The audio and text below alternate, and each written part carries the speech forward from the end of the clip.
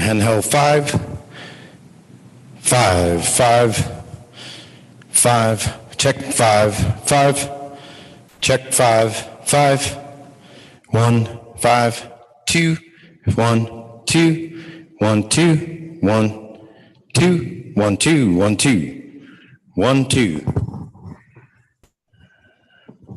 1, 2, 1, 1, 2, 1, 2, 1, 2.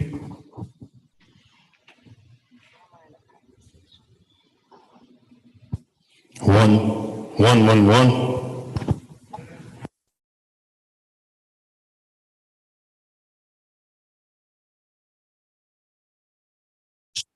Four, four.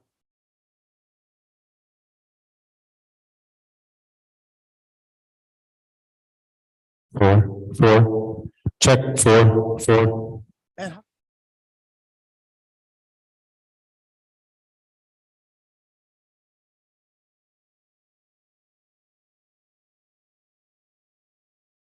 One, one.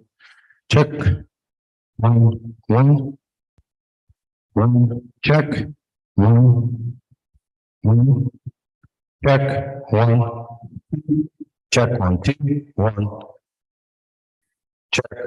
1, 2, 1. Check. 1. Check. 1, 2. Check. 1, 2.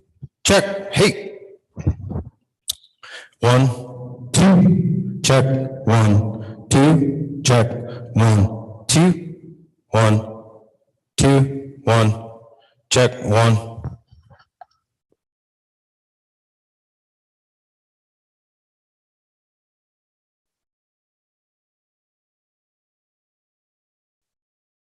Hey. 1. Check. 1, 2, 1. Check. 1. Check. 2. 2. Check. 1, 2, 1. 1, 2, 1, 2. Checking. 1, 2, 1, 2. 1, 2. Check. 1, 2, 1, 2. 1, 2. 1, 2, 1, 2. 1, 2, 1, 2, 1, 2. 1, 1.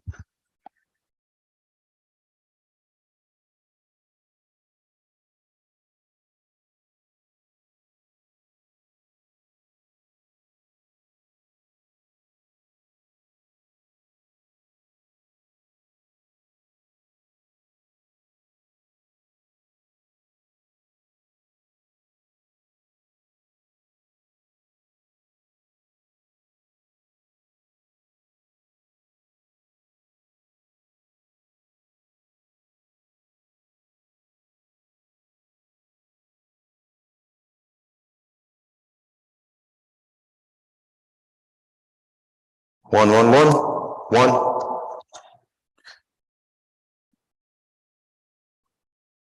One, two, two. Check.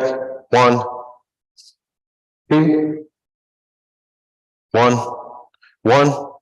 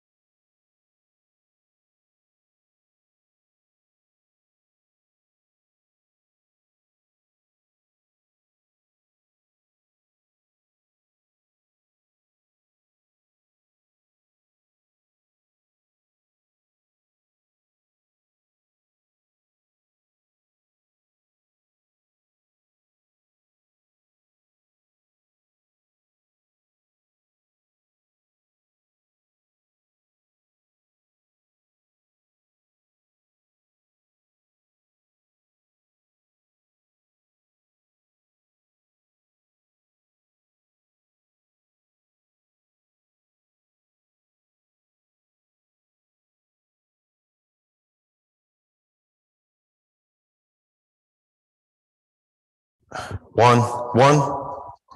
This one's the better mic though, right here. 9. Check. 1. Check. 1, 2.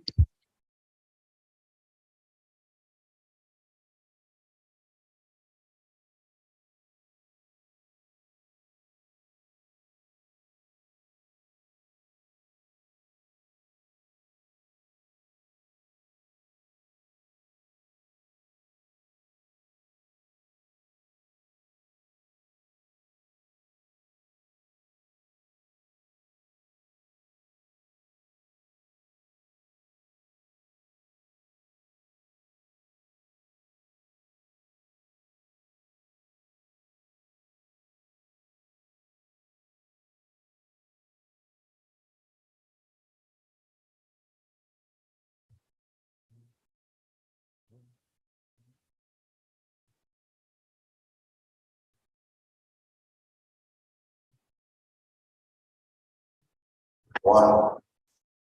One.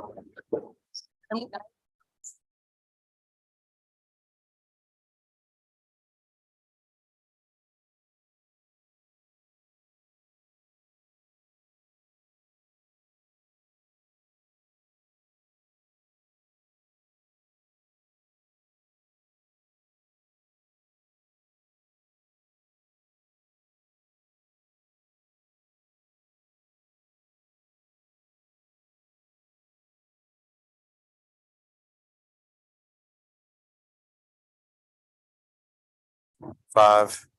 Check 1, 2, 1. 1, 2. Check 1, 2, 2. Oh, stand by. Check 1, 2. 1, 2. Check 1,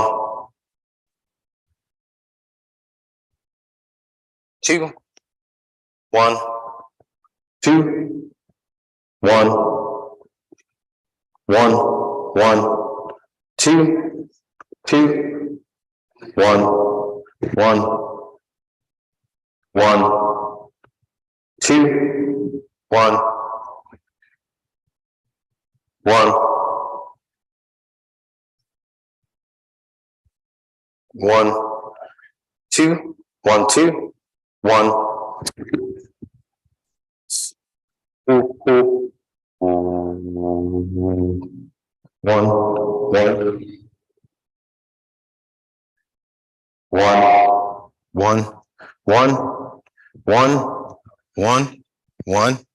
1, 1, 2, 1. There you go.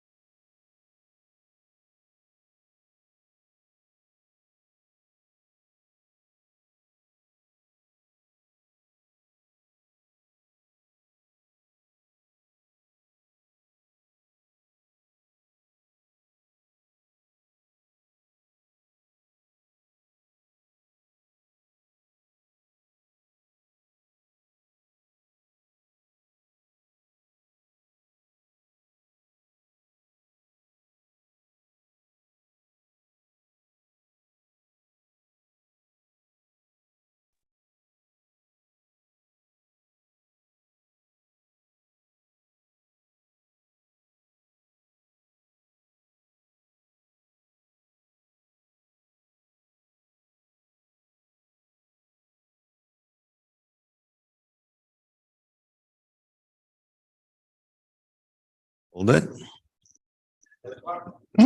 Testing, testing. Hello. I'm from Mars. Go ahead, keep talking. Keep talking. Okay, 7 years ago. Hello, testing, testing. 1, 2, 3. Yeah, sounds good. Okay, great. So yeah, just like that, but maybe check a little more, because when people get in here, it's gonna Sure. absorb more sound. Okay.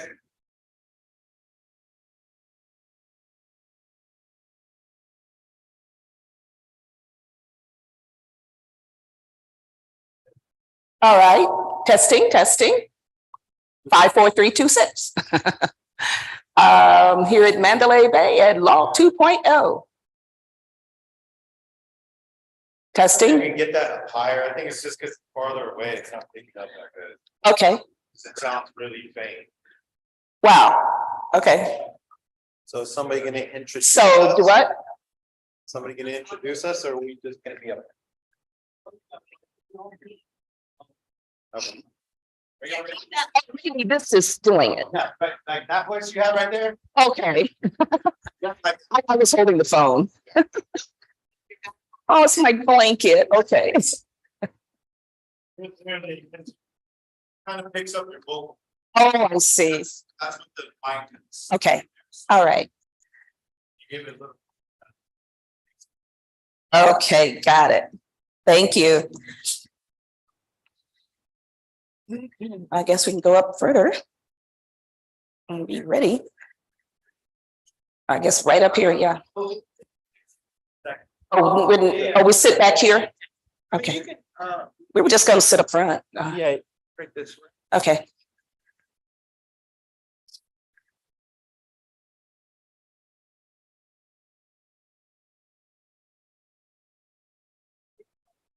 Oh.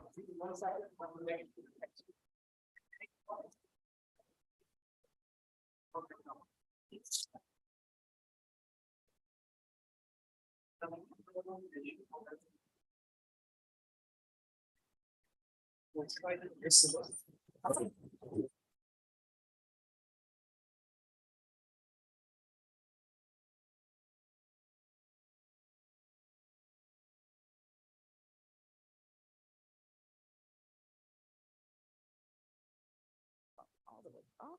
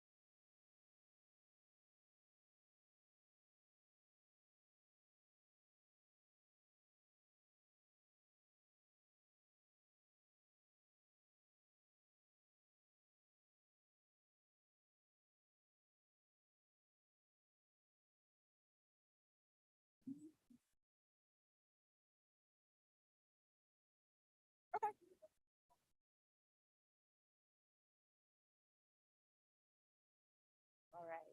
Yeah, it was hard to get them up in the morning.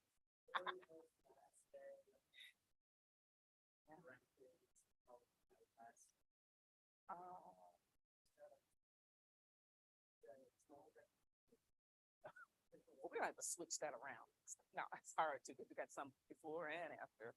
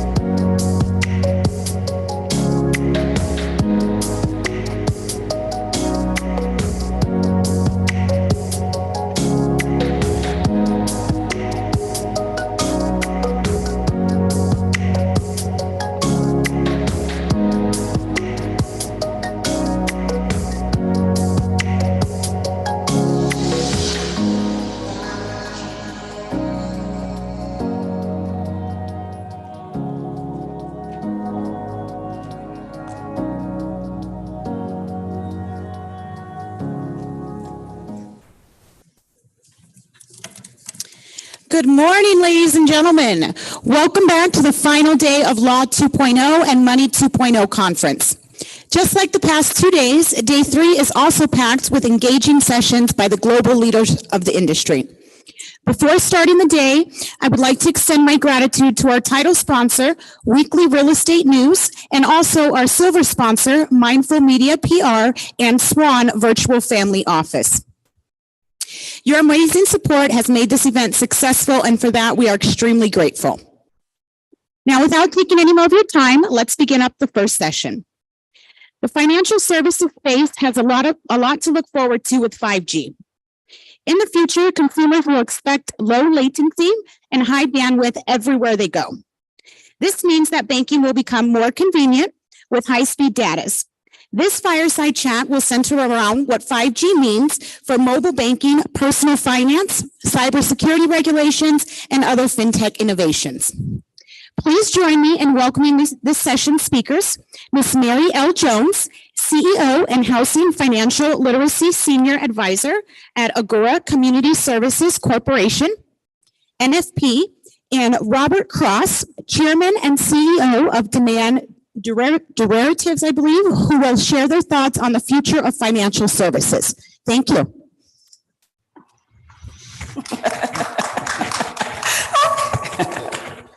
Hello, everybody. Thank you. Am I on? There we go. Okay. Mary?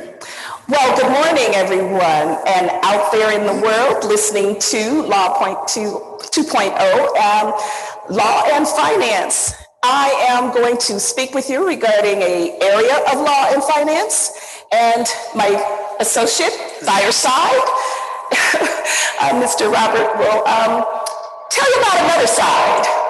Yes. My name again is Mary Jones. I'm with a HUD-approved housing counseling agency. Wonder how that fits in there, right? Well, we're going to explain it to you shortly. Great. So, yes, and my name is Bob Krause, and I'm with Demand Derivatives. And we are a startup in the derivative space. Derivatives are futures and options generally. And so we'd like to talk to you about that. But I'll let you go first. All right. I started in finance a while ago. I think I might have been 25. And my concern, am I too loud? Yes. Okay, thank you. So I started with a joy and an interest in finance very early, and then I captured another passion, and that was assisting other people to understand the path in finance that starts as soon as you leave home. And if you're with a real awesome family, it's before you leave home. So we're talking about finance in the future as it deals with technology. Technology today is moving very fast, and I don't have to tell you guys that. However, it does require us to adjust our lives. So my contribution to that is to help individuals start early. So we're talking about the young adults coming out of college, even high school, seniors, juniors and seniors in high school, our college students, getting their feet on the path to financial and understanding and interest, as well as the legal side as well. We're not going to talk a lot about the legal because I'm not an attorney, but I want them to know exactly how important it is that you do have a portfolio that includes a good understanding of finance and law. Law connects with the housing counseling, and we've changed our names to housing advisors now, because the whole point is to catch the problem before it becomes a crisis. If we catch it before it becomes a crisis, then we're able to really strategize with that client and make sure that client is prepared. And they must be prepared for also the technical side of it. Don't you agree? If they're not connected to the technical side, then they're not going to be able to keep up. And we have to keep up, right? So the financial part is included in housing advising. And it's so that there is a unique and missing focus on how finances directly relate to housing. How does it relate to increasing your financial capacity? Everyone has one. Everyone has a current financial capacity, right? If I were to ask everyone out there to just sit there and say, what is my financial capacity? I would like to know what that answer would be, and we will help you strategize to make sure and give you the points to make sure that you understand how to even understand what your financial capacity is. Once you know that, then you're able to say, okay, this is what I want to do, or this is the financial capacity I need to start working on, because that's where it's going to lead to what Robert will present to you. We have to have a foundation in everything. So we make sure that, yes, we're housing advisors, but housing is the one thing that has to be part of our energy every day. There's 3 things to life that we must focus on to just make sure we got them covered no matter what. And that is food, clothing, and housing. Well, we haven't done what we need to do with housing in this country, and we're working on it. But we have captured every possible way to get people food, to get people clothing. No one is going naked. No one's starving here in the United States. We got that down pat. So my mission is to put as much focus on how to make sure that you're using your finances for your future. Very nice. Very nice, Mary. And so we are, as I said, a startup, and we're starting a new futures exchange to trade generally commodities of some kind. But it also extends into the financial world, like currencies or stock indexes, things like that. But let me step back for a minute and just give you a little lay of the land, so to speak. So Mary's working in a very, in a way, small area because it relates to individual people, trying to get them housing, etc. We're working in a very big industry, usually with institutions and industrial hedgers and things like that. And so we're almost on the opposite ends of the spectrum. But how big is our derivatives? And to give you some perspective, futures exchanges transact $15 trillion every day. That's like 10,000 Amazons every day. That's like all the money in the world every 2 weeks. It's a crazy big business. And it kind of makes sense because when you're talking about futures, we're talking about, hedging or price risk, price discovery in just about everything that touches you, all kinds of food stuff, all kinds of energy, stocks, bonds, foreign currencies, all of those things, coffee, sugar, cocoa, like all kinds of different commodities. They're all traded on an exchange. The Chicago Mercantile Exchange is the largest exchange in the world, and they have a near monopoly in the US with a 91% market share. This number 2 exchange, the ICE or Intercontinental Exchange, has about an 8% market share. Those are the guys that own the New York Stock Exchange. So there's some very big players in this market, and we're a startup going after this new business. And so even if we're marginally successful, I think we could be a very big success just because of the size of the market. And Robert, you know that there are so many people that might not understand, but I believe that there are people that want to be able to understand. So we also, I did a lot in the early years, but we had a study group for the stock market, and we worked with options, and we didn't really do a lot in the futures, but we did study it. We studied options because, one, I like the word. You have an option, but when I go back to the basics, it's the understanding that has to be obtained to know that you can do it. So if we started the study group regarding options and the stock market, how did it work? Because it does affect us. The stock market affects everyone. So we want to know how that will affect our lives so that if we want to grow into it, we can get there. And that's anyone that's not in the stock market right now. I believe that it is something that will never go away. So we might as well learn how to position ourselves and our future unique. I always go back to our future, which is our children. Make sure that they understand how important it is to get that knowledge concerning options and futures, because it's something that will affect their lives.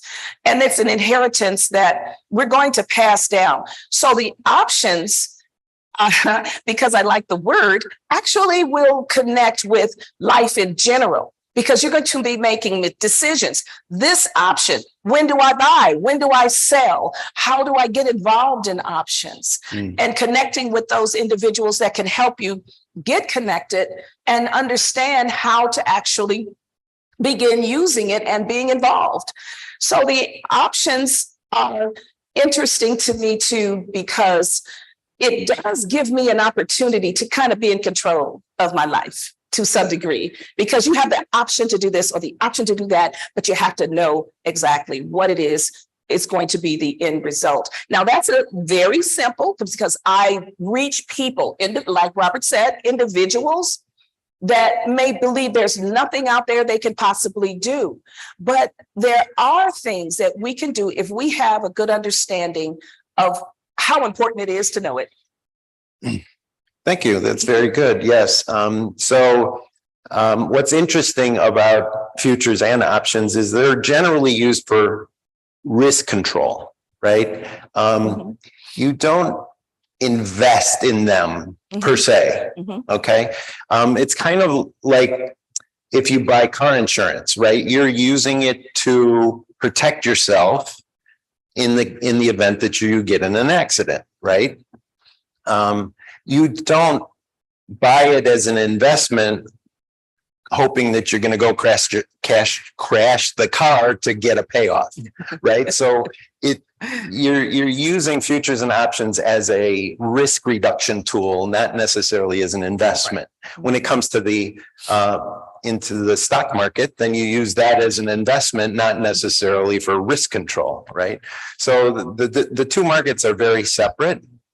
And what's very interesting is that there's the way futures are structured right now, there's unlimited potential.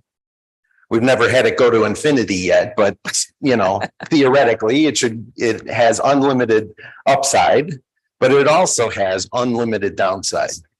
And that can be a huge problem. In fact, 2 years ago, when crude oil went negative, you may have remembered that was a big story during that time. And there was a gentleman, I think he was in Toronto or something. He had $77,000 in his account. And by the end of the day, he had lost $9 million. So not only did he lose all of his money, he lost more than all of his money and the house and the wife and the dog too, right? So what we have done is reformulate a futures contract so that it has limited risk, so that the most you can lose is the amount of collateral that you post. And so this guy, if he were all in, right, kind of like on the tables downstairs in Vegas, if he were all in, the most he could lose is the $77,000, not more than that. So that's kind of our claim to fame or our secret sauce or whatever, that how we're going to break into the market. We're going to try and launch these products that try to limit your losses. I mean, the whole reason for futures in the first place is to control risk. And yet that instrument itself doesn't control risk very well. So we're trying to fix that. And we have a crowdfunding platform. And so we're raising capital. We're appealing to strategic investors in the space, and hopefully we can get started. But I'd like to hear more about you. How does somebody actually use your service to get more housing or, better housing or whatever? So maybe you can explain that. Well, it's really very connected. And this is the reason I'm here, is financials. It's the financial capacity. A lot of times you're over your head and don't realize it because of you're not paying attention to a certain aspect of it. So here's what we tell everyone walking to our office, all of our clients. we want you to understand where you are financially. So let's say if your income is X amount of dollars a year, what is the appropriate amount that you can actually spend towards housing, spend towards gambling? I'm serious. People actually put that on their budget, that they spend $300 a week on the what's the phone, the 5G. I must throw that in there real quick. The 5G thing that you could do on your phone. You got your 5G and you get on that phone and you can bet. But you have to be able to manage it. And that's where the problem lies. Because if you can't manage everything else besides housing, you're definitely not going to be able to manage your housing. And that's going to be one of the major things that you're going to lose. A lot of times it's the car first, and then after that, it's the housing. So, or it's the other way around, really, because you can be in your home and then living in your home. But the point is that housing, we help you understand where you are financially so that you can make the decisions that are necessary to determine what can I do with my money? How do I want my money to grow? Is my money even growing? And when we're on the phone so much, we're on our computer so much, and there's so much information out there, is that you can always learn more. You can learn more just by getting on there and searching out options, searching out futures, searching out gambling, searching out all the other things that are out there that your money can be spent on. So once we understand what our financial capacity is, then the next question is always going to be, what do I want to do? And how much do I need to do it? So if you're at a certain level with your finances now, how much more money do you have to make in order for you to do what it is you want to do? If you're not thinking about that, and you're only thinking about, I want to buy a home, or I want to buy a car, I'm just so interested in options. If you haven't thought about what your capacity is, they're going to be grave mistakes. So we always start there. Every conversation we have with our clients is centered around their financial capacity. And it always begin and end with that. And it begins and end with, what is it that you want to do? Because you have to keep reaffirming that. And that way your attention is always on, what is my financial capacity and what do I need to do to build it? Once we understand that, now we're able to say, well, you're on a journey. You're on a journey in life financially. And it's going to take you exactly where you steer it to go. And it's up to you. So once you know that you have the wheel, now it gives you the responsibility, right? So I work with I'm actually a HUD certified housing advising agency in the state of Illinois.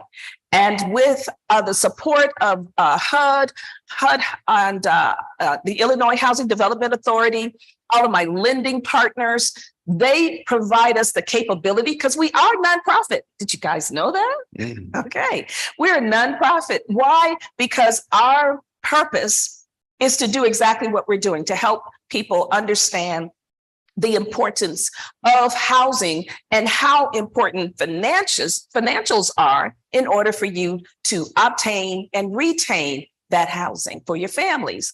If we can do that in this nation, I believe that we won't have anyone else on the street. There may be a couple of people that just want to be homeless. We have to really face the facts. There may be people that they really don't want to live in a home. They like to be off the grid.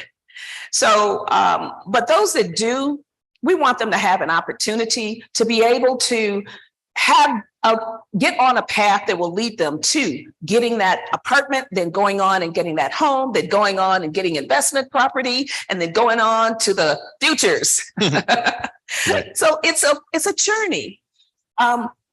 We believe that we can't do this without our community partners. However, we know that this is so important. No matter what, we're going to believe that people are going to want to help other people to make sure that they at least have an opportunity. So that's why I do what I do.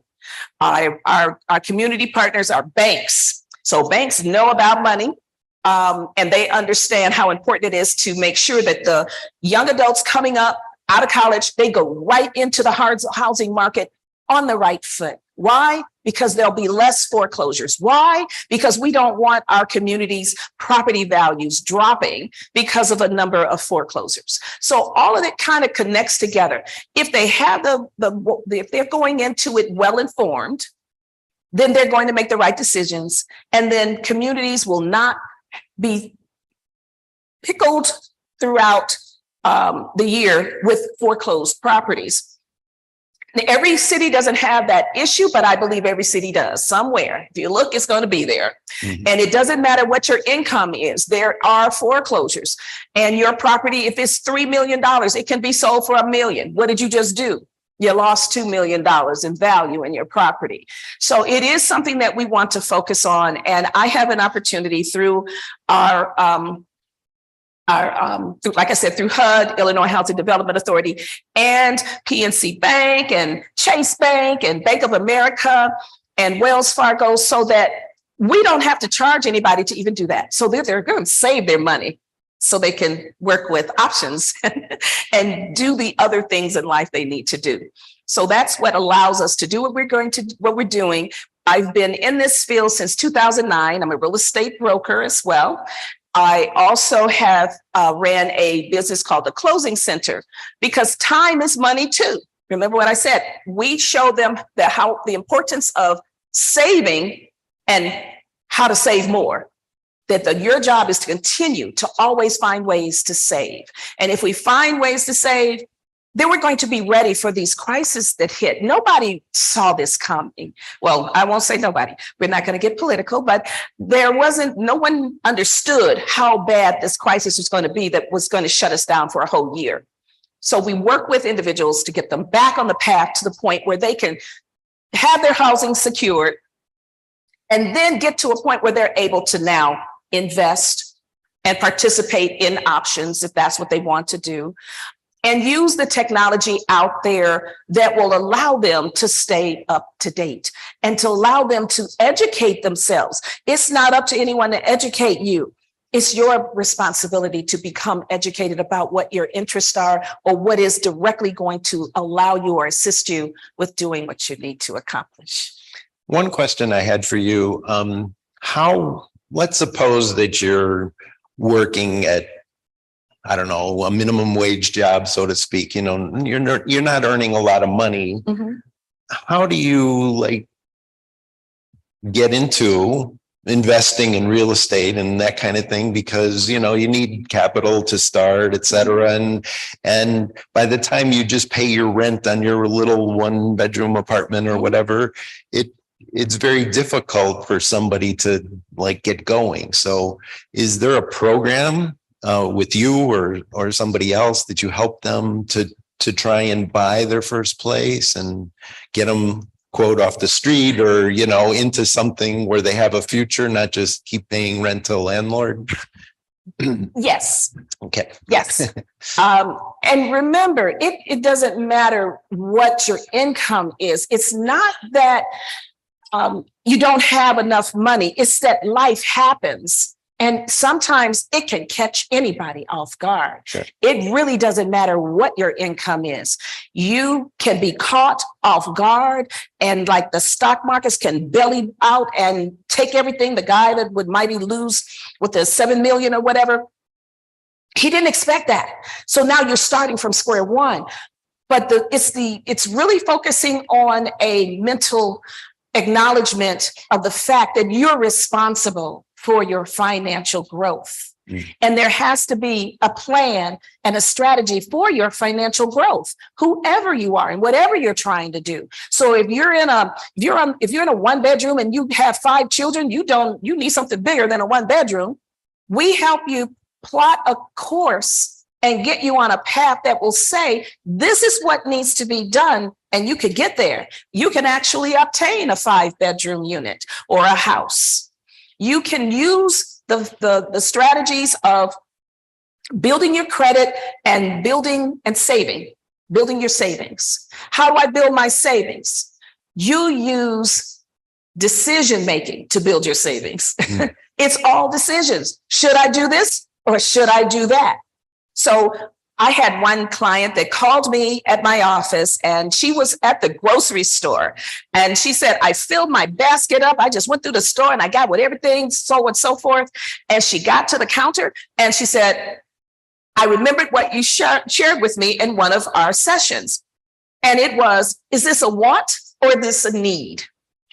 And she looked at her basket and she started thinking about that. And she said, I went through it and half the stuff went back.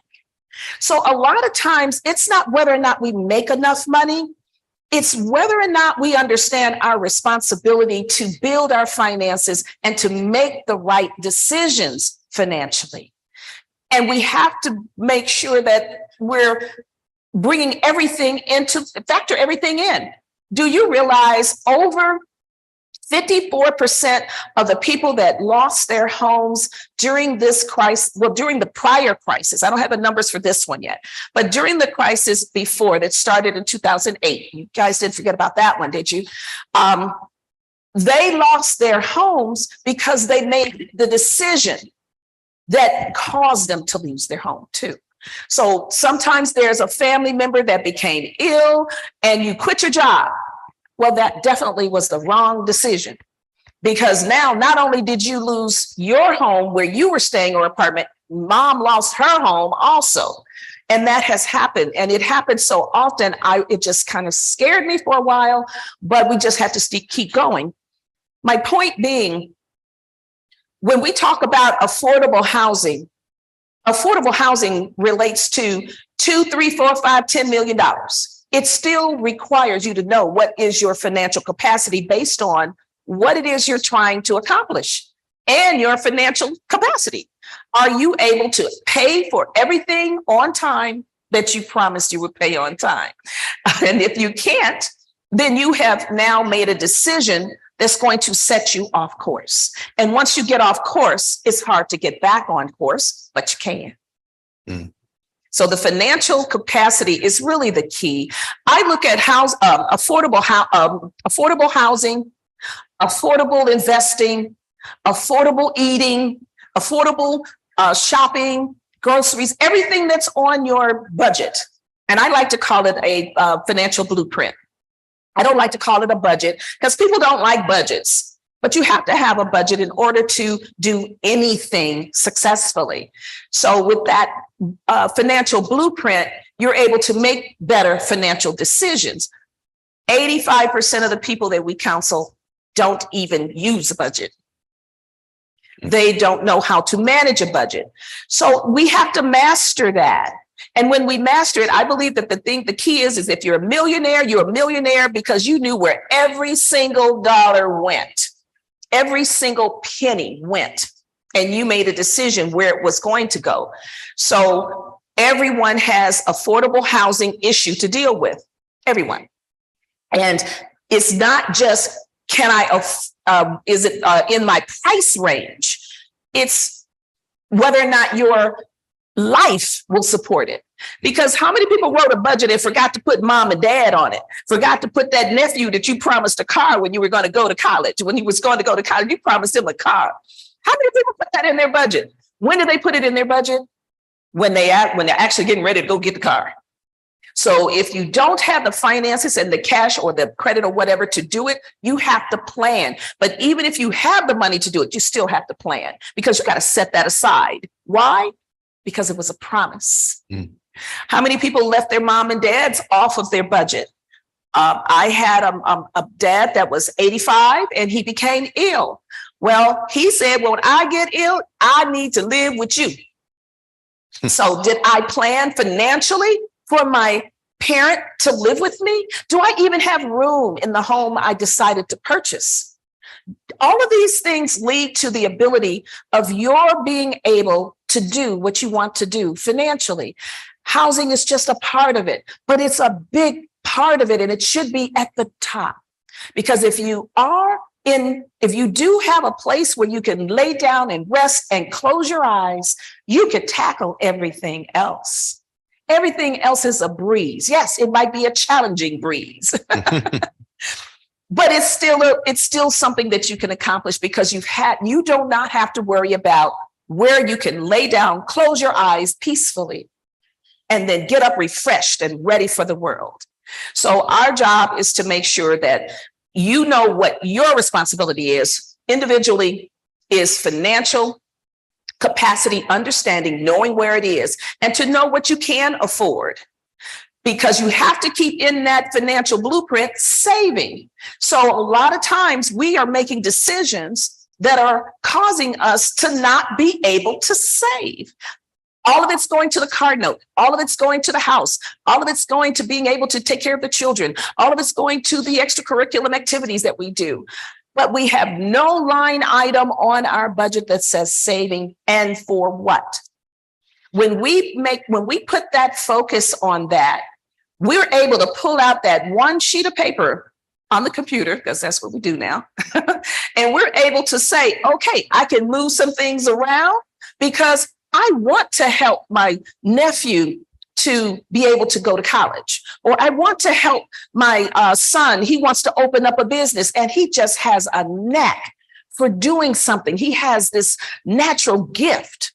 I want to help him with it. How are you going to help him with it if you have not included it in your life? And the way you do it is financially, because money answers all things. Well, Well, see, you should have asked me. So let me, for those that aren't familiar with like what futures or options are good for, let me first start with it's not gambling, right? When the difference there between a speculator and a gambler, being in Vegas, I think that's an appropriate thing to talk about. The risk to your money doesn't exist until you lay it on the table down here, but the risk still exists to, say, a farmer growing corn, or, a miner digging for gold or whatever. The price of gold changes. And so they use the market to hedge that price. Okay, makes sense. But who's on the other side? The other side is generally a speculator. So we need speculators in our market to take on the risk that the hedgers are not willing to assume. And let's suppose you're a farmer and you need a new tractor. Okay. One way you can do that is go to the bank and borrow the money, and the bank will often tell you, okay, we'll lend you the money for the tractor that you need to grow your crop and to harvest it or whatever. But we're going to require you to hedge that production in the futures market to lock in a price so that I know come September, when your crop is all grown and harvested, that you'll be able to get that certain price for your commodity.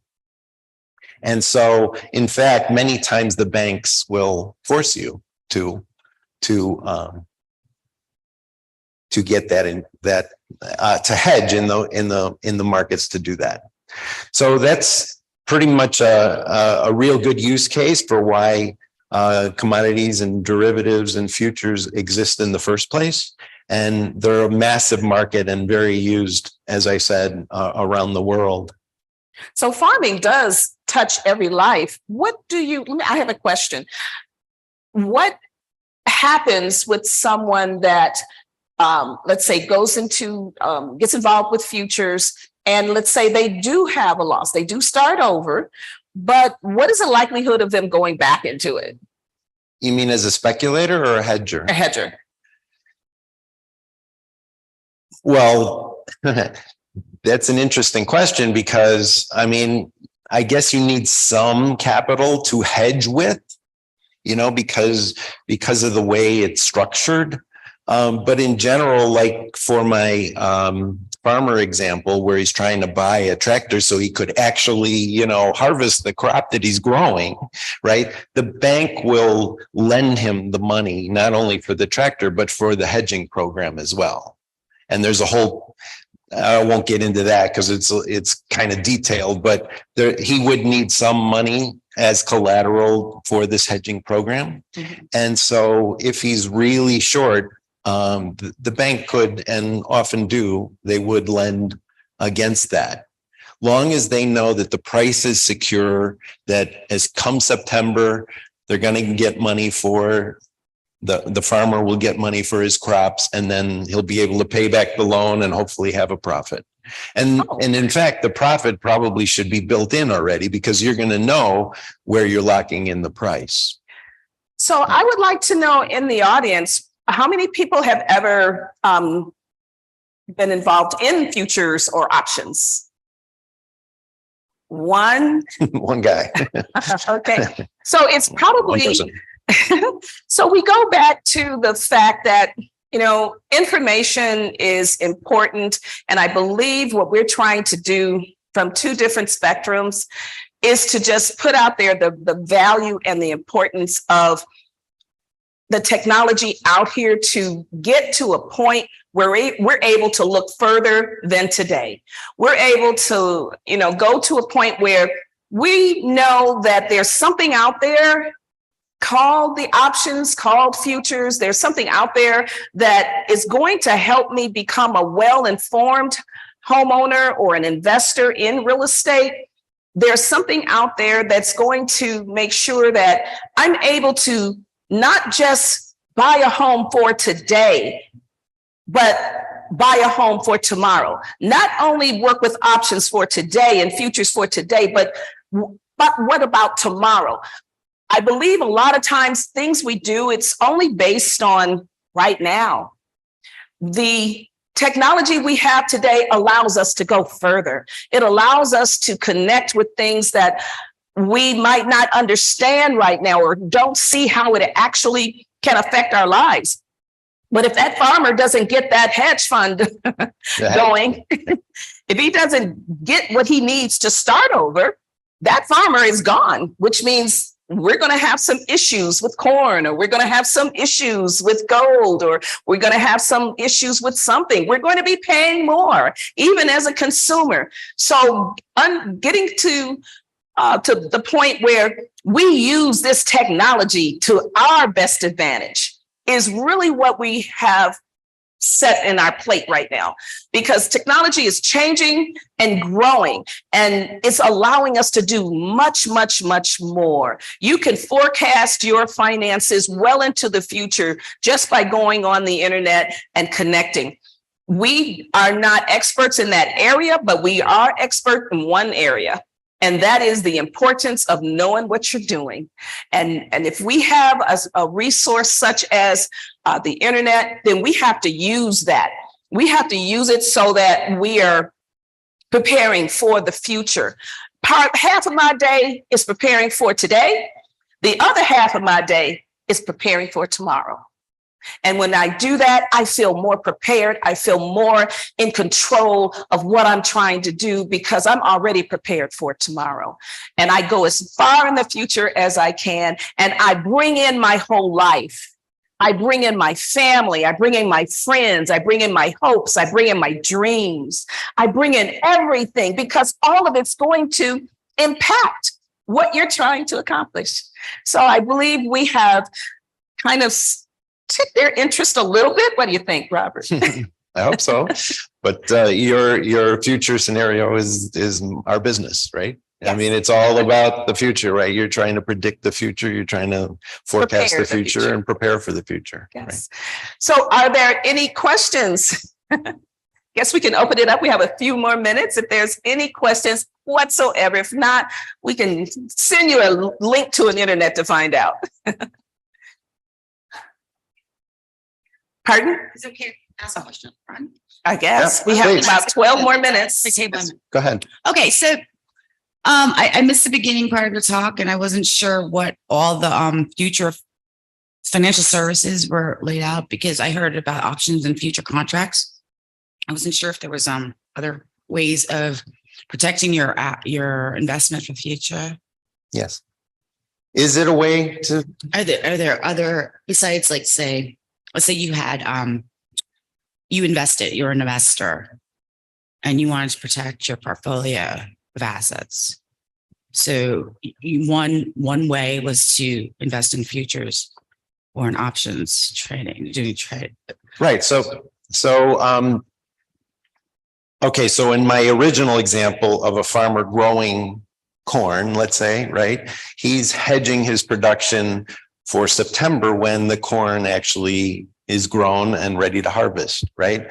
Similarly with your portfolio, if you have a portfolio of stocks and you say, look, I'm really concerned about the Fed raising interest rates. I think the market's going to fall. I want to be protected, right? One way of protecting yourself is to get out, right? Liquidate all your stocks, put it into cash, and okay, if the market falls, I'm golden, I'm good. But another way is very simple, which is just to sell a futures contract. Okay, you could still keep your stocks for long-term tax planning or whatever kind of reason that you want to hold stocks, but you're concerned about the nearby or near-term drop in the market. You then sell futures and it hedges your portfolio. It essentially takes you out of the market.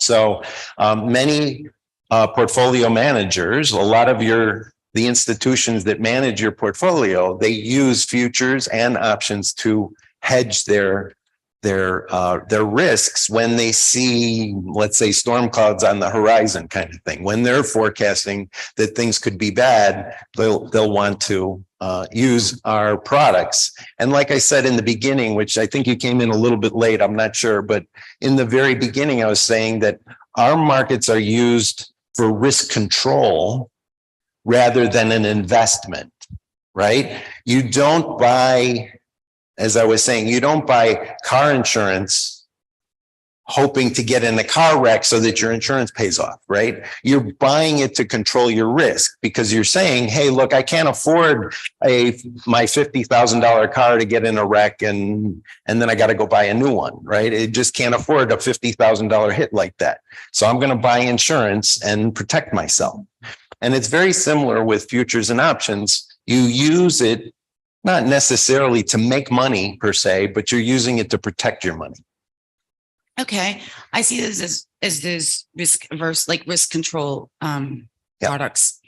But would you say this time, during this crisis and moving forward, that the opportunities for investment or protecting what you have are better or worse or are going to change in the near term? Because I think it's a good time always maybe to add to your investments, but where we are now and moving to future, would you say that's a good opportunity to increase investment or a better opportunity to control risk? So I'd have to defer that question, and that's because I'm not an RIA, a registered investment advisor. In other words, I'm not here to give you advice or to protect your portfolio. I'm just here really to educate and say that these markets are available for you to use if you want to. But what I would suggest you do is, if you're concerned about, the future of the world, of the stock market, that you could either learn about these markets to use them to hedge, or consult your financial advisor on steps you can take to certainly try to mitigate those, but maybe even profit from what you see coming up, right? And may I add, there may be what I love educate. I'm an educator. I'm not a teacher, but I'm an educator because I love sharing information. But it's really important too for you to know. Oh, God bless you. If you are interested in protecting yourself, the best form and way to protect yourself is for you to learn about it. And in addition to connecting with your advisor, because when you know about it, then you can kind of match and ask questions, and that just helps you be more prepared to make the decisions that you need to make. So just see if there's a study group on whatever area of investment that you're in, and see if there's a study group. They're all online. They're out there and they just talk about it and they share information. And then you also have your advisors on the other side and you're able to now put those two together. You should be able to make sound decisions. Okay. Because I love my study group. I guess next question is for you, since you're involved in real estate and mortgage. I'm sorry, I didn't hear you. And like educating folks about their mortgages or selling homes. Yes. Do you promote like futures contracts and mortgages? No, we don't promote that. We just promote education. If they have an interest in that, we connect them. We make sure they understand the professionals that are out there that they need to connect with. We don't say this is what you should do. We say you want a home to live in. Now your next step will be financial. That's on a different level. Because it's a journey. You have to start with a secure home and a place to live, and then you can use that home to build your financial capacity as well. But you have to know how to do that. The value in your home becomes an asset for you. And you can use that asset to go all in that stock market, but you better know what you're doing. And you want to have the right direction to go for your asset. Okay. Okay. Because once you pay the house off, that's a pure asset. Thank you. Any other questions, inquiries, curiosities? Mm-hmm. Okay. Okay. Well, we thank you for very joining much. us.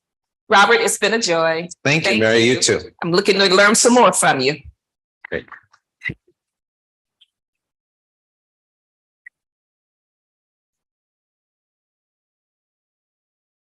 Okay. Hi, Mike.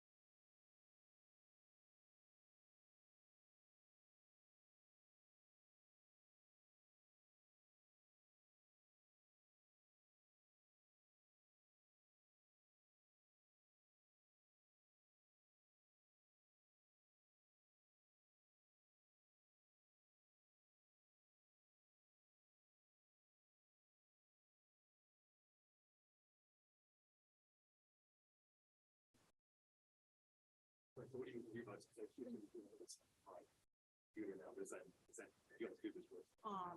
you can say what you got first. I don't know anything about. No, I know that, I'm just saying, just opening. okay, but not till 10:40. Yeah, you're.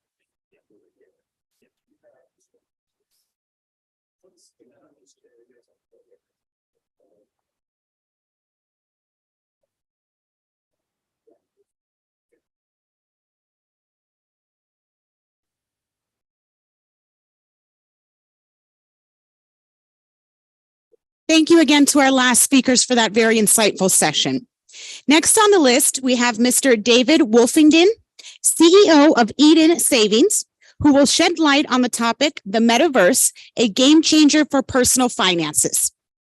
David is a serial entrepreneur, and he has worked on startups since he was the young age of 15 years old. He is a technical founder and has a passion for building new products. David has a keen interest in gamification, fintech, blockchain, tech, AI, and also XR. Please put your hands together for this new change maker. Come on up, David.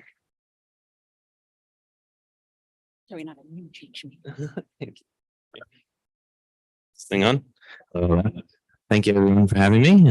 It's lovely to see everyone here. My name is David Wolfman. As she said, I'm a founder and CEO of Eden. And Eden, basically, we're building a gamified financial platform. So when I saw this topic on how the metaverse is going to impact personal finance, I jumped right on it because we're working right in that gap there. So yeah, to introduce the topic today, we're going to be talking about the metaverse, which is a big buzzword right now, and we'll get to a definition in a moment. And we're going to talk about how that's going to impact the world of personal finance.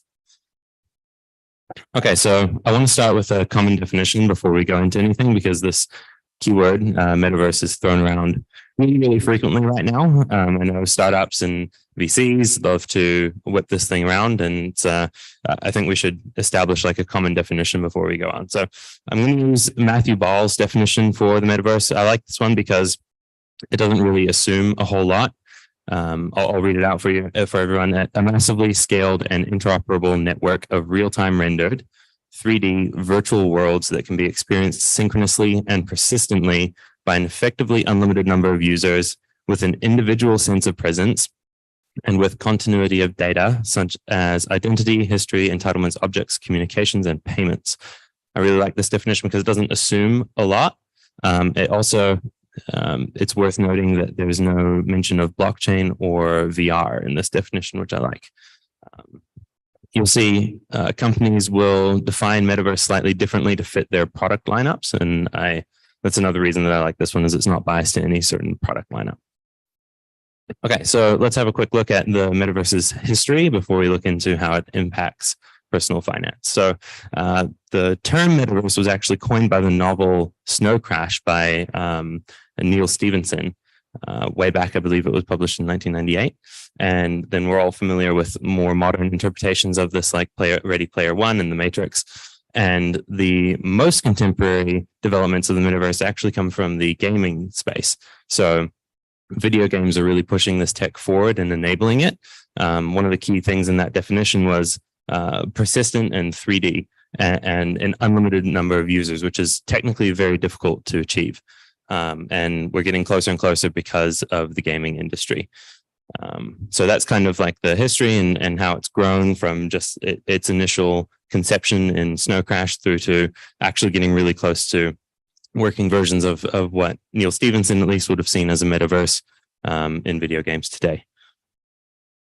So let's look at some of the demands of personal finance in this hypothetical metaverse as we get closer and closer to it. So users within this virtual world are going to need to pay each other and pay vendors.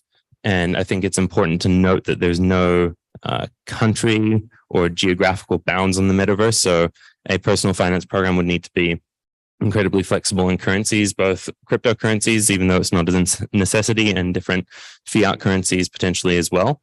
Also, non-currency goods would need to be able to be transacted really frictionlessly as well. So whatever the personal finance provider is for the metaverse, they'll need to be extremely frictionless and well integrated into all of these different worlds that people will be exploring and transacting in. They'll also need to be able to save. So I think it's an interesting question to think, what is saving going to look like when everything is 3D and virtual? Right now, our personal finance apps are incredibly numerical and rather bland, especially for people who are existing in games and in this 3D hyper engaging space. So that's something that we really want to look at. Also investing. So how are people going to invest when half of their time is spent in a video game like world? What is that going to look like? Is that going to be along the lines of what we're seeing now with NFTs and cryptocurrencies? Potentially, because they're so easily transactable on a game-like platform. But whatever it ends up being, we need a personal finance company or providers that are really well integrated with those different investment vehicles that are native to the metaverse as we defined previously. They're also going to need to be able to track all of this across the different universes within the metaverse. In different worlds, it's going to need to be trackable, so you can see all of your different virtual goods, all of your different assets, all of your investments, your savings, your transactions within different vendors and to different players, is going to need to be really easily visible by whatever your virtual metaverse bank is. Okay, so where are we now with all of this? If we look at the personal finance space, I'm sure many of you are familiar with it. It's very numerical, very bland. The younger generation, in particularly Gen Z, very young millennials, are finding traditional finance platforms incredibly overwhelming, and they make them very anxious because they're so contrasted to what we're used to. So video games, something that's really highly engaging and has a lot of psychology built into it. So personal finance still has a really long way to go to catch up to the developments that are happening in the gaming world, in the cryptocurrency world, and in the metaverse as it's being birthed. And as for the metaverse, that's still very much in its infancy. I think I touched on it a little bit earlier, but there are a lot of technical developments that need to happen. So networking is a major one. We need to get our network speeds much, much faster than they are right now. And computing power also needs to go through the roof compared to where we're at right now. So we're getting there. And like I said, the video gaming industry is pushing this forward really, really quickly. So graphics processing units are developing really fast. I mean, the most recent release from NVIDIA more than doubles their processing power since their last release, which is really exciting to see. So hopefully we continue on that and we'll be there. Most people say within 5 to 10 years, we'll have common computing power enough to start to render some of these more full-scale metaverse applications that are still hypothetical right now. So personal finance has a long way to go. Metaverse is still has a little bit further as well, but we're getting there really, really quickly, and the pace seems to be increasing. So in conclusion, metaverse is certainly going to change the way that personal finance works. I think we need to start building out products that integrate more natively with a borderless 3D gamified kind of environment, because that's where our population is going, and that's where a lot of money and development is going. And I think from the personal finance sector, we definitely need to look at that as an exciting opportunity and start really embracing it, because that's something that we're not doing on the whole right now. I'd love to open it up to questions. I know metaverse is kind of like a really it's a subject that people have a lot of questions on, so I wanted to leave some time here for people to just ask. This is something that I work on every day, all day, so I'm more than happy to ask any questions that anyone has.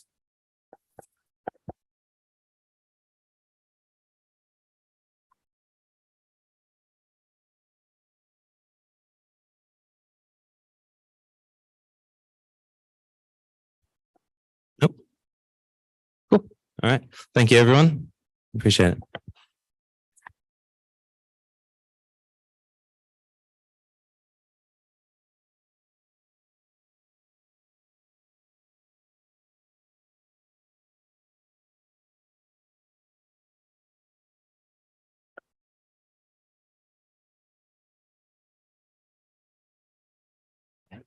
Thank you.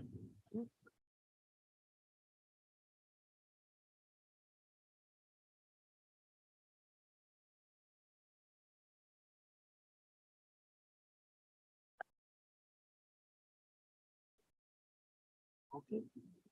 Yeah. Okay. Thank you.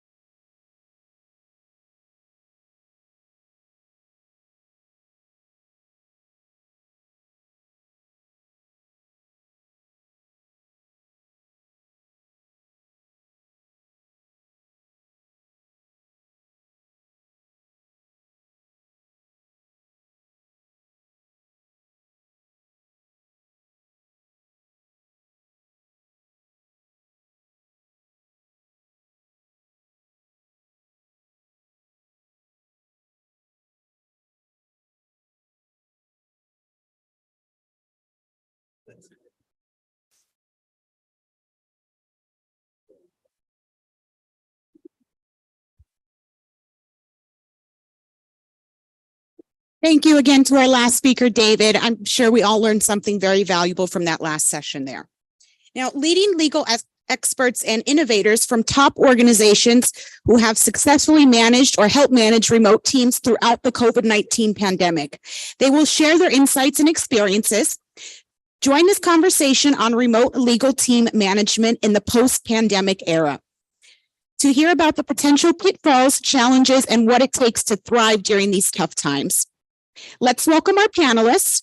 Joshua Finkel, Director of Actors and an acting coach at Creative Combustion Acting Studio. Mr. Paul Friedman, Litigation Chairman for Accident Law Group at Brown, Cowell, and Friedman, doing business as Accident Law Group. Also, Ms. Brittany Field, Director of Consulting at TransPerfect Legal Solutions. And also Ms. Maria Gutierrez, Contract Attorney at Concilio, I believe. Thank you.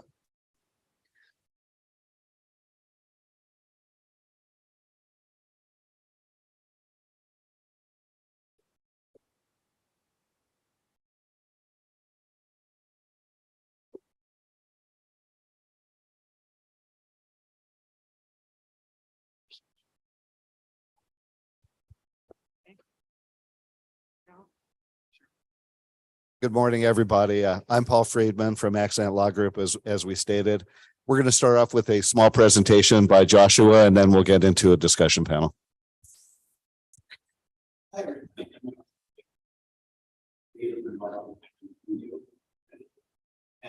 what I do is approach actors and public speakers all over the world. So many of them are hired by law firms, architectural firms, finance firms to go in and help them with their public speaking and presentation building. I do everything from helping people heal their voice. I find some of my attorneys felt they I spend all day on the phone, on the frustration, and for a jury, for a judge. By the end of the day, my voice is bad. So sometimes I give them vocal production lessons, things like that, and they have great vocal stamina, and they can be really powerful inside the public speaking. In addition, one of the other things I do is really help with relaxation and online techniques. Some of the things we're doing here on the panel is really talking about segueing your business to online from the pandemic, so many people have given up their office space because they said, well, we're never here and we can make it all work online. Why am I paying this rent? So there's a lot of stuff that's also happening a lot in the show business industry as well. All auditions, at least the first round, are all done by actors submitting self-tapes. So a lot of my work is either self-taping in my studio in Los Angeles or with clients that are around the country and coaching them online and creating an online self-tape that I tape for them, and then they submit it to casting. So what I wanted to show you today is because some of the tricks and things that can help you with your online management. All right. Let me see here. I'm going to show a bunch of stuff. First, I want to just, here we are.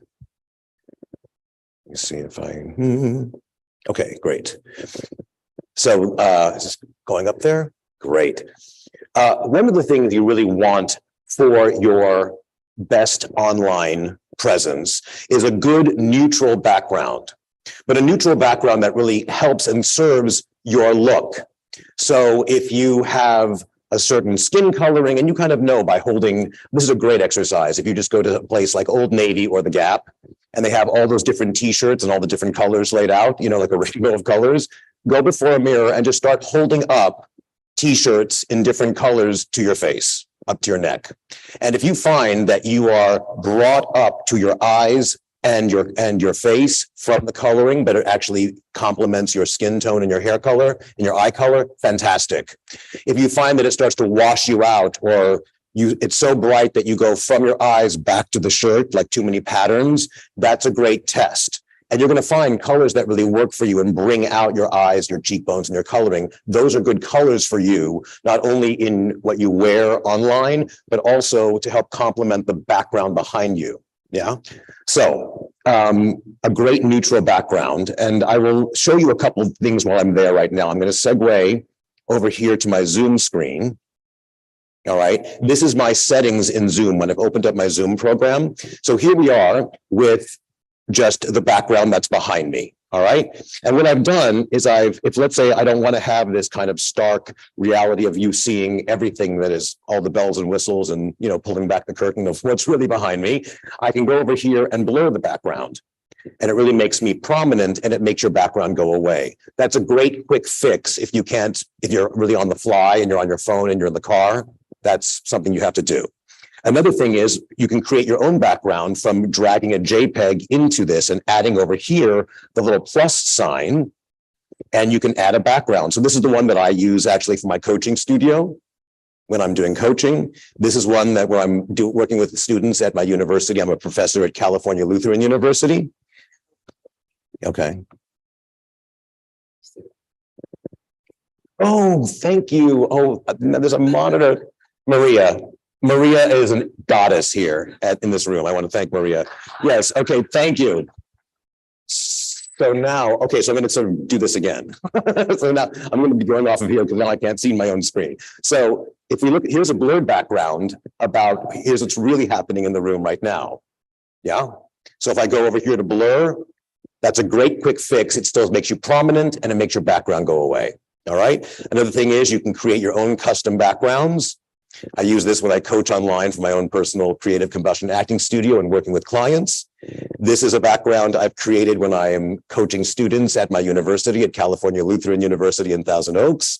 And what I also wanted to show you, this will be a little trickier because I'm kind of doing this long distance.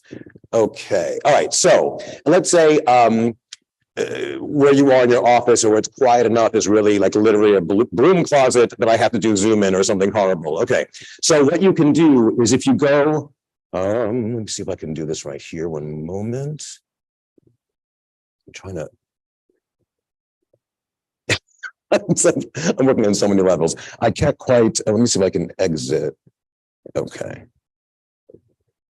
One moment.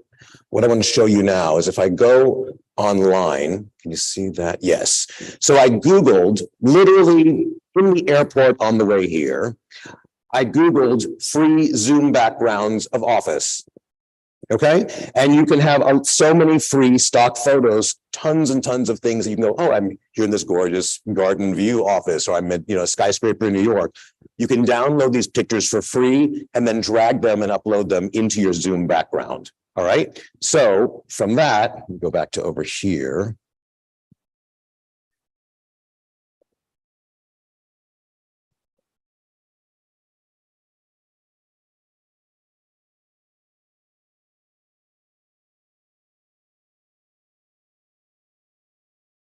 Sorry, I'm just trying to wrangle everything and see what y'all can see. Great. Okay. Go to my Zoom settings. Drag that over here in a little bit. Joshua, is it true that you're in Los Angeles in a conference room right now? Yes, it is. Here I am. So this was one of the office settings that I did, but here's what I want to show you from what I did from dragging in that background. Okay. Good. Okay. Here we are. So here's the original picture. And you'll notice, let's see, is that working? Here's the original picture. Okay, this is the one that's actually you download from online. Notice that oftentimes there's this extra, timestamp or logo or watermark that would be inside this picture. Click on that picture, crop it on your photo program and cut it out. And then here's the exact same thing with that background, but without that watermark. And here I am in my office talking to you and talking to a client. So you can customize and create any background you want to serve you and what the image you are trying to create is your brand. Okay, so let me go out of here. I might as well stay in this lovely background. Something else that I find is very, very useful. Two things. A great way, if you're having any sort of, that's so strange. Oh, that's so bizarre. Joshua, have you noticed that you have a ghost behind you? I do. I'm like, ooh, it's like the haunted mansion. Okay. I'm just, I don't know why that's happening. It's probably because of the double screening. This would not happen normally on your Zoom. But what I want to say is, if you ever have a chance to go, how am I coming off? How are people hearing me? Down here on the record button, all right, you can record to your computer. And it's a great way. Make a 30-second video, do a recording, all right? Like I would just record right now. I'll just hypothetically do it. I'm not going to do the whole thing. I'm just going to mute myself for now and do a little sound check. Hi, I'm Joshua Finkel. It's so great to have you at my meeting. Fantastic. And that would be it. I would stop it. And then I would exit the meeting. That little recording would render and go into a Zoom file on your hard drive. Click on it by date. You'll see it's like today's date. There's the 5-second file, and listen back and go, oh my gosh, my sound sucks, or it's really blurry or muted. Then you can play with all your levels before you get into a high stakes meeting and you find out that no one can understand you. All right. So do a little sound check. It's very, very important to do that, especially if you are segueing to screen sharing or segueing to something that has audio that you want everybody to hear. Run that down and record it, and you can do a dry run, and that's what people will hear. You can adjust all those settings before you go. Super important. I do a lot of performing online. So a lot of that for me is logistically setting up where my music accompaniment is going to be, so it's not drowning me out, that everybody can hear it, and my voice is over the music, and the music is not over my voice. Okay, so that's something that I would do, and also working with public speakers on that same thing. The next thing I would also say, this is really, really important. If you have a lot of international clientele, if English is not everybody's first language, and sometimes it's a little difficult to understand people, this is a fantastic function, and it's available in most things. If you go to your main settings, like zoom.us on the desktop site of Zoom, and type in the search under settings, closed caption. Okay, like subtitles on your TV, right? Same thing here. And then it'll appear down here in your toolbar. See how it says closed captions, show captions? Fantastic. So I want the spoken language to be English, the caption will be this, or it can be any language that you choose. You could have the full transcript of what I'm saying appear in the side. So the entire session is transcripted and saved at the end of your session, which is so useful if you're recording something, you don't have a court reporter, and you really need to archive the session for evidence. That's a great way to do it. You can have different caption settings, in larger font, or things like that. So let's do a little bit, show the captions in English. Great. So now the captions are on. So watch what starts to happen. Where is it going? You can see this transcript. Everybody, great. Let's see if it starts to work. It did work yesterday.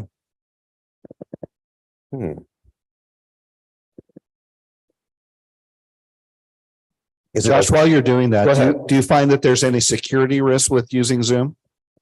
There isn't I have not had a security risk, because they will always have a waiting room. So you are always monitoring who your folks are. And that's something that, I see it was muted. That's why the transcripts, oh, there we go. Okay, it was muted. That's why those captions were not working. So if you're on a call and you want to know exactly what you said, or if sometimes I talk too fast and people think I was talking fast and talking like that. Now, sometimes that can actually pick it up. That was actually pretty remarkable that it still understood me. Thank goodness. But it's a great way to monitor your calls, and certainly make sure you are understanding your clients that sometimes you have a hard time understanding because of a dialect or because of their pace. This is fantastic. And then look over here on the right, it's all archived. Both people, anyone on the call will be archived. And when you end the meeting, that transcript will be saved and sent to you. So there is your court reporting. There is something. And there's also like, oh, what did you say over here? Got it. You'll have it. Let's also talk about how to be on Zoom regarding your focus. This is very, very important. If I am talking with a client, all right, now one of the other things I would do here is I would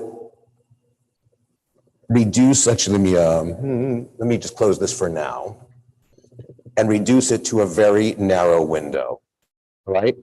If you are, and then all of your folks will be on the window with you. But if you wanted to have copy that you are doing a presentation, put that copy, paste it on either side of the camera. So that basically when you are presenting and what the audience is getting is you looking in the camera. And I'm talking with you and asking my client a question or correcting them, as opposed to looking at them on the screen and talking to them this way and having the whole meeting be here. They don't feel like they're being talked with. Here, they're being talked with. Do you see what's happening on the screen?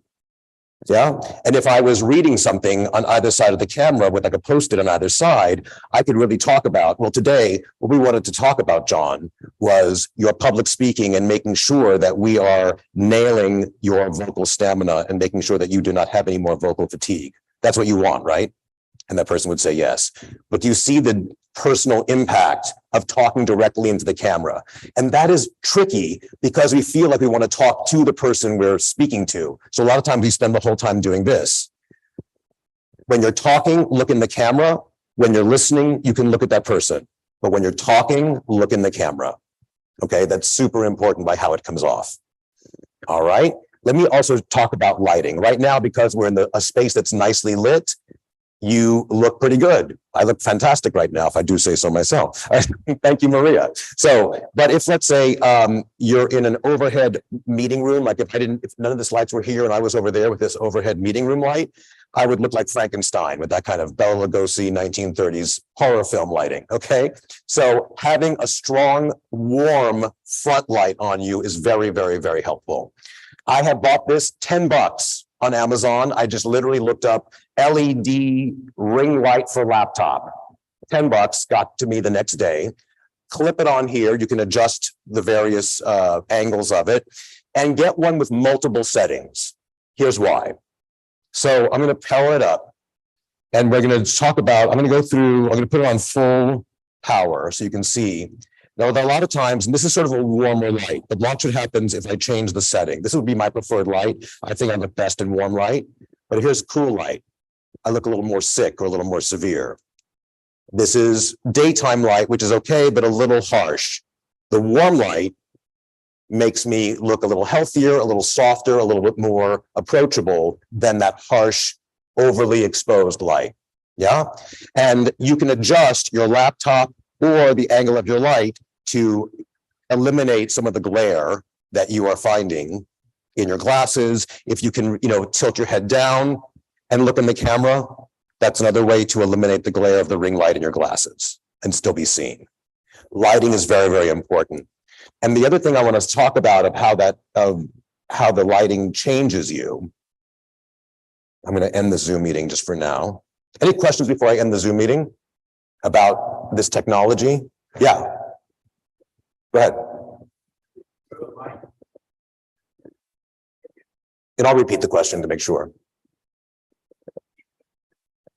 There you go. There you go. Do you ever use Audacity or GarageBand to integrate with Zoom?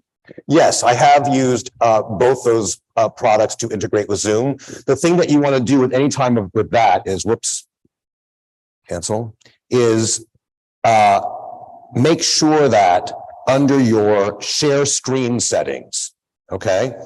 If I'm opening it up and I'm sharing a screen and one of those screens up here is GarageBand, make sure that you click on share sound down here and optimize for video clip. You can also go to the advanced setting up here and use the computer audio, or a portion of the screen will be that if you still want to be appearing as opposed to you disappearing. Yeah. For example, let's say I'm going to this picture. Okay. And right now, let's see what happens on that shared screen. It's the settings here are a little wonky because normally this would be the entire screen of Zoom and that's all my person would see. All right. What you can do then is bring up your self view. Where's the show self? Here, show video panel. So then, let's say if none of this other stuff was here, we were in a normal screen, it was not as crowded. The person would see me talking as long as with my shared screen, as opposed to me disappearing and only seeing the shared screen. But if you're cutting away to some video evidence, like I want you to look at the video that was captured by the security camera, and all you want is that, hide the self view. But if you also want to see their reaction while they're watching that evidence, bring up the video panel and you can see everything. You can see, and it'll all be recorded. That's super important for their reaction as well. What I want to show you right now is a little bit more about the lighting and the Zoom meeting. Great. So here's one of my clients. We did a self-tape the other day. I wanted to talk to you a little bit about lighting. A moment.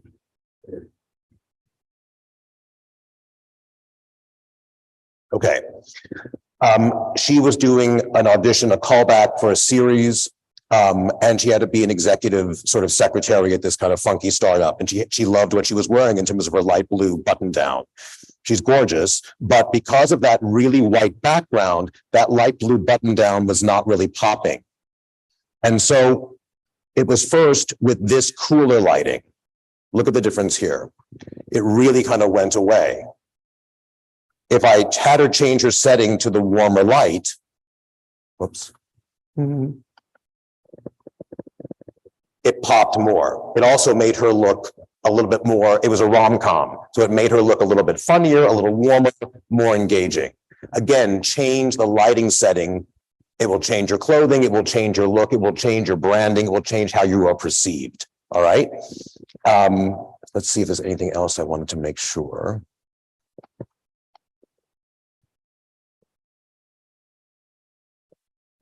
Oh my goodness.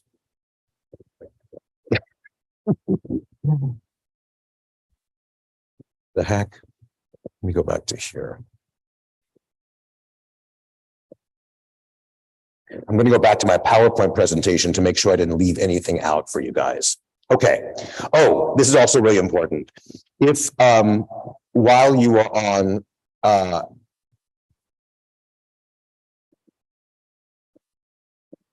so good lighting on your face, neutral background, and earbuds. If you find that you are in a space that has a lot of ambient sound, there's a lot of people on calls around you, and if you go into your sound settings, the auto cancellation of that sometimes will get rid of that ambient sound on the sound settings, but it will also make your voice a little in and out if any sounds come in during your speaking. A great way around that is to get some earbuds. All right. And go back to your settings, make sure that your mic is set for your earbuds and they will hear you beautifully. You will hear them. You're going to block out all the sound and none of that ambient sound is going to get into your Zoom experience with them. You can have a really clean take and a really great recording of your legal session. All right. Let's see what else we have. Oh, very important. When you are on Zoom, you can have a lot of, I should probably have been back on Zoom, darn it. Let me see if I can go back on Zoom for a moment.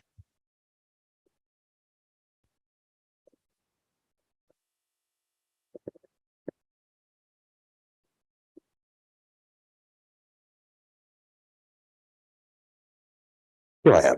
Great. So here under the sound settings, I'm muted right now. But here under the sound settings, these are the different places you can choose your earbuds. They will appear here between those different mediums. You can choose anything, your mic you're on, the earbuds will, as long as it's paired to your computer, you can get it there. Now, let's look at the view up here. Right now, if I was in a call with multiple people, a gallery view, that would show up all the different screens, and it can be a little confusing of who is speaking, who is featured. If you put yourself up here on speaker view, the person that's speaking pops up and becomes prominent, and other people recess into a little sort of film strip at either side of you. All right. Another opportunity that you can do, though, if there were multiple people, would be go to full screen, and then there'll be an opportunity near that person to click on it and to say spotlight for everyone. And everyone will see this in a big way and the other people in a small way. So let's say we're going to go to a big long section when we're going to question somebody and we really want to see their reaction and their testimony. Pin spot or spotlight that particular screen for everyone, and that's going to be the prominent thing on your recording.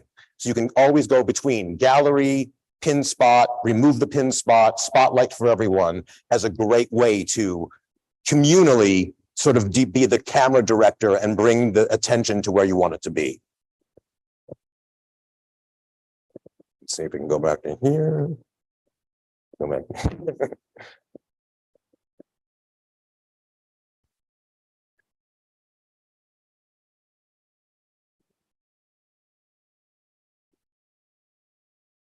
Close captions and mute as unmute as needed. Great. Let's see.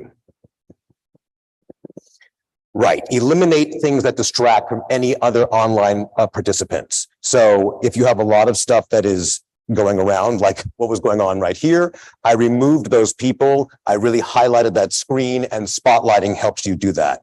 The eye contact with the camera is crucial. People really feel like they're being talked with. And it's a really tricky thing. You have to kind of peripherally watch their reaction when you're talking. And then when they're talking, you can really be with them. But go back into the camera when you're talking. And we talked about the content placement on either side of the camera. Also, this is really important. If you are nervous, how many people get nervous before they present or oh my God. All right. So everybody, first of all, how many people like roller coasters? Yes. Okay. So not roller coasters, not a roller coaster fan. Okay. So find that thing that is equivalent to something that's joyous for you. Okay. When we're going on a roller coaster, and you're going up that first long, steep grade and you're about to go over that first drop, what are you feeling? What's the sort of the symptoms that's going on in your body? What do you feel? What? You're like, why did I sign up for this? Okay. So my heart races. I might have butterflies in my stomach. My palms be a little sweaty. I'm excited though, because I love roller coasters. I'm like, here we go. Okay, we have a good time. What happens when you're nervous? What are the symptoms? Yep, butterflies in my stomach. I got a little jumpy. All the same stuff.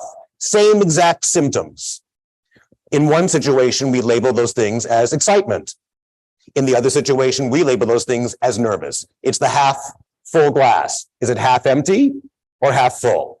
Same half glass. It's your perspective on how you label it. So don't let these symptoms shortcut you, right? Or stifle you. Just say, oh, I must be really excited to talk with this client and have this presentation. I'm really excited to get this information. So it's your party.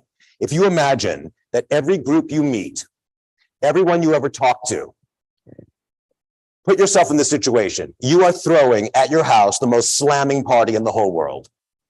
The food is kicking, everything is just magnificent, all right? Everyone's having a ball, and you open that front door, and everybody at that front door are your best friends coming to your party. How would you greet them? You want to take care of them as the party host. How are you? It's so good to see you, right? I'm so excited to work with you today. Let's really make sure we get the evidence to help with your case today. I'm really looking forward to this. Okay. People feel welcomed. They feel positive. Instead of you coming thinking you're crashing their party, you don't know what you're doing. I'm an out of place guest. And I'm like this. Yes, let's talk about your case today, sir. Oh my gosh. No, I want to be in good hands. Put on your party hat. You always, every door you open, make up that all your best friends are in that room. Have everybody that you are talking with be your best friend. And here's the thing to remember. When you are out there right now, when we started this presentation, are you out there going, oh God, I really hope this sucks? No, we don't want it to suck. We don't want it to be bad. Everyone starts with this kind of openness, like, oh, what do you got? I'm open. Know that you are speaking into that openness, right? Instead of I'm speaking into a firing squad, no, I'm speaking into a group of friends that actually want to hear my information. So I'm creating this bridge of sharing rather than this terrifying experience of being judged and being killed. No, really. Put your attention on them. Depending how they're receiving the information, jockey and bob and weave to bring their eyes to you. And if someone is not is kind of zoning out and doing something, really kind of be with them and keep like engaging with them until they look up and go, oh, wow, you're talking with me. Like I'm talking with you. And that's really important because remember, people want to be talked with, not to be talked at. Talk with people. Based on their reaction, you can change how you're going to say the next thing because you're really watching them. You're really watching them on Zoom or you're really watching them, you know, in the room. So that's that. That's my little spiel. Are there any questions on this little section about any things we talked about with Zoom or how I can help you? Yeah, Judy, can you come to the mic?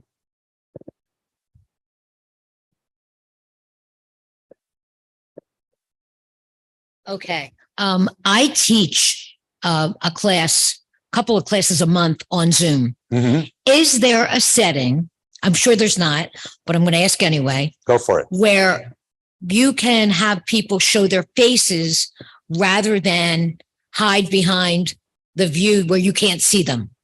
Like a lot of people camera off and just showing the screensaver. Right, because when you teach, it is so much more effective to say, okay, I'm going to call on Joshua now. Joshua from LA is going to tell us, but if they don't have their name and you can't see their face, I find it much more difficult. And I was just wondering, is there such a setting where they have to show you who they are? That's up to, you can kind of control that a little bit on your meeting settings. Mm-hmm. You can control that on how you ask people to come into the room. They must sort of identify themselves as a restriction setting. You can say only these participants with these emails are allowed in this meeting. Okay. And that can at least let you know that. But you can certainly ask in people's own personal settings and their own personalization under the zoom.us or their name. Right. You can have them type in their name. They can type in their pronouns. Right. They can even type in wherever they're from. They can keep typing and have whatever they want in that strip. And just as a prerequisite, I would say it's very important that when I'm addressing you, that your camera is on. Right. So that you know where you are, and then spotlight that person or put it on the speaker setting. So that person who's talking, who's asking the question becomes prominent and they're there. And then you start talking and then you become prominent. Thank you. Yeah. I would say too, just at the outset of a meeting, if someone's more junior, just to open the invitation to say, you'll get more out of this. I will get more out of this. If I can see your face, I know there may be some days when you can't, or give them a heads up so they can freshen up before the call. But I yes. sort of making that, everyone's going to get more out of this with the camera on. Absolutely. I can also tell you from teaching at a law school that oftentimes we do it on Zoom. And I mandate that they sit there and I watch their faces as they're doing it. And I can't tell you how many times I can tell when somebody's playing a video game as I'm talking to them, but it's really obvious. And so if you have a real formal class setting, you can mandate it. And I do mandate it. Like, please don't be on your phone. Please don't be playing video games. Don't be ordering your food. Yes. Okay. So I have a question for all the panelists. So we know that things changed. I'm not sure like what you all did legally before pandemic, like if you did many virtual sessions with people and all that sort of thing. What I'm finding out also as an educator is that during pandemic, we had very set situations. When it does, now that pandemic is sort of winding down and it's less formal, things are different for us. So the question I have for all three of you is like, how did you do things via Zoom or video pre-pandemic? How did it change during the pandemic? And then are you doing changes now that we're kind of past the pandemic, even though it's not over? So that's a great question. I can tell you from a personal perspective that before the pandemic, I didn't even know what Zoom was, and everything was at the office. And I can give you from a legal perspective, various things that we did that we now do 100% differently. The first is depositions, which is a sworn statement under oath. And when we take those, we do it with a court reporter. We do it sometimes with a videographer as well. That would always be in person before this. I was traveling around the country pretty frequently. Experts are generally all over the country or all over the world. So there was a lot of travel involved. Once COVID hit, our world obviously changed and we had to continue practicing law. And that was what was nice about Zoom coming in. Zoom was really ahead of its time. The problems that I have with Zoom is one is it's not necessarily secure. Whereas maybe Microsoft Teams is a little bit more secure. And so those things worry me a little bit because I don't want somebody interloping in a deposition or a formal proceeding that I have. And our court system uses Teams, which is Microsoft. I prefer Zoom personally because I think it's easier to use. Can I just ask a question about the security thing? What's your experience? How do people get past the waiting room or get into your meeting anyway? Well, not being an expert in Zoom, I can't tell you, but I have had interlopers come into Zoom meetings. So it is a problem, especially if you're in a confidential conversation. And so I would always caution that. One thing also that we talked about was, the closed caption, things like that. In a legal setting, I have an ethical obligation to let people know that I'm going to either be recording the conversation. And what's nice with Zoom is it tells you right up front, you're recording the conversation. I've been involved with depositions where it was not supposed to be recorded. The attorney starts recording it. And I've had to seek court intervention to get that turned off because it's an unfair advantage. Right. So now, and I can tell you also, I use it in a different way. I serve as a judge pro tem in Arizona. And so a lot of times we do mediations or settlement conferences, and Zoom is a fantastic way of doing it. Instead of having the parties all lined up in different rooms, I can have them with ease at their own individual places. I can place them into their own rooms with their attorneys. It's a much better way of conducting settlement conferences, although it doesn't have the same personal appeal. You're still talking to a camera as opposed to talking to them individually. And those are, just to say what that is, those are breakout rooms, which is another thing. So you can have this team, lawyer team and client in this breakout room. You can pop in and talk with them. If you don't want everybody interacting or hearing everybody else's stuff, just segregate them into breakout rooms. And then you can also put more people. If you want to have these two rooms get together, you can drag those folks into this breakout room and then everybody's together. You have that mix and match thing. And then how for you? Yeah. I find that the Zoom meetings during the pandemic versus before the pandemic were less structured in the sense that they couldn't, the managers couldn't really monitor if you showed up or not. Right. You weren't really getting docked for not being there. So I think there was more of an understanding that if you can make it, there's probably an extenuating reason. Being at home, you have to really explain like you would normally, like at work, like if you're in the office, like why weren't you at the meeting? Right. So, and as far as technology is involved, I don't see much of a difference between using Zoom or the other team meeting platforms like Microsoft Teams. Sometimes it's a timing issue. If you're not used to it, you have to get used to it. Or sometimes there's more, because it's online and remote, you have more interaction over the internet that can cause a slight panic if you're not facile with communications and knowing who to get in touch with to get on the meeting. But other than that, I don't see much difference, except I think the stressors were reduced as far as, showing up face to facially and being monitored, what you're doing online, your presence online. So, and then sticking with you for one quick question. Legally, when you are filming depositions, legal situations like that, do the laws vary from state to state, or is it more uniform now because everybody's doing? They do vary state to state. They also vary from states to federal court. Each federal court has its own local rules. It used to be really prohibitive to do video depositions. 100% of my depositions are videotaped. And I can tell you that although I think Zoom is a great tool, I still travel throughout the country and the world to do depositions in person for a number of reasons. One is I want to spontaneously see what's going on with the person that I'm deposing. So it makes a big difference for me. But also, I'm a little cautious when somebody's doing a Zoom deposition. There may be somebody else in that room with them. And so not that I think that attorneys would do that, because we all know that attorneys would never play games like that. But that is a factor that I have. So one benefit that I'll mention quickly is, for example, for our clients, sometimes on a hearing, they want an expert to be there on short notice. So it can be really beneficial that now it's on Zoom during the hearing and we're there. And I can also tell you that in my last trial, The defendant wanted to bring in experts via Zoom. I objected to it because they didn't notify us previously that they wanted to do that. If they had notified us, I would have been fine with it. But it's certainly a much better tool. You know, now you can bring an expert right into a trial. I think it's probably less effective in front of a jury, but it's still more effective than not bringing the expert in. I have two questions.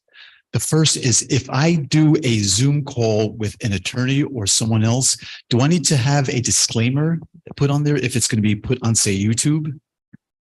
If you're talking to an attorney, let's take it in two different places. Okay. If you're the attorney, there's no possibility that you're putting that on YouTube unless there's a full disclaimer that there's no confidentiality with regard to that conversation. If you're a client, you can do whatever you want, but then you are losing confidentiality if you actually put it out there, you know, to the public. As an attorney, in most states, there are ethical requirements that we have to do a disclaimer if we're going to record anything. And that's because as attorneys, we have a fiduciary responsibility. There's a lot of other instances where it's probably true as well. Majority shareholders probably have those same fiduciary duties, accountants, engineers, physicians. Telemedicine is a big thing now. And they have the same disclaimers. You know, if you're going to lose confidentiality, you also have to make sure that if you're on something like Zoom, that you have a disclaimer that it's not encrypted and that somebody can get into that. Now, I don't know how they do it because I'm luckily not well versed in that, but it's just like using email for us. When email came out 20 years ago, there was a lot of ruckus about, you know, how do we keep this confidential and what do we do? And every one of my emails has a disclaimer on it that it's not encrypted and that it is possible, although not intended, that somebody else pick up on it. What's your thought? I second that. You're the lawyers up here, so. Well, you know, say, for example, I was having almost like a podcast with you, me interviewing you as an attorney. Would I need to put a disclaimer on that? Is my question. So that's, I think it depends on what the person's expectation is. If we were having a podcast, I would say no, because I would know that I'm being recorded and it's for commercial use. Same way that we're doing this here. This is coming out on YouTube. I don't think that I have to put out a disclaimer that, I'm not having a personal confidential communication with you. So I don't think that would be necessary at all. Okay, thank you. Second question for Joshua. Yeah. Is, since I have a lot of presentations, I'm always looking to the left or right because of where the group is. So my question, is there any kind of app for, say, a teleprompter that would be on Zoom so I can just read any kind of a script right there? Absolutely. It's less on Zoom within Zoom's technology, but teleprompter.com. You could just look for online teleprompter. It could be a download free app, and you could have both those things running concurrently. But the thing that I would definitely say, though, is, and you might be able to do it a couple of different ways. It could probably put it into a vertical scrolling or even a horizontal scrolling, like that's on a bank tape kind of thing, the ticker tape. So the thing that is closest to the camera and that you can really look just under it and just around it to keep you into the camera as much as possible, that's ideal. But here's the most important thing. If you have to read from a document, and it's not, you can't jack it up on either side of the screen. It's difficult with the backlighting where you are. Okay, here's the most important thing. If you are always coming up at the end of a point you are making, and you can use punctuation as a guide for that, like here comes a comma, here comes the period, here comes the question mark, or whatever. So if you are coming up off the page and into the camera, or let's say into the room, 3 to 5 words before that punctuation, you're not speaking too quickly so that your eyes can move faster than your mouth. And you kind of read ahead, and at the end of the statement, I'm coming up with the point I want to make. And then I can go back into the text and talk about, here's the question that I wanted to ask you. The biggest mistake people have, because they freak out that, oh my God, I don't know what's next. I don't know what's next. That they go down into the page before they finish making the point. So I might say something like, so Mary, here's the really important point I need to make to you, is that you must be a wonderful employee in my company. Versus, Mary, here's the most important point I want to make to you. I think that you are the best employee in my company. You see the difference of how it goes into the hearts of the person? That's so important. Come up off the page, 3 to 5 words before the point you want to make, and using punctuation as the guideposts of when you're coming up and making your point. And that's, ideally, if you can do that even with the stuff on either side of the camera as well. I apologize. One other thing that you may, at work, I've got 3 screens going on at the same time. I keep Zoom limited because I know that I want to speak in the camera, but I'm often doing all kinds of work, while I'm on Zoom, and certainly you could easily use another screen to utilize that type of, material. Thanks, Okay, that eliminates one of my questions. Okay. Good. So I'm going to use 2 words, and they're questions regarding disruptive and distractive. So what I found is that a lot of people like cameras, they like to be on there, but they don't know how to act on there. What are some suggestions to eliminate that or to address it? I would say, I guess for me, I would say, or whatever, be careful of, look at your framing and make sure that you are staying in frame versus like, oh my God, that was the greatest party I ever saw. And, you're like, whoa. Find, so you can be still generally. If you think about the energy being up and down in your body as opposed to side, okay, more of a vertical energy. The energy is coming up within your passion through your voice and how you express yourselves and coming out your eyes. Okay. Then you really can make the point you want to make without being too big and too full of movement or too full of hand gestures. Okay. Remember also that movement wins over words. If someone is constantly moving their hands and saying, it's so important that everything I'm saying is really absorbed, everything becomes, well, first you're like, what's he doing with his hand? What's going on? Is he juggling? What's happening? We don't know. But then everything has so much movement that nothing makes a difference. So if you save your gesturing for an emotional moment, like this is really important. Mary, you are the best person we have here. Right? And I'm landing that in stillness. I'm giving you a gesture, but then I'm being emphatic in stillness with the point I'm making. As opposed to, Mary, you are the best employee we have here. How did that read to you? It's kind of like distracting. Right. It gets blurry. We don't quite know. I'm watching a move. I didn't hear what he said. Right. So I can also tell you from a legal standpoint, disruptive is what a lot of attorneys like to do. And I've sat through depositions where they're sitting there typing on their computers as hard as they can. I've sat through Zoom depositions where I can hear them typing away. I personally keep notes on our case system management during a deposition.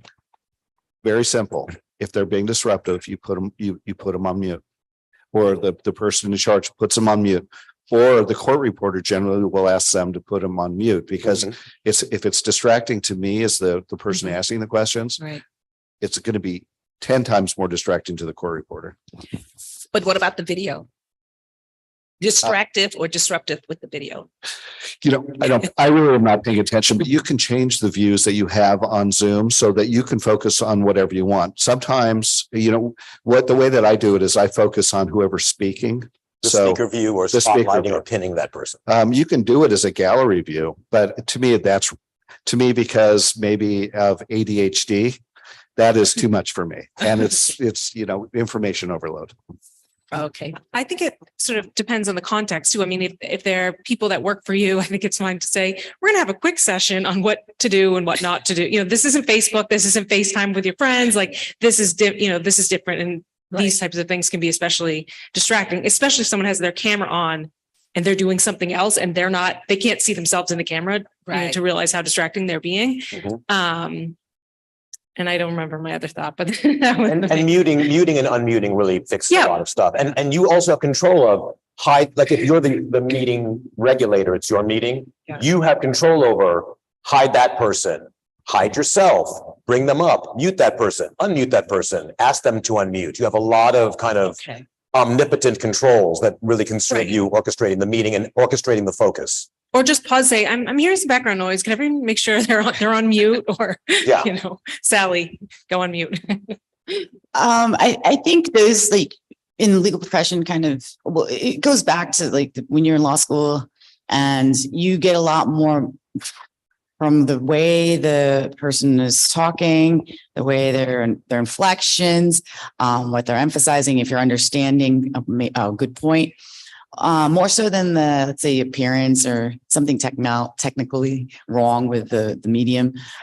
So I think going back to those basics, it really holds true for doing a successful like remote legal team management and project during this time where we're, people aren't sure if they're going back to the office and how people conduct themselves in the office is going to be the same when they go back to the office, or whether, they're going to change things, in business or law, and how these remote legal teams are managed. So the best advice, I think, that which you acknowledged and absorbed in law school. I think I saw you on stage already a couple of times, so I think it's not really an issue for someone like you. But during the pandemic, we were looking to understand what was going on, and lawyers have to hold themselves as lawyers. So, I guess doing a good job online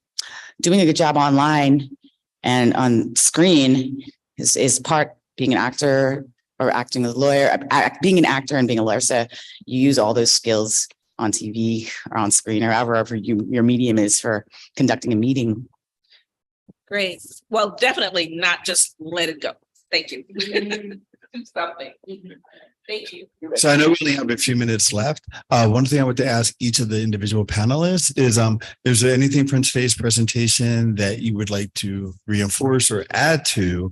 And then the personal question I have for you, if you want to answer, is like, do you prefer live as opposed to video conferencing? Sorry.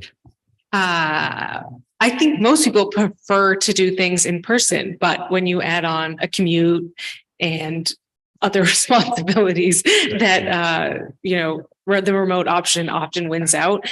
I'll combine that with your first question too. I think one of the things in some of the discussions we've had, one of the biggest takeaways I've had is, it can take some trial and error to find a balance. I think another theme was sometimes the, recent law grads or recent college graduates, especially during the pandemic, had a really tough time working remotely. And, they just missed out on the mentoring. They missed out on some of the just learning the skills, how to be on a video call, how to, conduct yourself. And so one of our panelists who unfortunately couldn't be here today, mentioned they would set up daily calls and that was too much. They had to sort of pare it back. So I think just trial and error, try something. And if it doesn't work, adjust and move on from there until you sort of find a happy medium. If it's going in, something, okay, we're going to go back 5 days a week. Just, maybe it's going to be once every other. Just kind of finding the balance, I think, is important. Did you do many video things before pandemic? I would say no. I would say most was either in person or just a regular phone call. And now a lot more video, which I appreciate because I do not work in, I'm in Northern Virginia and my team's in New York. And so to see their faces is good because I wouldn't otherwise. Right. And I can tell you, I taught at the medical school for a decade and now teach at the law school. To me, I feel that my advanced degrees are in a philosophical basis. So the way that I teach is philosophically, Socratically. And that's, law school teaches that as well. So philosophically, do you like Zoom better? Well, so philosophically, I like being in person because I feel like when you're on Zoom, you're teaching. But if I'm in a room with people, I can facilitate. And to me, it's more important to facilitate. I'd rather have you push you to your limit by sitting here and having a one-on-one discussion and having everybody learn from it, as opposed to me just lecturing. I think lecturing is not an effective way to teach. I agree. So if I understand your question, it's do I prefer Zoom meetings as opposed to live? Yeah, I have no preference. Oh, okay. I think the skill set involved in being an effective communicator in meeting is probably different if you're on TV on screen. and conveying the message well when you can't see the person fully, and read their expressions as well as you can in person, of course. But I have no preference.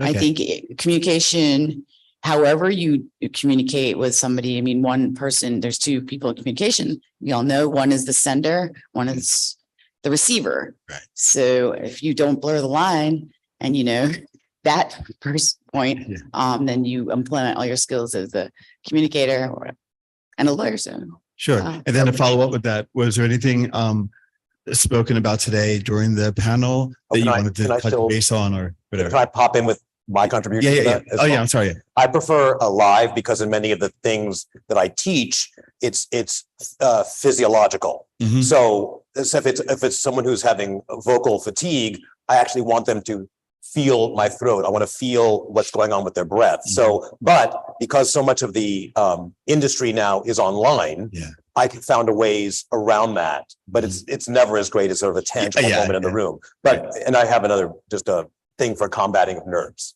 Put your hand on your throat. Everybody put your hand on your throat. I want you to take a breath in.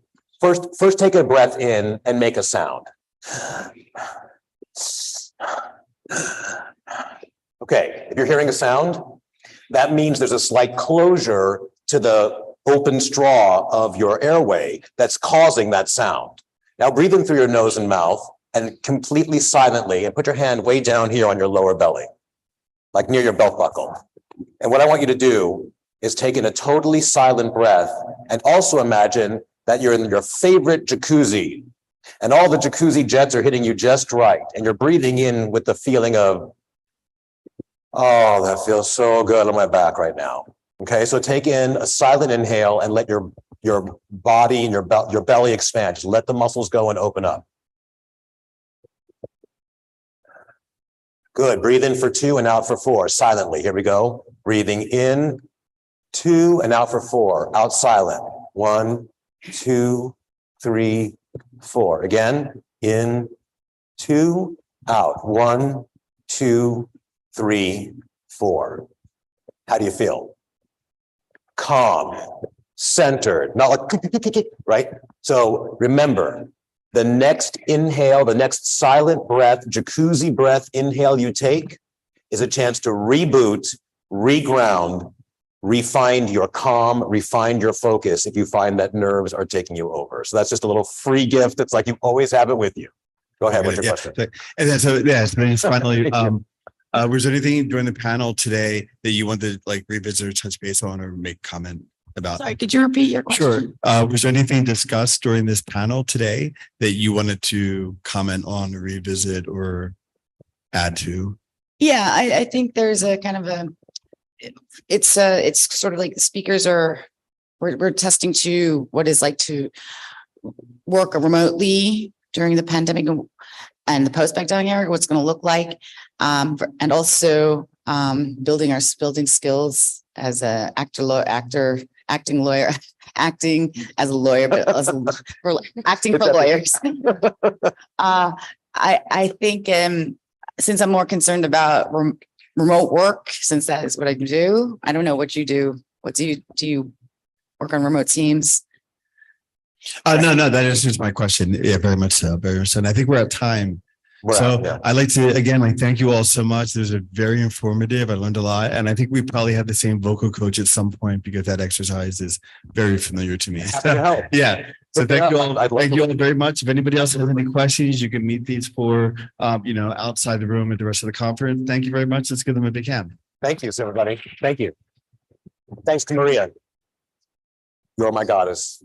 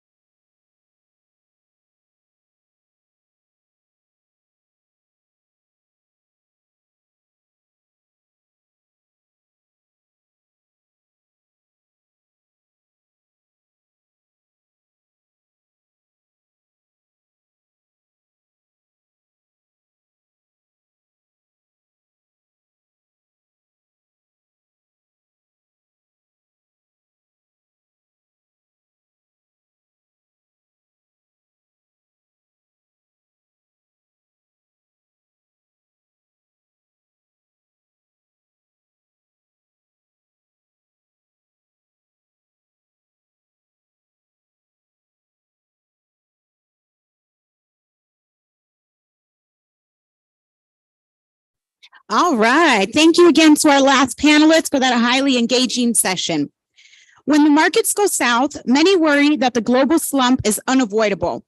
In this upcoming session, experts will weigh in on whether these fears have any merit.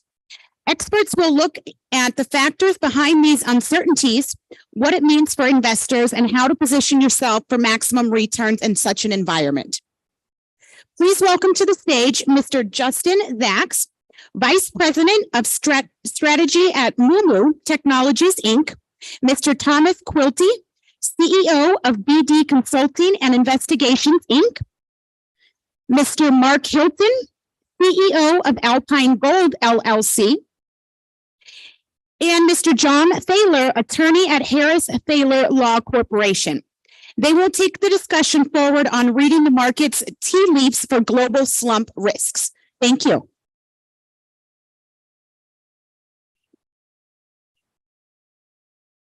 Good morning, everyone.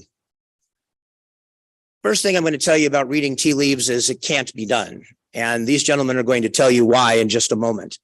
The first thing I want to say is that when you're looking at anything global, the number of things that can go wrong or change in your equation is probably monumental.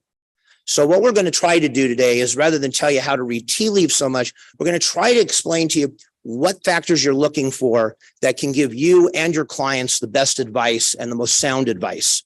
First, I'm going to turn it over to Tom, who has a couple of things he needs to say. Hello.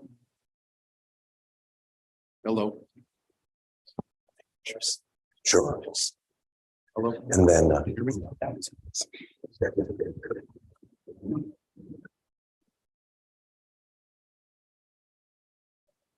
Got one. All right. There we go. Thanks, John. This is, first of all, a little bit about me. I have a consulting and investigative company in Silicon Valley and in Massachusetts.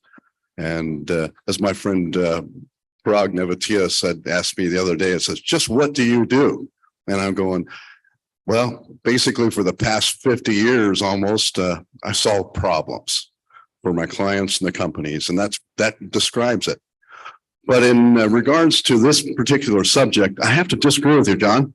You know, I'm sorry about that, but I got to disagree with you. I have the tea leaves. They are secret tea leaves that will tell me everything I need to know about the future. So I'm going to open them up and take a look. Oh, yeah. What do you think? Okay. Oh, yeah. Thanks for sharing those. Yeah, good to know. Do you want to see it? I better. Yeah.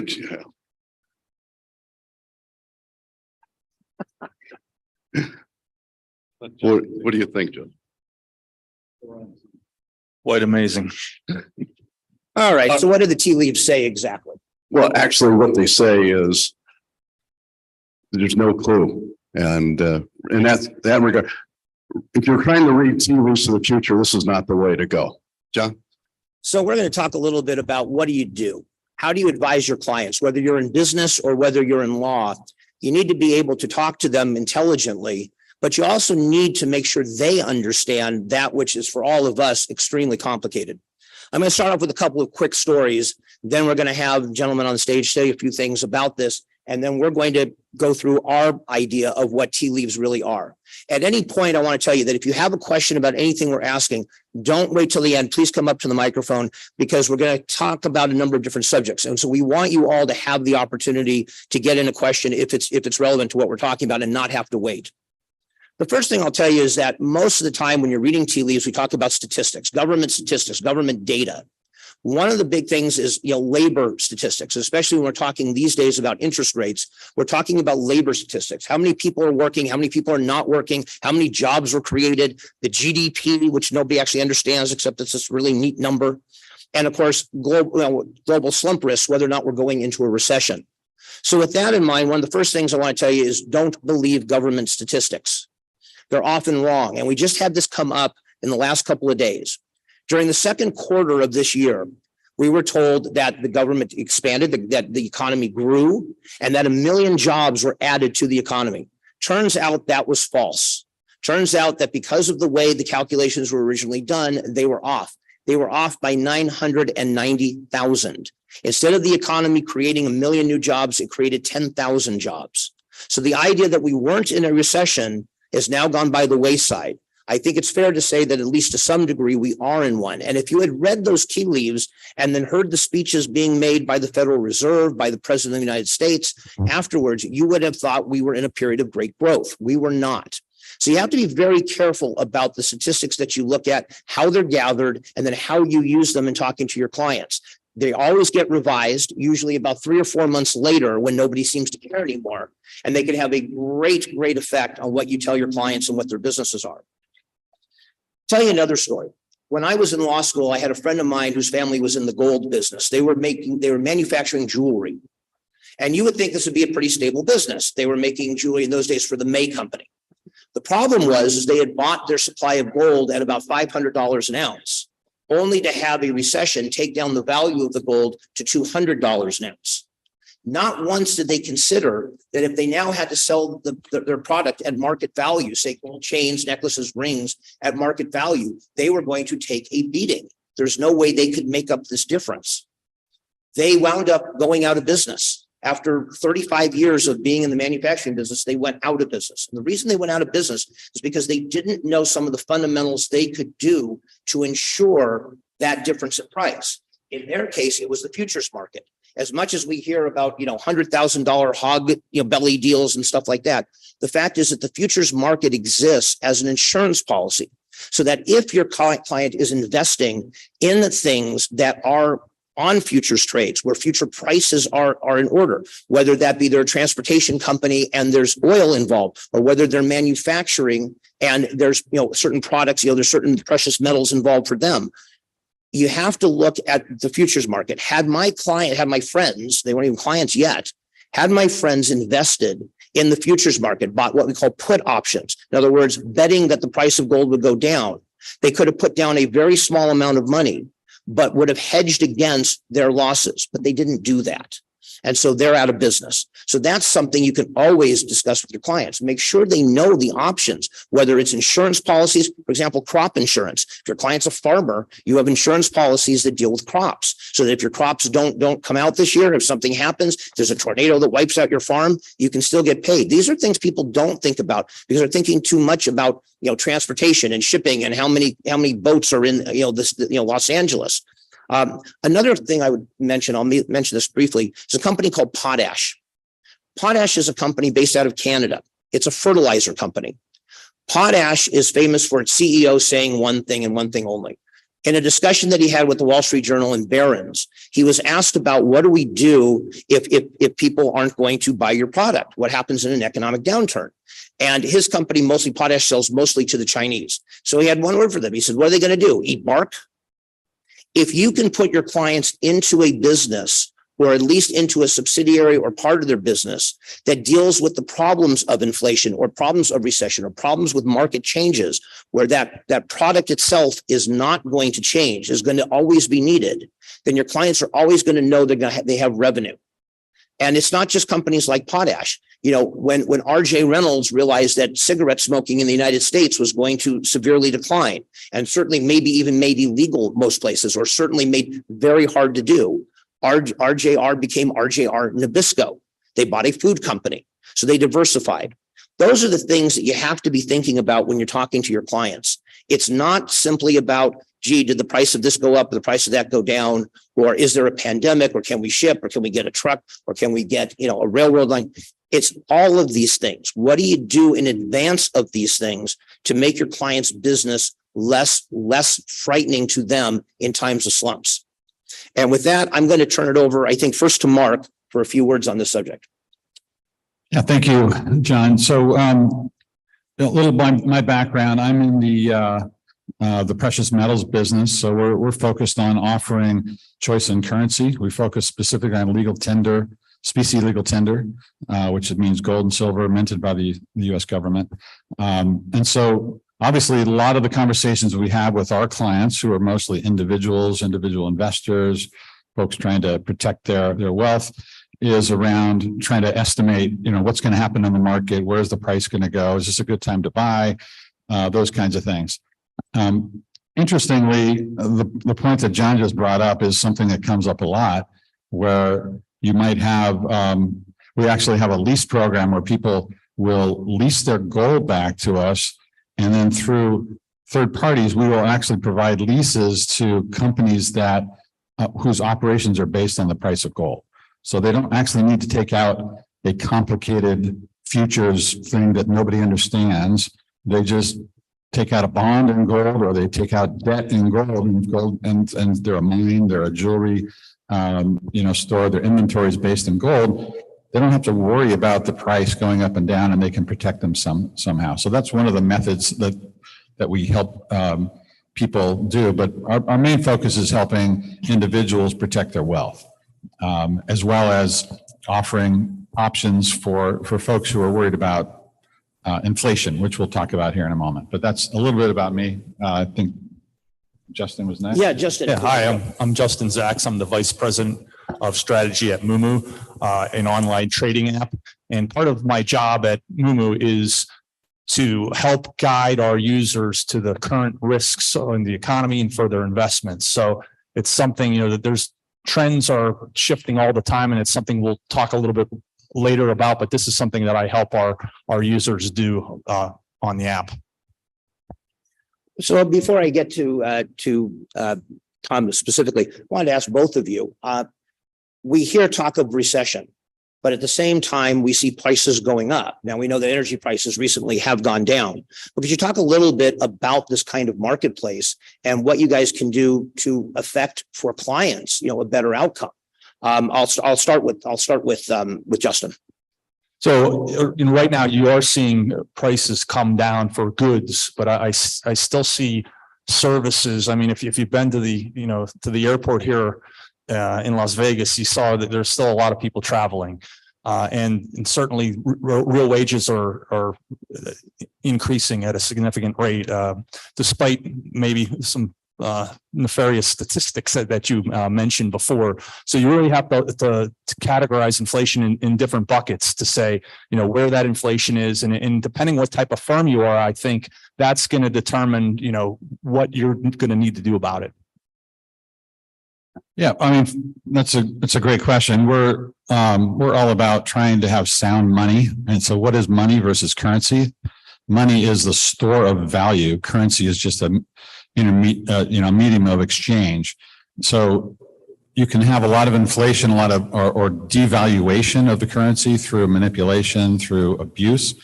But when you have something like gold and silver, we call it money, because it doesn't devalue. I mean, over the last 5,000 years, it doesn't. Now it's going to bounce around relative to the dollar because of things that are happening in the global dollar denominated market. But in general, over the medium and long term, it's going to maintain its value. So what we're doing is we're enabling a commerce system to allow people to actually spend gold.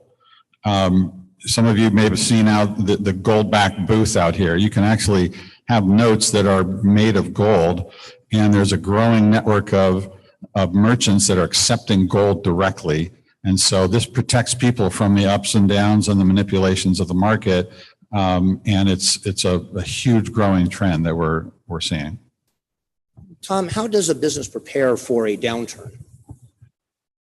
This is a big question. And when it comes to business, you have to manage your risk of the business. There's a lot of things business can do or to consider. For your risks, you need to take a look at what is your supply chain? How would your supply chain be affected by a downturn? Same thing. You may have customers, but if they're affected by the downturn, they may not be able to afford your goods. And then also your staff and then regulations. Could you talk a little bit about assessment risk and how when you see when a client comes to you and asks you for an assessment, what do you do? What do you sit down and talk to them about? Understanding your company.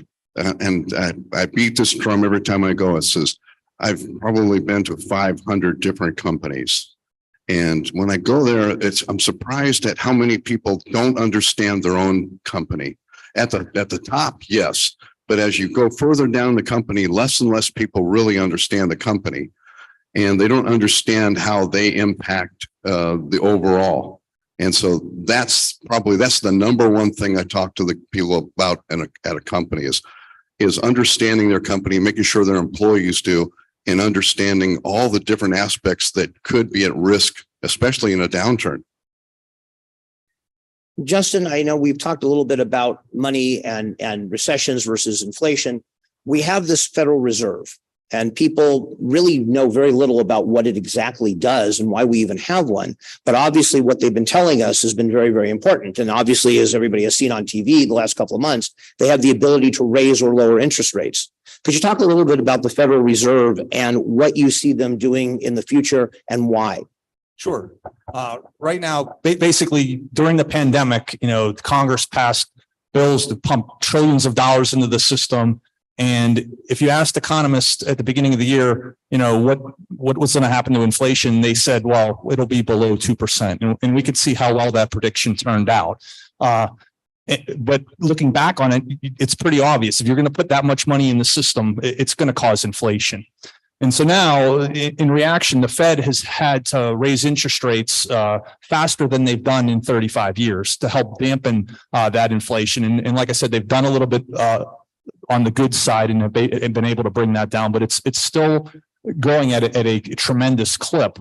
And now I would say more than half of economists now are predicting in a recession at some point next year. And they think the Fed's actually at some point going to cut rates later in the half of the year. So if the Fed does what it says and basically raises a few more times and keeps rates steady throughout 2023 to allow their monetary policy to work through the system, there's a good chance that will be even a higher percentage chance of happening to have a recession. So it will be interesting to see, what plays out with the Fed. And the Fed, it's not just the Fed. I mean, this is happening globally.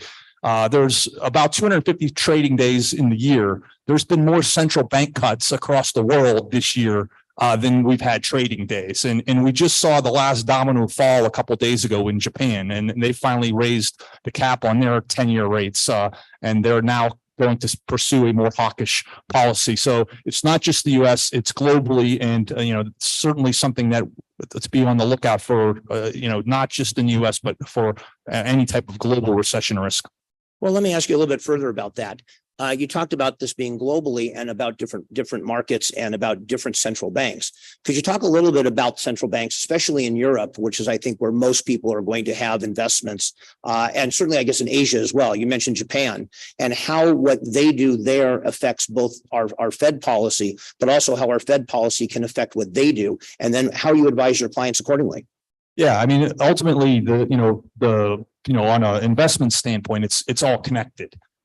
If someone sees that Japanese stocks or Japanese bonds are cheaper than U.S. ones, they're going to go and invest in those types of things.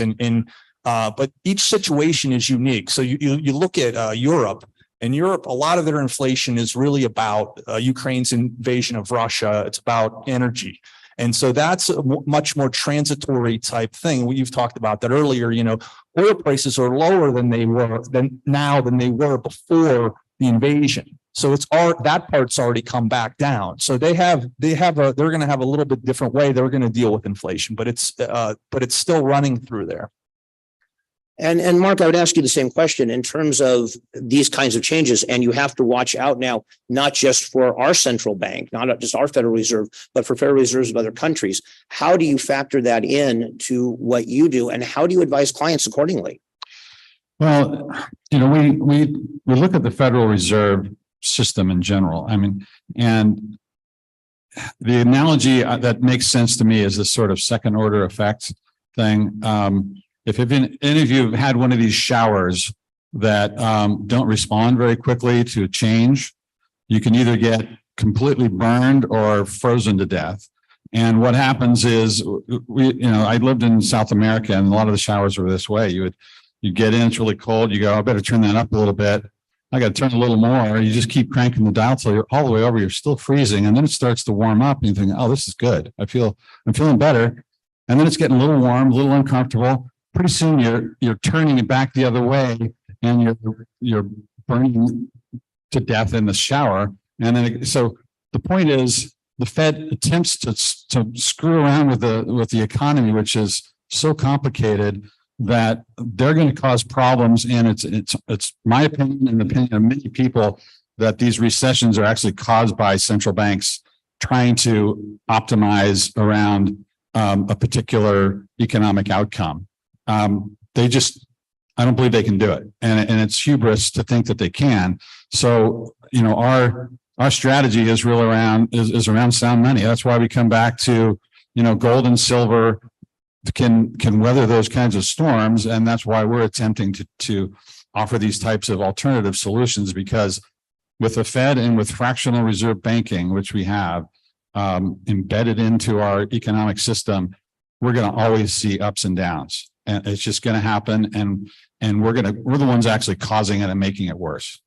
So that's how we deal with it. People who come to us are just tired of the system and trying to estimate and trying to forecast. I just want to get into something that I think is going to be safe in the long run and stable. And that's where gold and silver plays a role. Well, let me ask you a follow-up to that. Now that the pandemic is seemingly over, is there anything else that you see on the horizon that you think is going to be a big deal thing that's going to affect the markets and thus affect the viability of your products?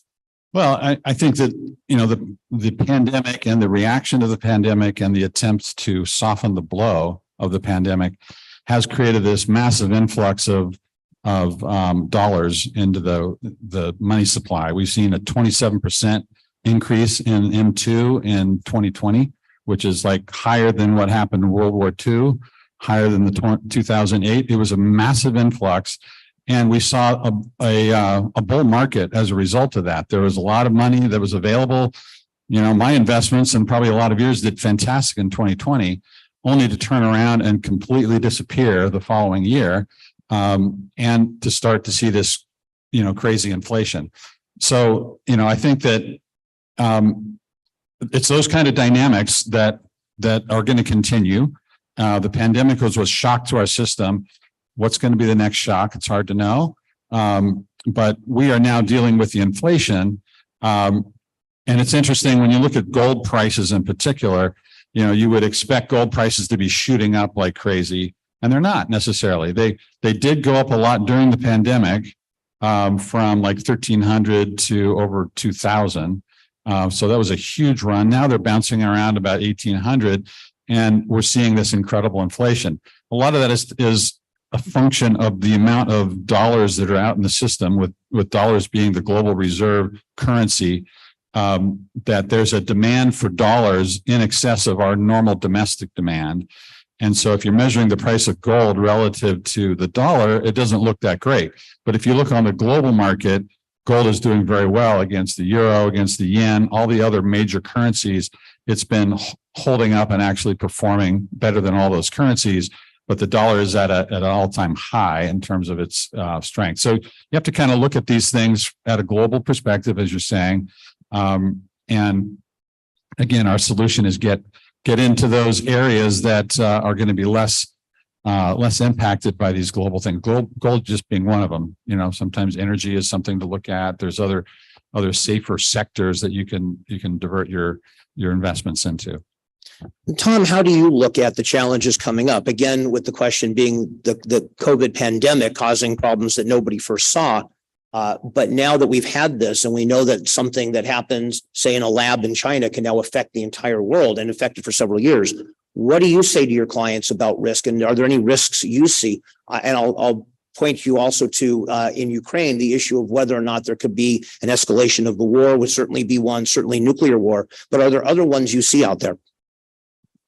Yes, and COVID-19 really changed the landscape for a lot of businesses. Employees were working from home.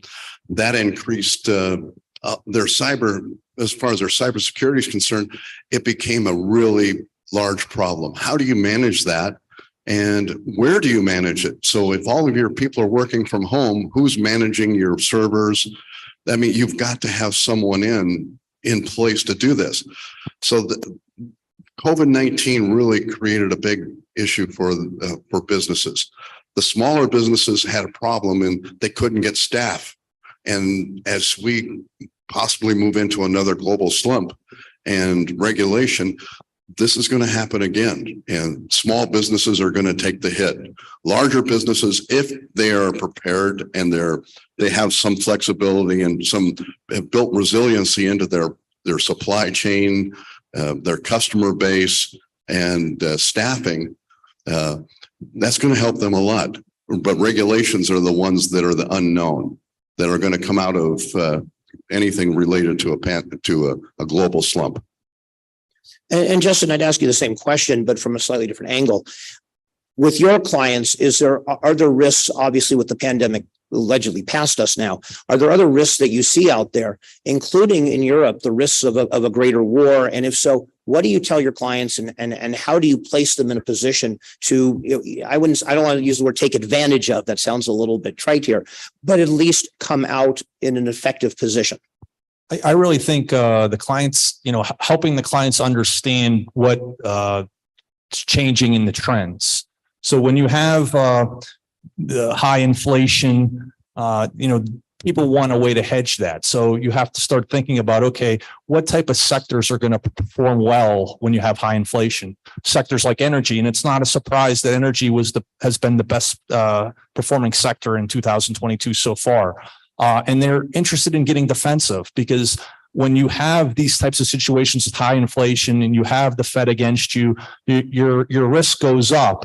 That's something you could have a more negative outcome. So you want to say, well, what can I do to get defensive? And that means sectors like consumer staples, utilities. Again, these are the two of the top performing sectors.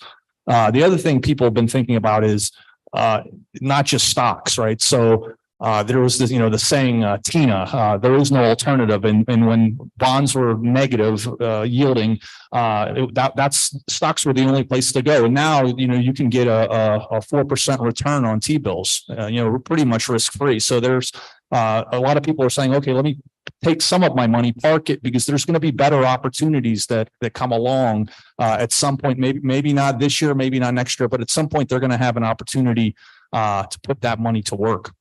Okay, so I'm not an expert, and I don't play one on TV, and I hear the term yield curve all the time, and I hear about negative yield curves, inverse yield curves, and all these other terms. Could you explain a little bit about what they are and what they tell us about the future of the economy?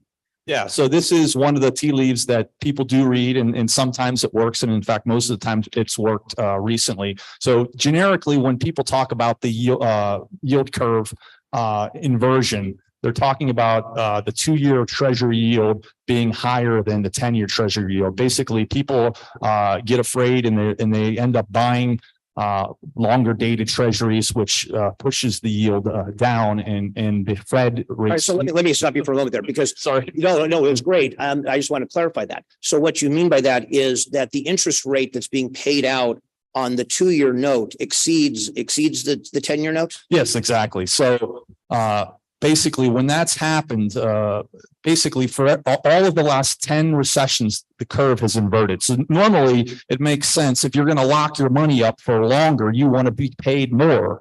But in times of economic uncertainty, it basically reverses. And what I would say going forward, what you really want to look at, so that's 2-year to 10-year inversion, but you can basically look at the yield curve anywhere, from 1 day all the way out, to 30 years. And the one thing that I think investors may want to keep an eye on is the current Fed funds rate and how that relates to the 2-year. And that's going to give you an idea of how long a possible recession will last. And right now, a lot of people think, well, we're going to have a very short and shallow recession. But what if that recession turns out to be maybe shallow, but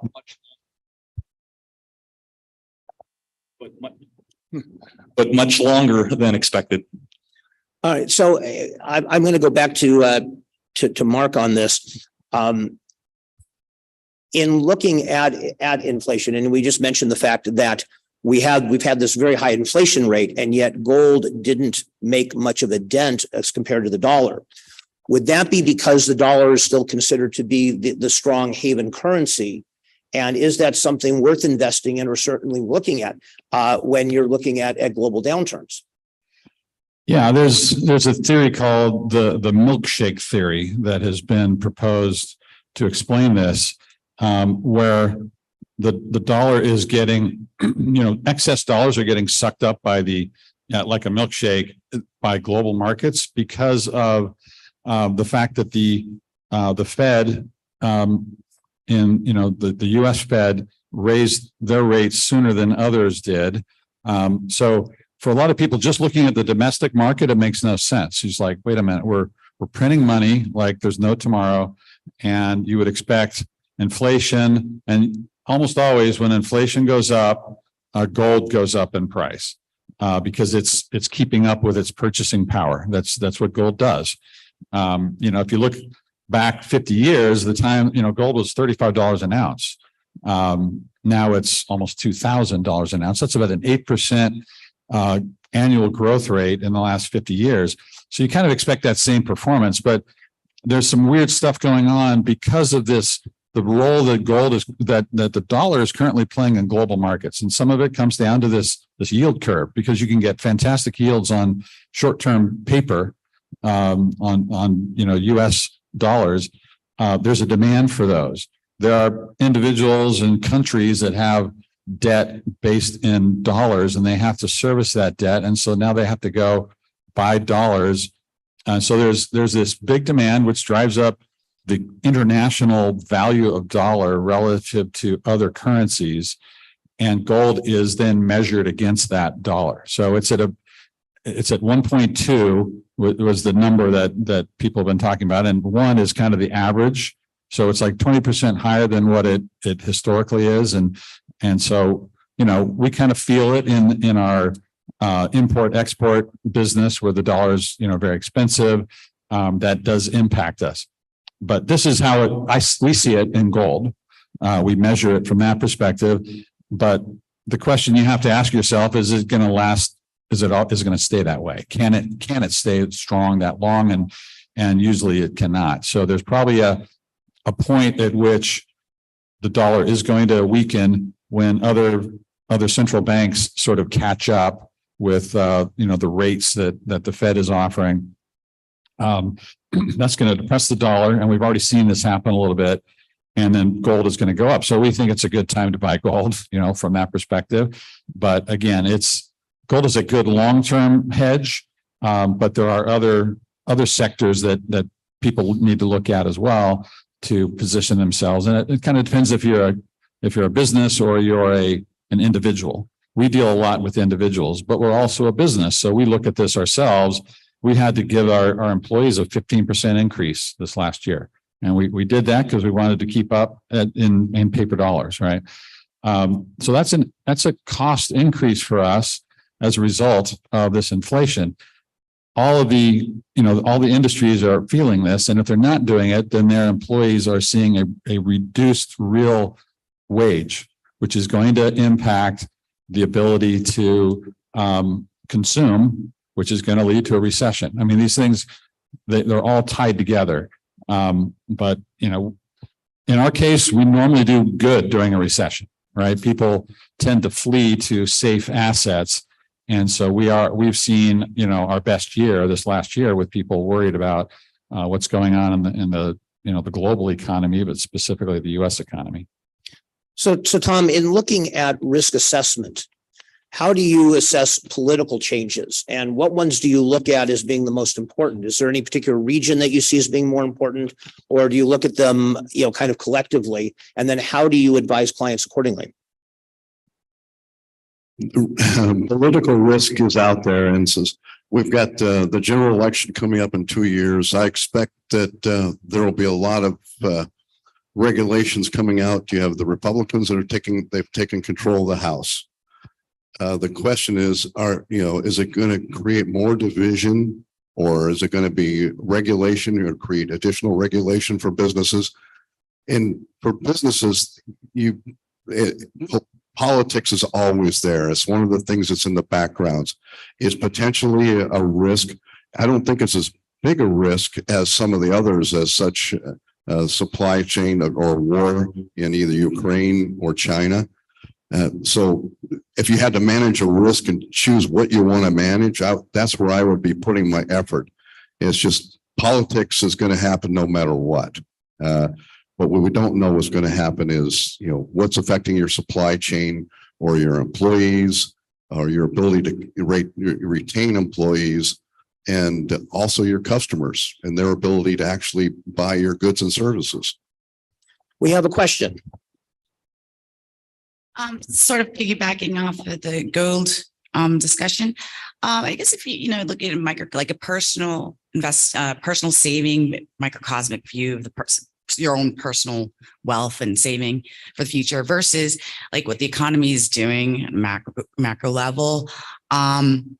Would you say that a good indication of the market would be like the closing of stores, number of retail closings, the reduction of capital assets in major corporations? I mean, what are the indicators we can look to statistically and say, okay, I can see a trend versus, what the market is doing every day? I mean, I don't know if that's telling you what the inverse yield is doing.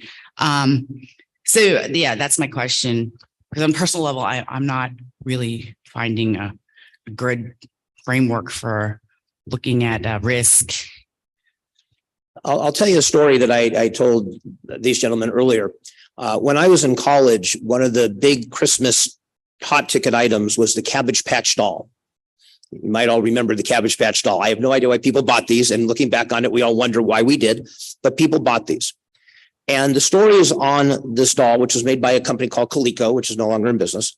It started coming out about 2-3 weeks before Thanksgiving. And then in those days, you didn't see Christmas decorations in October. The Christmas period really was from, the Friday after Thanksgiving until Christmas. So stories started to come out in the news about people wanting these dolls, which created a hype about more people wanting these dolls. And of course, people rushing the stores to get them, and fights were breaking out, and mothers were screaming at other mothers, my child has to have this. No, you can't have this. No, I want this one. It was awful. And the news footage is really hysterical. If you want to see people going hysterical over an ugly doll, this is it. What was most interesting about this is, I was in college. I didn't know any better. So I thought, okay, this is going to be the hot ticket item for this Christmas period. What can I do to make some money off of this? Because it's not going to be to go into the stores, buy a bunch of these dolls and go sell them on the streets, although that might have been not so bad. What I did instead was I actually bought stock in Coleco the Monday before Thanksgiving, and I sold it the Wednesday after Thanksgiving. The stock price went from $19 to $24 during that time. If you go to a mall, just any mall, walk around the mall, see which stores are crowded and which ones are not. It'll tell you an awful lot. It'll tell you, one, if the stores that they're going into are the ones with the heavy discounts, it tells you a lot about the economy and what kind of money people have to spend. If you go over to Ben Bridge and you see a lot of people buying jewelry, that tells you something about the money they have to spend, which is then going to translate into other things they're going to buy. Are they going to buy a new car or a used car? We've had this change recently about the prices of used cars, but most of the time used cars are less than new cars. So it's going to tell you about, are they going to buy new cars? If they're not going to buy new cars, then you're going to see industries such as, auto industries laying off workers. So that's something it can tell you. You can see certainly when you go to a gym, what the hot equipment is. What are they wearing? What shoes are they wearing on their feet? Usually there's a particular brand or brands that are hot in a particular time. That might tell you something. If people are not replacing items, if they're wearing older equipment, not getting newer shoes, that again will tell you something about cash and cash flow. Remember, it's very important to think about this in more of a kind of a global picture, but in the small setting. If I don't make money from my clients, if they don't pay their bills because they're short on cash, that means I don't go out to a restaurant, which means the busboy is going to get fired from his job because he's not needed, which means he's not going to be able to pay his rent. And you have this and so on and so on and so on situation. So like I said, best thing you can do is not so much read all these facts and figures, if it's something that's not comfortable to you, not try to make sense out of labor statistics or anything like that, but watch what people are doing around you. Best thing you can do is observe. It'll tell you almost everything you need to know about an economy. I would add, you can look at the government retail sales numbers, but the thing to think about there is think about the sales numbers in relation to inflation. It's really about how many units did they sell, not necessarily are their sales going up because inflation went up, or maybe they're not even tracking inflation. And the other thing I would mention in terms of the economy is, when the earnings seasons come around, Don't focus as much on earnings. The companies can manipulate the earnings much easier, but focus on the top line revenue because that's much harder to fake. And that in aggregate will give you a really good idea of where the economy is going. And if you can, try to convert things into, there's this concept of real versus nominal. Nominal is what you actually measure in the currency. Real is when you take out the inflation. Obviously, it's hard to really say what the inflation is because it's what you feel yourself, right? It's a basket of goods that some government agency came up with. And those things, the CPI tends to, consumer price index tends to get manipulated. But in general, we like to tell people, we can provide, if you invest with us, we can provide you a real return on gold. But gold, and you could say, well, gold is resistant to inflation, therefore that's a real return, real in terms of purchasing power. But if you go to the stock market, you say, well, I'm getting 10% return on my equity that Justin just advised me on.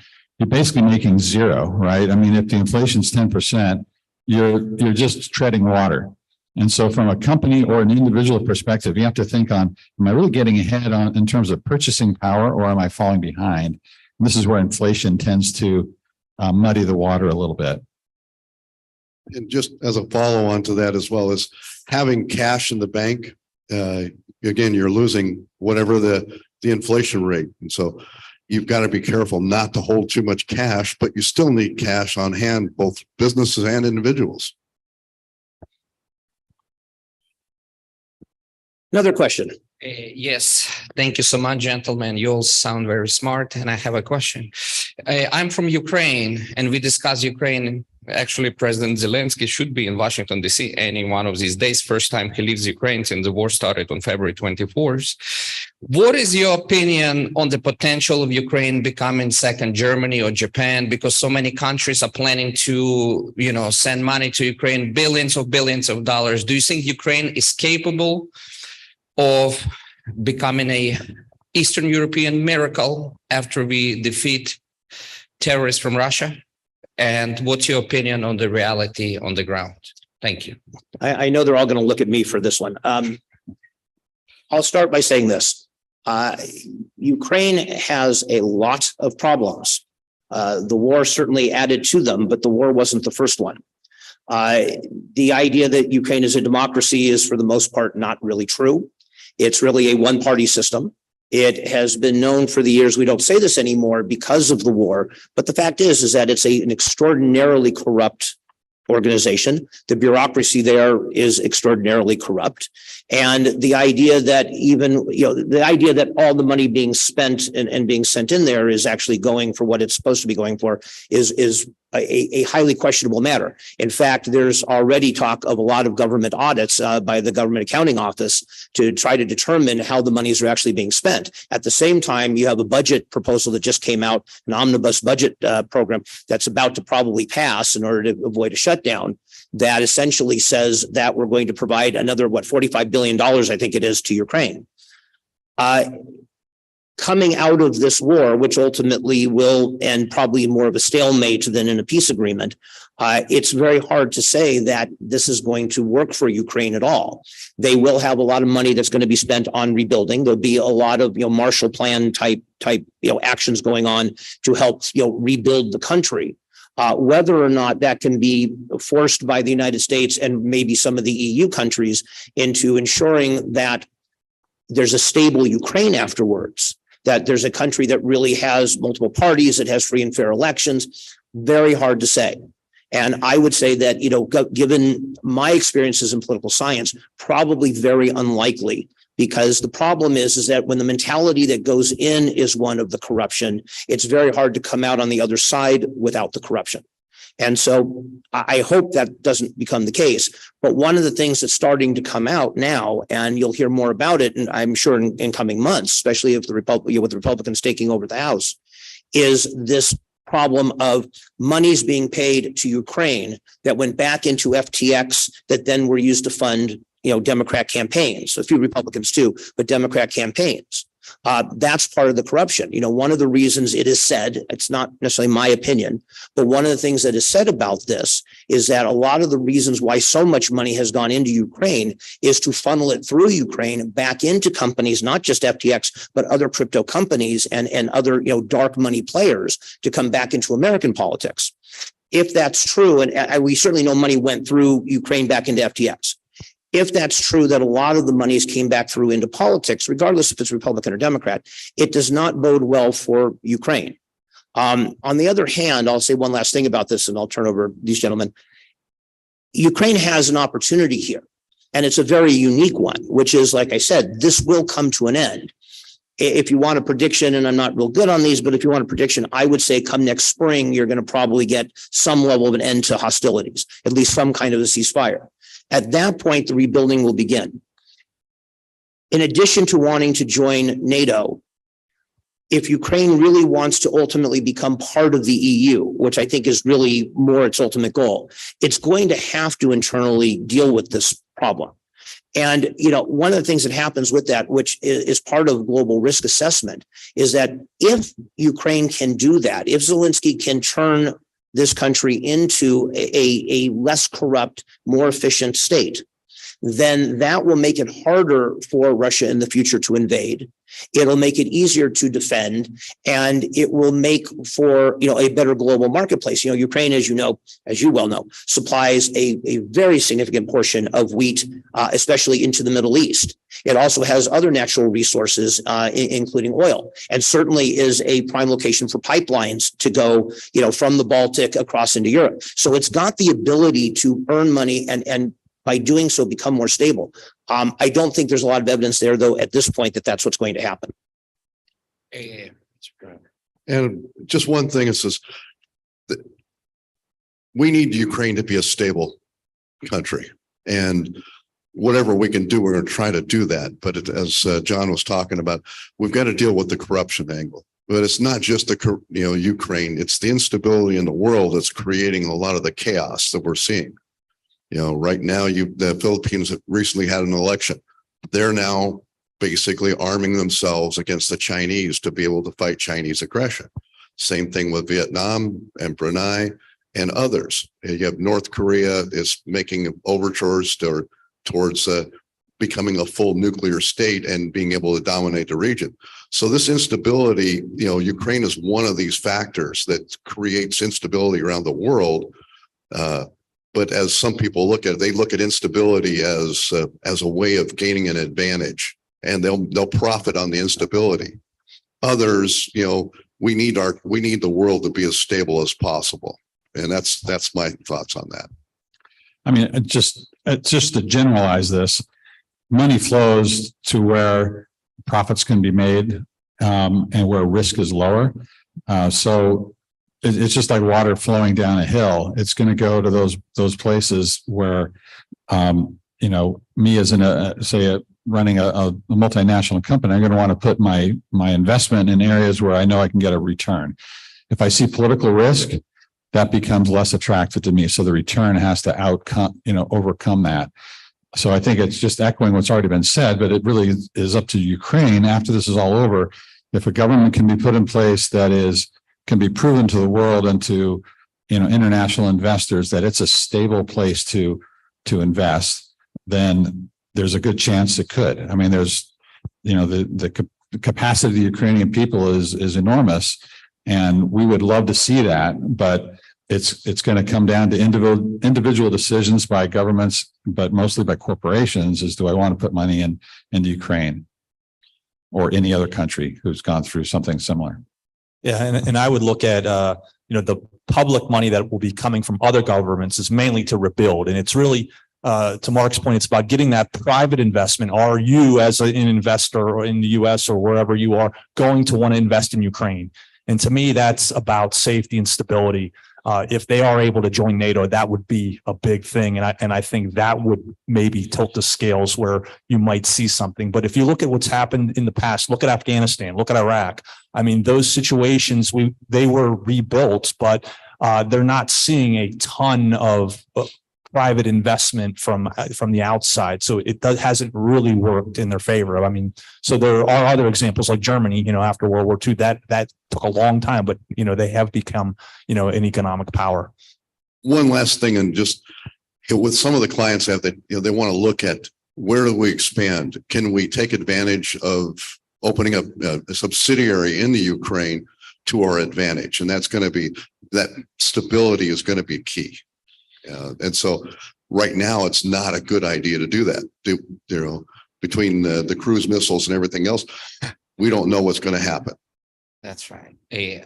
Thank you, professors, for your contribution. Very good. But on February 24th, when Russia invaded Ukraine, my first comment was, it's not Russia, it's our own corruption. That's why Russia is here, because everything was ready to be arranged. They were supposed to be walking in Kyiv in 5 days with, but hopefully soon you all will be going to Ukraine and giving speeches and inspiring our people to new future. Thank you. We hope so too. Thank you for the question. No, and I'll make one final comment on that because it goes to, global risk and how you analyze it. I think what you said at the end is the most important part. There's always money to be made. There's money to be made in chaos. There's money to be made in order. Nietzsche would love this. The problem is that you have to be able to tell the difference. And you've got an American Congress at this point that is so in love, I think, with the concept of Ukraine. And I think somewhat of stealing what they perceive to be a satellite from Russia, taking over an area that, was kind of declared to be neutral, kind of the Switzerland of the area before. And they see this as a golden opportunity in some ways to really put, the screws, the thumb screws to Putin. The problem is that if you're looking from our point of view of how we're advising clients, if I had a client who came to me tomorrow and said, I want to put a factory in Taiwan, how would I feel about that? What would I tell them? Taiwan obviously is at peace. It's stable at the moment. It's got warships going all around it constantly 24 hours a day and a lot of threats. But what I want my client to go there. You now see, for example, the microchip industry finding ways to get out of Taiwan. They'll still be manufactured there. A lot of companies will still do it. AMD isn't going to leave that. But you're starting to see, as the president, pointed out the other day, you're starting to see microchip companies come back to the United States. He was just in Arizona to tout a new venture. It's going to take about 5 years to get it up and running, but at least chips are going to come back to the United States. And one of the things you saw, of course, with the pandemic was this very problem of how dependent are we on raw materials, source materials, et cetera. I think part of what you said is correct, that the reason why you had this invasion was specifically because of the chaos that was going on in Ukraine. If it had been a more stable place, this wouldn't have happened. But on the other side of it, I would say that it also starts with raw materials. And what you now have is a grab of countries coming in, especially in Brazil. This has been a big problem. The Chinese coming into Brazil, coming into Africa, taking raw materials. So the stability is still in question if you have lots to give. If you got lots going on in your country, you have lots of materials, this is going to be the problem. Thank you so much, gentlemen, again. Thank you. Well, let me thank everybody for coming today. Let me thank my panelists, Justin, Mark, Tom. It's greatly appreciated. Thank you so much. And thank you for being such a great audience. Thank you, everyone. And I have some feelings.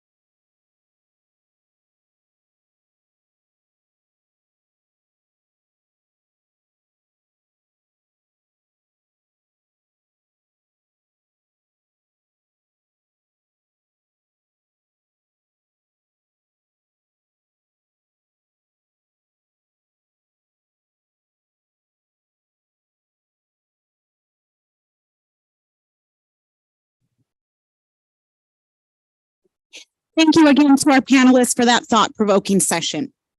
Up next, we have our recognition session where the Law 2.0 and Money 2.0 conference takes pride in appreciating the contributions of incredible organizations and visionary leaders. Can I please have Dr. Jayuan Feng from Efficient Academy to the stage to help give away these prestigious awards?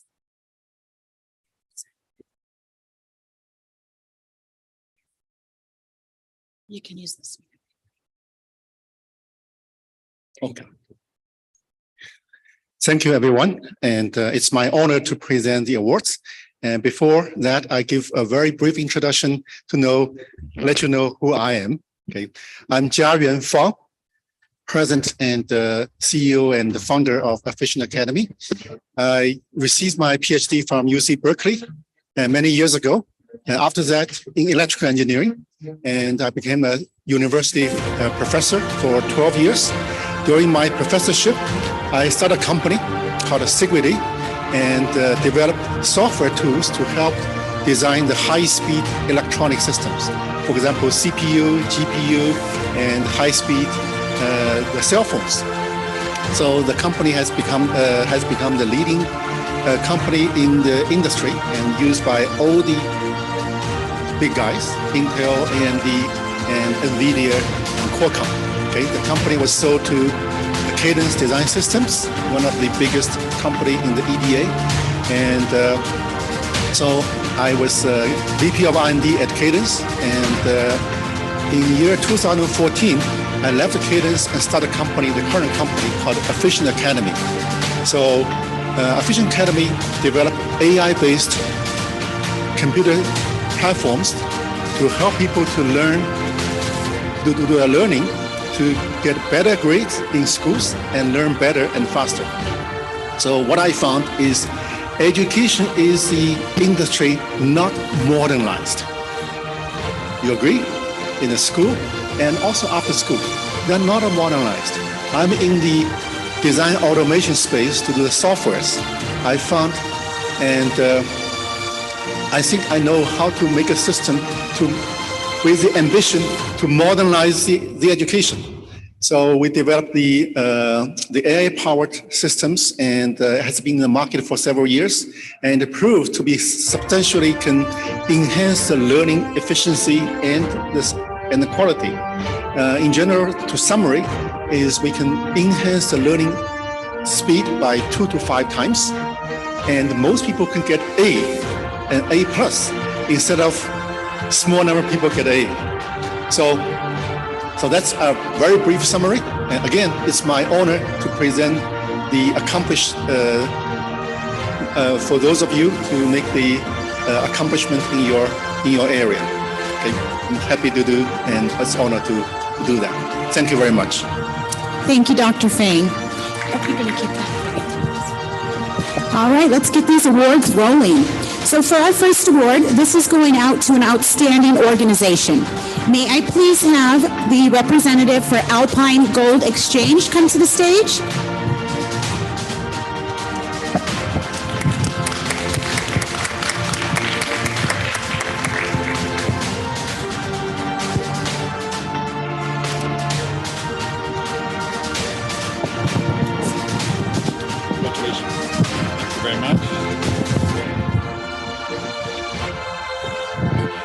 Thank you. Appreciate that. This is, it's exciting to receive this.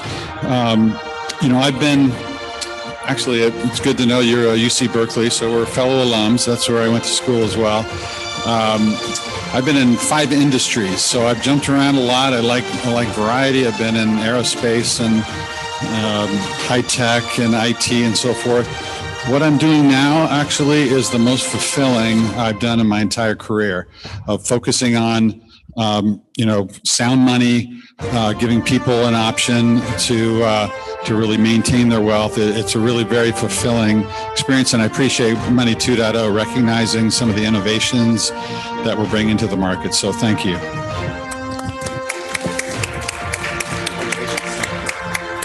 Thank you, Mr. Mark Hilton.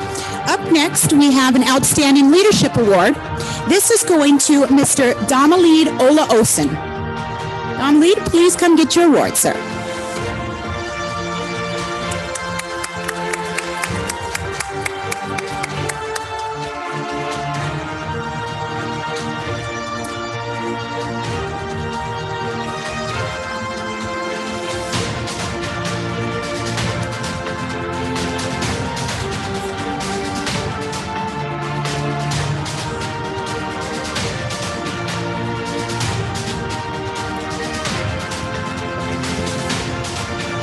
Good afternoon, everybody.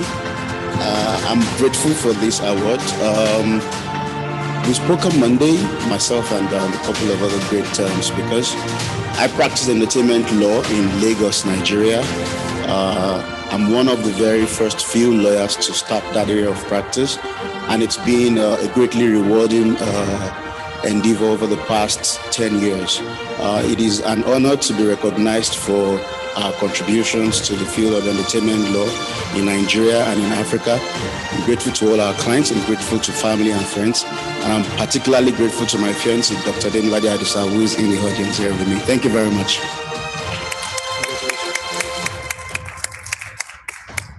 Congratulations again, Mr. Ola Osun.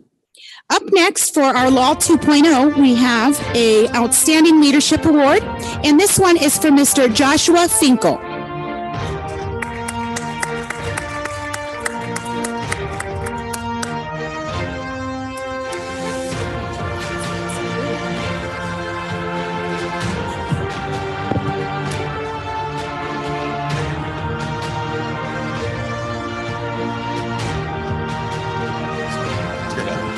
Thank you very much. I'm so impressed by you, Dr. Fang. Thank you for to meet you is really prestigious. So I'm Joshua Finkel, and I'm with the Creative Combustion Acting Studio located in Los Angeles, where I work with actors and public speakers of all ages and levels. And I come and do group workshops or one-on-one coachings with various team members to help improve their presentation techniques, to help improve their vocal production, their diction, their understandability, and with any particular need that that team member has to intensify and grow. And so it's all about growing, and I've grown so much here in this conference meeting all of you, and I've really, really enjoyed my time.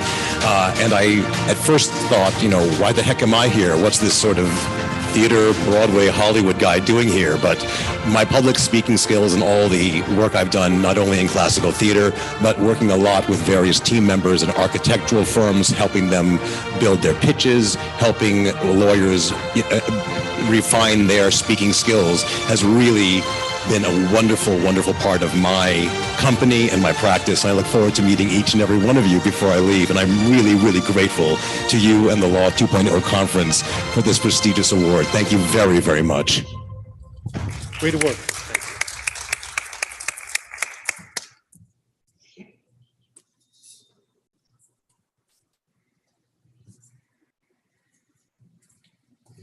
Congratulations again, Josh. For our next award, this is also for an Outstanding Leadership Award. May I have Mr. Justin Sachs to the stage, please?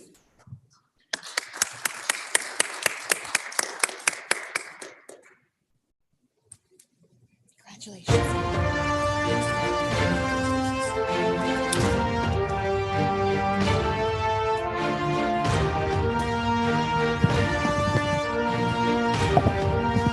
I would like to thank the Money 2.0 conference for giving me this award. It was really a great honor, and I'm really excited to receive it. I'm the Vice President of Strategy at Movement Technologies, and I'm really glad to be here and meet people from kind of all over the world, all over the country, and exchange ideas. Thank you. Congratulations again, Mr. Sachs. Up next for our Law 2.0 conference, we have another Outstanding Leadership Award. This one is going to Miss Maria Evelina Gutierrez.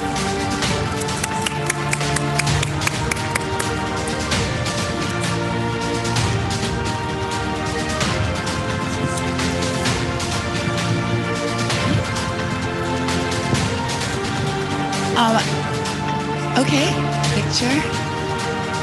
I too would like to thank the Law 2.0 conference for inviting me to this year's conference, and also for the wonderful award.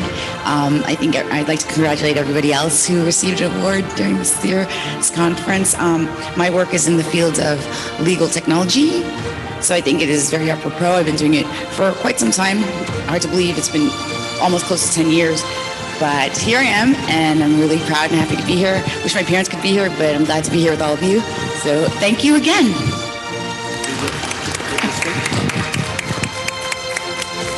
Congratulations, Maria. Up next, we have another Outstanding Leadership Award for the Law 2.0 conference. And this award is going to Miss Mary L. Jones.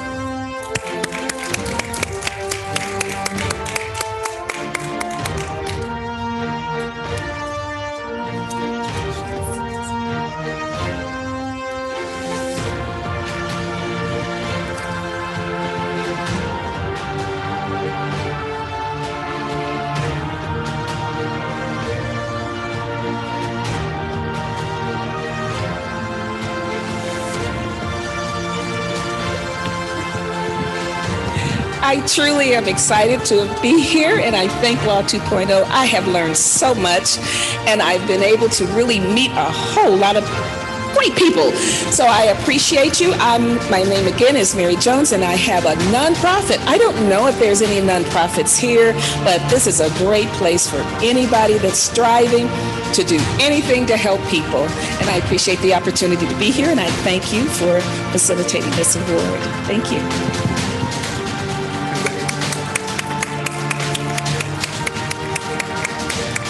Congratulations to Ms. Jones.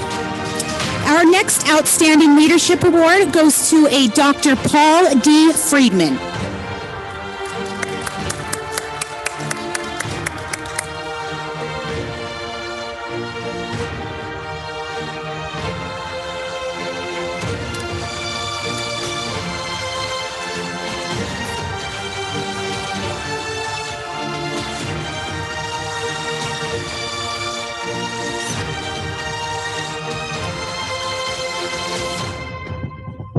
I'd like to thank Law 2.0. This is an interesting award because I primarily am a lawyer, but I'm also serve as an expert bioethicist, and I teach at the medical school and law school. So I really appreciate this. This is a great conference where you can learn about different fields, and it's much appreciated. Thank you. Thank you. Congratulations again to Dr. Freeman. Up next, we have another Outstanding Leadership Award for our Law 2.0 conference. I have a Petro, I hope I pronounced this right, Kostiv.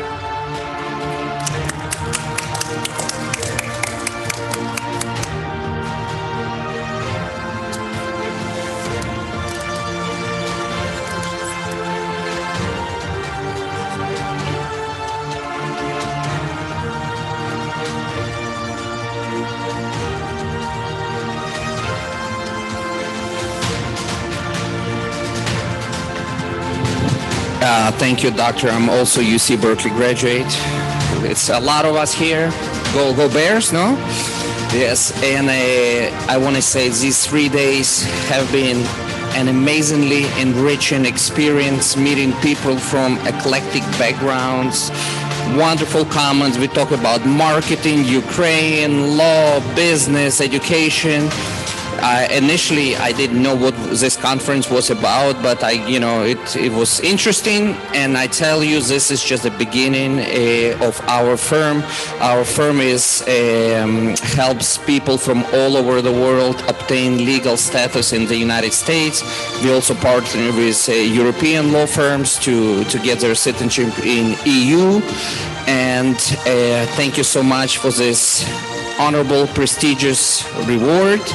And we are very proud and honored to be here. Thank you, everybody.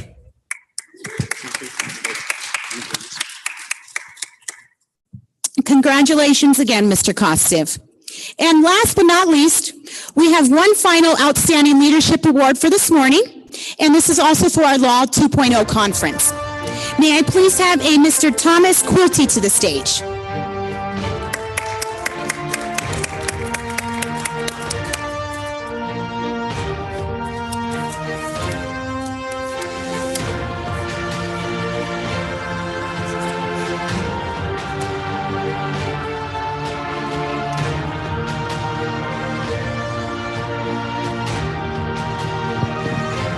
I just want to say it's been a great group here. I've met some amazing people, Justin, Mark, Parag. It's unusual to find this many different people and different businesses and marketing, everything. And so I just have to say, you're an amazing group, and thank you very much.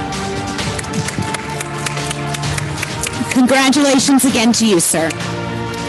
Congratulations to all those awarded. Let's give them another round of applause, guys.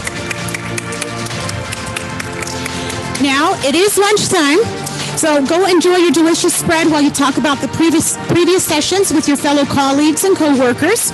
We will meet back here in about 60 minutes or so. Until then, enjoy your lunch and your networks. While you're doing your lunch, again, don't forget to use those hashtags.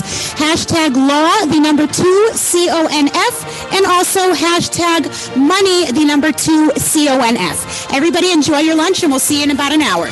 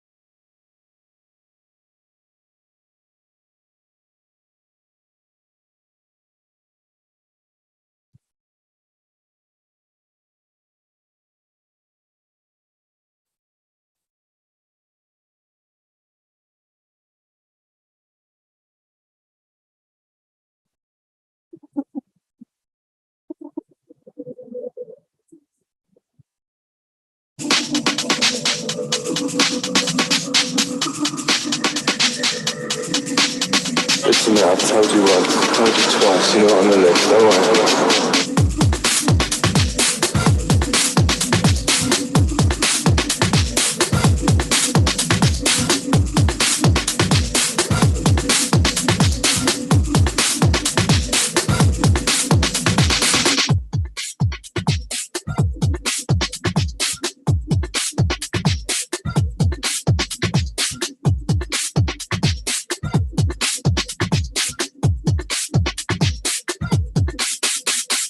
Your name's not down, you're not coming.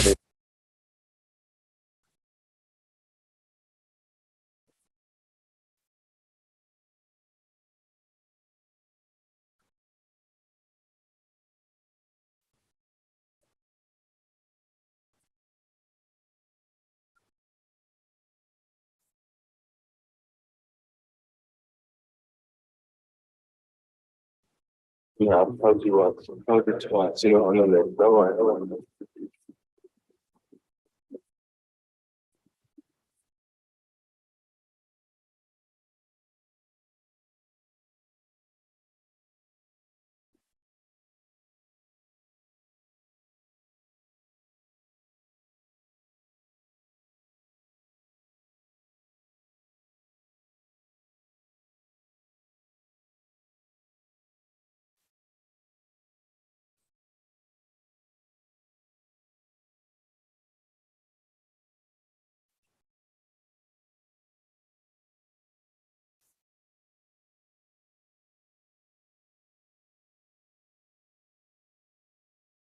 Your name's not down, you're not coming.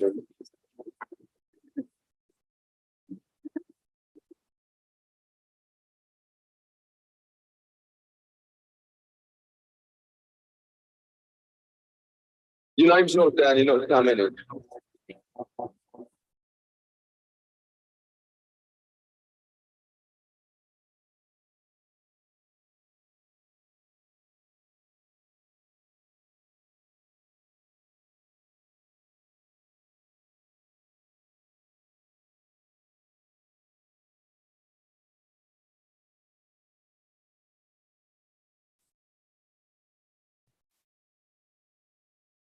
Your name's not down, you're not coming.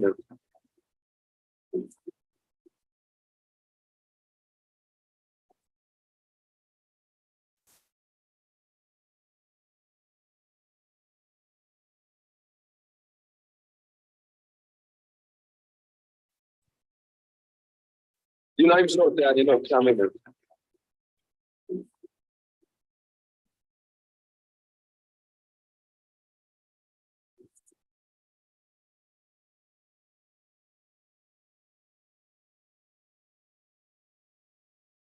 No, I've told you once, I've told you twice, you're not on the list, don't worry, don't worry.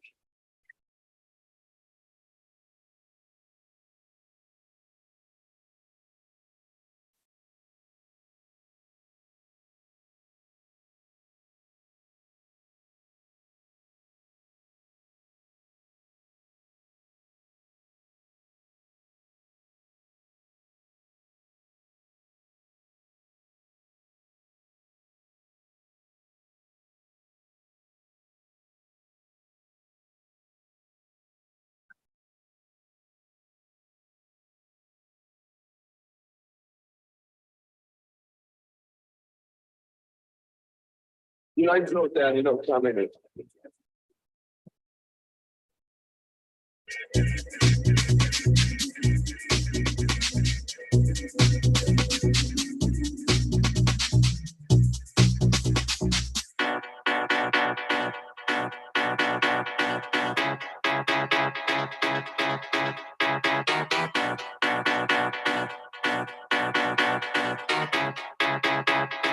Your name's not down, you're not coming.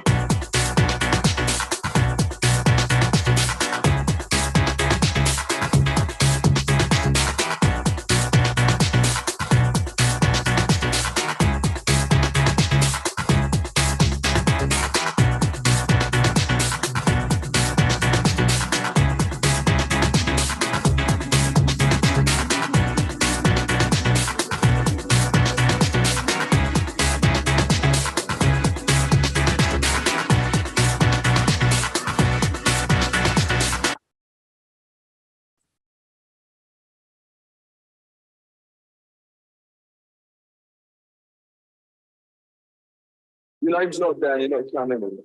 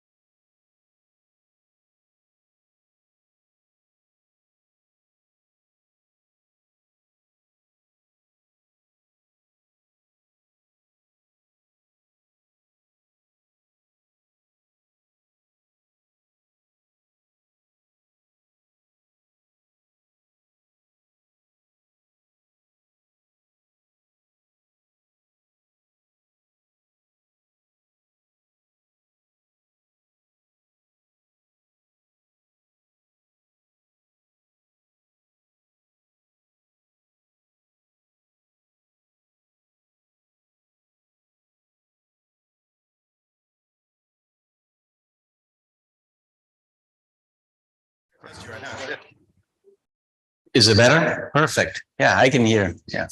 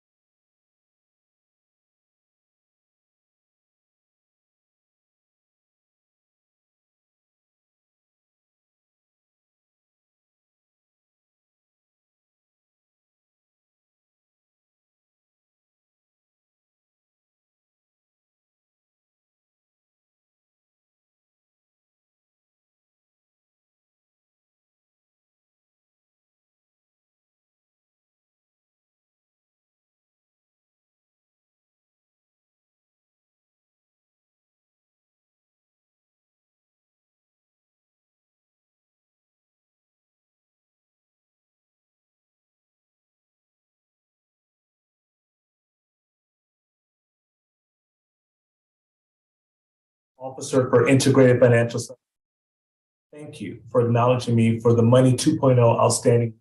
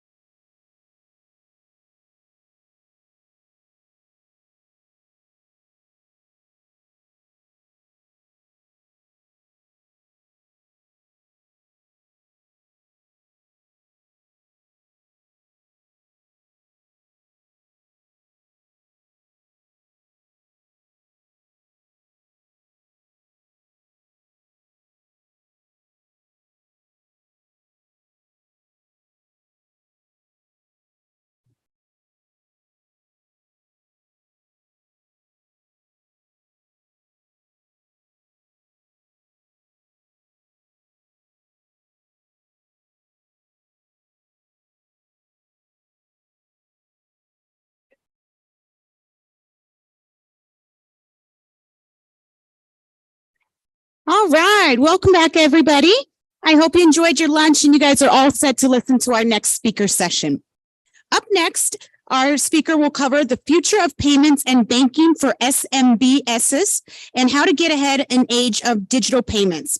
Without any delay, let's welcome Mr. Prasanna Narayan, I hope I pronounced that right, COO of Ernst & Young, who will share his insightful thoughts with us.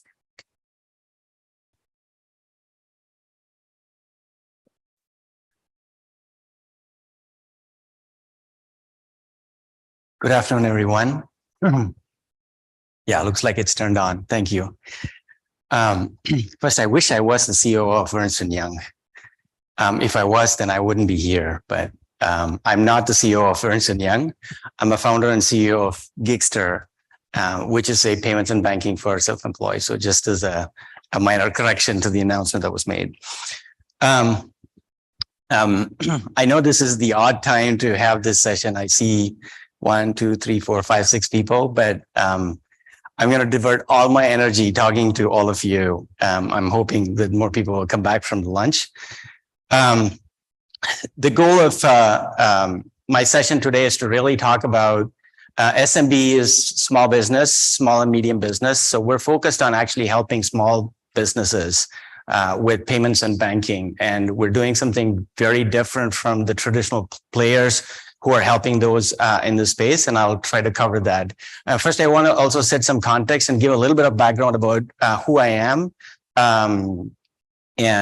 So I started this company about 2 years ago. We're about 1 year in market as a product. My background has been in cards, payments, and banking for the last 25 plus years. I spent a good amount of time in Visa, Citibank, and also in Fiserv. And the last company was sold to Fiserv, and then I exited and I started this in March of 2021. And if any of you have used a mobile device to make a payment on any of the terminal, how many of you are familiar with Apple Pay? If you raise your hands. How many of you have used Apple Pay? So every time you use it, I play a small part in it. I worked with Apple for about 2 years in stealth mode when Apple was working from iPhone 5 to iPhone 6 to actually embed the payment aspect inside the device. And I was in Visa at that time. So that's been my background and experience based on which I actually started this journey. So what I want to set the context is before we go deep in is our experiences and your experiences when you actually hire and pay someone. So in the recent times, you must have definitely hired anyone around in your house or in your neighborhood in order to actually, avail a service. You may have used Yelp, you may have used Thumbtack. So raise your hands if you've hired a handyman recently, or a landscaper, or a piano teacher.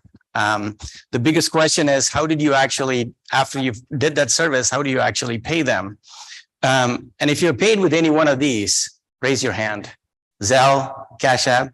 So you're not alone by paying this. So you're actually hiring a service or a business, but yet you end up paying through a P2P method or cash or check. Shockingly, this particular instrument is still around. How many of you still write checks? Isn't that awesome? You still write checks. You still try to find where my checkbook is, and then you still write checks to make the payment. And this is Forbes telling 42% of all the small business payments that happens today.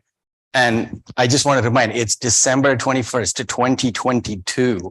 Checkbooks were actually introduced somewhere in the 1940s or 50s. I don't know. I don't go back that far, but that's how far, and we're still using that in order to make payments. It's one of the oldest, archaic, complicated method in which people actually make payments. So I want to jump and say, okay, but the world has actually been advancing. The world is actually using a lot of new options. And we started the conversation with Apple Pay, which is instant, which is immediate. And it's much more slick because everybody, whether you forget to take your driver's license, you take this. It's always with you. and it empowers payment. And I've, working on this for so many years, it is just so convenient. And yet somebody asked me, can you write me a check? I was like, well, I don't know where it is. So what are the options we have, right? When you're a small business, if you're in a business and you're setting up, you have a traditional POS. So people have these card readers. So there are credit card companies that start to take card payments, which is much more easy and convenient for people to be able to accept payments. In the recent few years with Apple Pay and others coming, so there's also your credit cards or tap and pay. You don't necessarily have to insert it. You don't necessarily have to swipe it. You can just tap and pay and make those payments.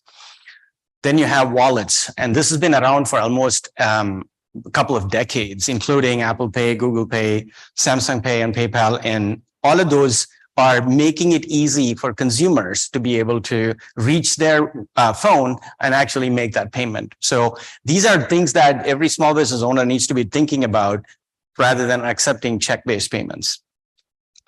ACH, which is electronic bank-to-bank transfer. So you have ACH payments, and then people can connect their online bank account. You must have heard about Plaid. That allows you to link your bank account and move money anywhere. So that's something that small business owners should think about. And then this is what has become very popular, specifically if you're starting out and you're in a, doing things as a side hustle, using Venmo or Cash App. A lot of people are now paying rent with Venmo. And Venmo has now gotten smart, where now they're charging 2% in order to actually take business-based payments on Venmo. And obviously everybody should have Cash App. If you don't have Cash App, your phone is pretty much empty. That's how people feel like. And Zelle, obviously people would have known that as an instant way to actually move money without knowing your friend's bank account, and all you need is a phone number. The last one, as you can see, I don't have an example. People are looking at using crypto as a way where if you have a balance on any cryptocurrency, there are ways in which you could transfer that into a regular currency and then actually make payment. The challenge with that is it's heavily volatile and you don't know what its value is. By the time you actually load up and then you walk to the nearest Starbucks and you want to spend $3 on a latte, and sometimes your balance is not there for $3. So that's how volatile crypto is. But if you look at the rest of this, these are all options that have been evolving over time for small business and to be able to take those payments. Now, so this is where the trend is going, right? Where the future is going. So gone from the way of writing a check to a point where you're exchanging payments through a mobile device. So whether you're showing a phone and you're scanning a QR code to make the payment, or you tap your card on a little terminal or device that is sitting on the counter. Now, even if you were doing remote work and if you want to send an invoice, the best way to do that is through a text where the person can click on that invoice and actually make that payment. So just to give some statistics on how much the adoption of mobile payments, and if you're a business owner and if you're not adapting some of this technology and still relying on the old ways, you're going to be left behind. So the percentage of people using a mobile wallet, whether it's, I gave you a set of examples, and as you could see, the more later the generation is, the higher the adoption is. And there's, if I ask my son, he doesn't even know what a checkbook is or how to write a check, but he has Cash App, he has Venmo, and he exchanges funds through Apple Pay Cash and whatnot. So it's really critical to understand the amount of adoption that this is happening. And if you are in that business, help set that up.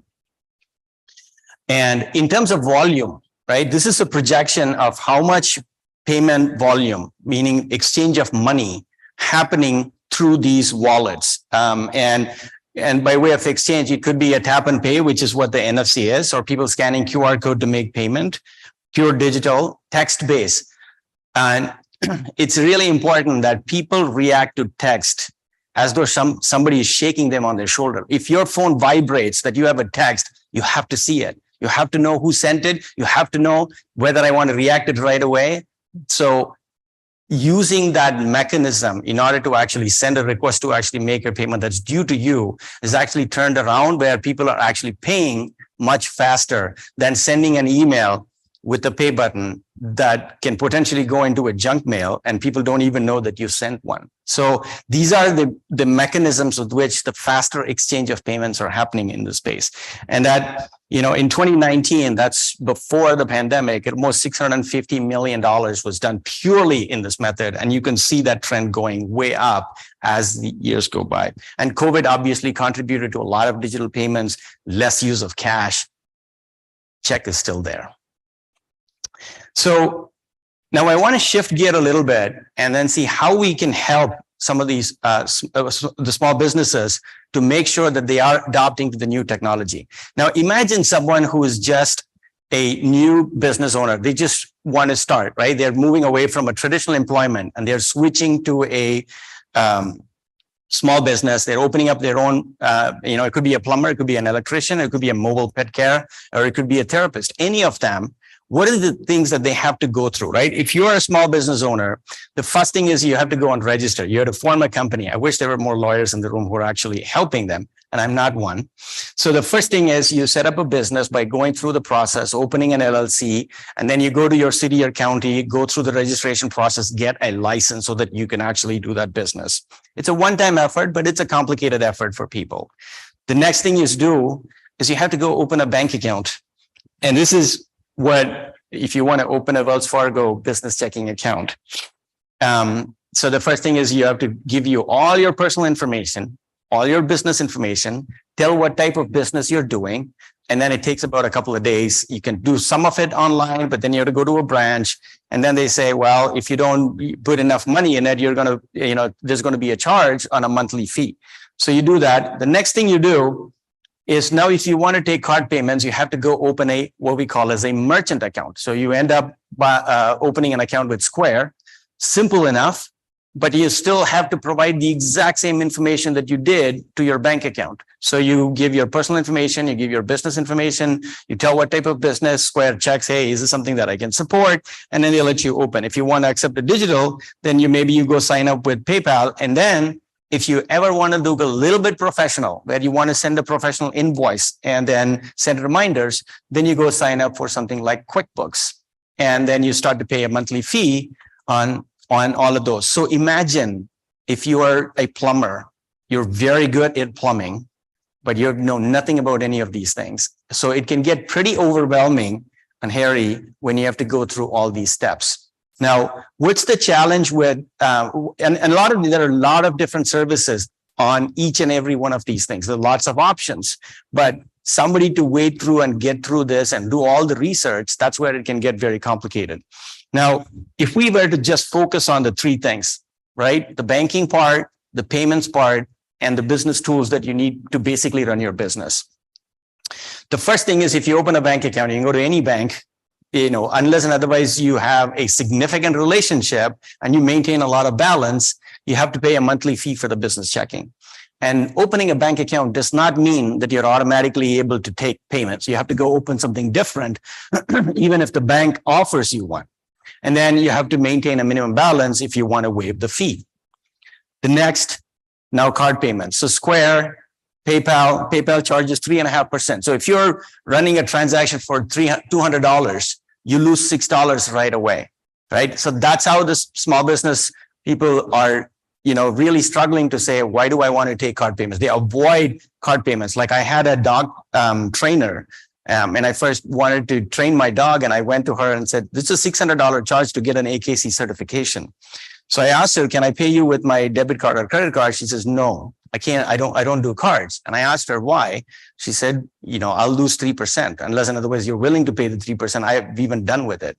So her choice was, you can send me a check before the training starts, or you could Venmo me. And I said, I don't have $600 sitting in my Venmo balance, and I don't want to do that. I don't want to move so much money through it. Can I Zelle you? And she's like, what Zelle?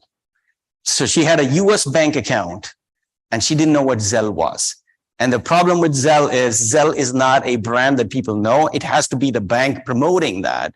And those are a cheaper way to do it, but that's not the official way to actually collect business-based payments. And Zelle is now actually clamping down on you use Zelle for pure P2P. And in 2022, IRS came out with a a rule that said, if you're going to use Venmo or Zelle more than $600, they are now obligated to report that as income. And you have to do all the work to figure out like what part of it is really income or what part of it is really for splitting your dinner bills. So it really becoming complicated for accepting payments, specifically when you're someone who's just starting out. And now Square charges 3%. And if you want to take the money instantly, you have to pay more in order to get that funds. Otherwise, you're waiting on 2-3 days before the funds are actually available to you. Now, if you want to be professional, like I said, if you want to send out an invoice that has some branding, looks an invoice format, there are lots of tools. You could download an app and start using it. It pays $7 a month, or you can go to QuickBooks, and QuickBooks is like a full-blown accounting software. But if you want to just do invoicing, you still have to pay $29-30 a month in order to do that. So bottom line, it's fragmented, it's complicated, and they don't have instant access to funds. And as you know, 70% of the United States is living on a paycheck to paycheck. And these guys are not even paycheck to paycheck. It's job to job, right? It's one task at a time and getting paid to go to the next task at a time to getting paid. So that instant access is another challenge that these guys face. And now you've just signed up for like 5 or 6 different services, and you're trying to put it all together so that your business starts to work more smoothly, right? So there's a lot of integrations. And if you're not tech savvy, it can become very complicated very fast. So that's one of the reasons why we started Gigster as a single solution. So why open 2 accounts with the same information in 2 different places if all you're trying to do is to open a bank account and have a way to accept money? Because you're doing work and you want to actually take payments, why open 2 separate services? So we came up with one option saying we give you a single account, which is a business checking bank account, FDIC insured DDA. And we also underwrite you to be a merchant where you can take your own payments. And better yet, we also make that money instantly available in the account that we provide. So, and we embedded simple experience of, invoicing and receipting inside the same tool. So that's where we thought that we would help the small businesses, where you combine these things into a single service. Now, how we do that? The first thing is it's a single account that enables business checking and payments together. So it comes with a debit card, just like any other bank account of any other banking service provider. And it allows you to actually take payments from that same account. So doing payments is actually, this is where we put a lot of effort to how do we make it simple, right? Yes, if you open a Square account, Square also makes it very simple, but it's a separate account, separate app, separate software. Here, our goal was, if you can send a text from your phone, you should be able to send an invoice. It should not be any more complicated than that. And we said, let's send it as a text or an email. And your end customer shouldn't have to have another Venmo account or a Cash App account. If they can receive a text, and if they have a phone that is connected to the internet, which pretty much every phone does, click on that link and pay with whatever options you have on that phone. So whether it's linking your bank account and paying, or your wallet like Apple Pay or Google Pay or PayPal or credit card, any of them is accessible. And then once the payment is done, the funds go right into that account that you can actually use. So the idea is really to help them. And the biggest difference we also made is we cut the fees in half. So why pay 3% when you don't have to pay that much? And that's one of the biggest reasons why small businesses struggle to take card fees. And even people who are making up to $1 or $2 million are continuously facing the challenge of the higher merchant fees. So we said, we don't want to make money on acceptance. So we give them at cost, which is 1.5% flat. Now, we embedded the experience of sending an invoice branded all inside the text. So as a business owner, when you're sending out that invoice, you're really not trying to create an invoice template and then filling out those pieces and then trying to send it. You're literally sending it through, by sending the text, it gets embedded and it's sent. So there are lots of different solutions, right? So how do we stack across these solutions? So if you think about any small business owner, you start with knowing the business banking. And in the United States, there are about 9,000 financial institutions, leave alone the top 50. And the examples that you see here are all the newer digital banks that enable these types of services. And they're only providing a business checking. Now, if you want to do payment acceptance, take credit card based payments, yes, you have lots of different options, including PayPal, Square, Stripe, and a lot of different providers enabling those with the terminals. And if you want to do the tools, invoicing, receipting, reminders, tracking, you have a bunch of tools that does that. They all do these things independently. And we also see some people combining the aspect of the tools and the payments together. So some of the services that you see below also enables those things as a way of tools. Yet for a small business, they have to combine and they have to sign up for all these services in order to actually make these things work. So the whole idea is to make it simple for people rather than having 5 or 8 different fragmented functions and paying a monthly fee on each one of these things and trying to put them together. We give a single unified solution that's all inside an app that combines all of these functions and put it in your fingertips. It's on the go. And, we support a lot of integrations that goes along with it. So that's really where we differentiate. And if you are in the small business and if you're not accepting the digital payments and you're still relying on cash and check, yes, you can still get by, but the access to money is going to be as low as how long the checks takes to clear. So in conclusion, where we've been in the market for about 10 months, and we have over 500, 600 accounts, users using the platform, and we're looking to scale, we're looking to grow. And our goal is to really democratize and combine and help the small business owners, whether you're in service, we support many different kinds of services, in people who are mainly in service, trade, or therapy, healthcare, professional services. So that's really where our product is actually positioned to help them better. So with that said, if there are any questions, I'm happy to answer them, and I'm around here for the rest of the day. We also are looking for affiliate partners. So if you are someone who are helping small businesses, you have clients who are small businesses who are doing, taking payments and others, we would love to work with you as an affiliate partner. We have a very compelling program to refer those clients, and then you have a way to actually benefit from that monetarily. So we have that option. So I would love to talk to you guys if you guys are interested in doing that. Any questions, comments?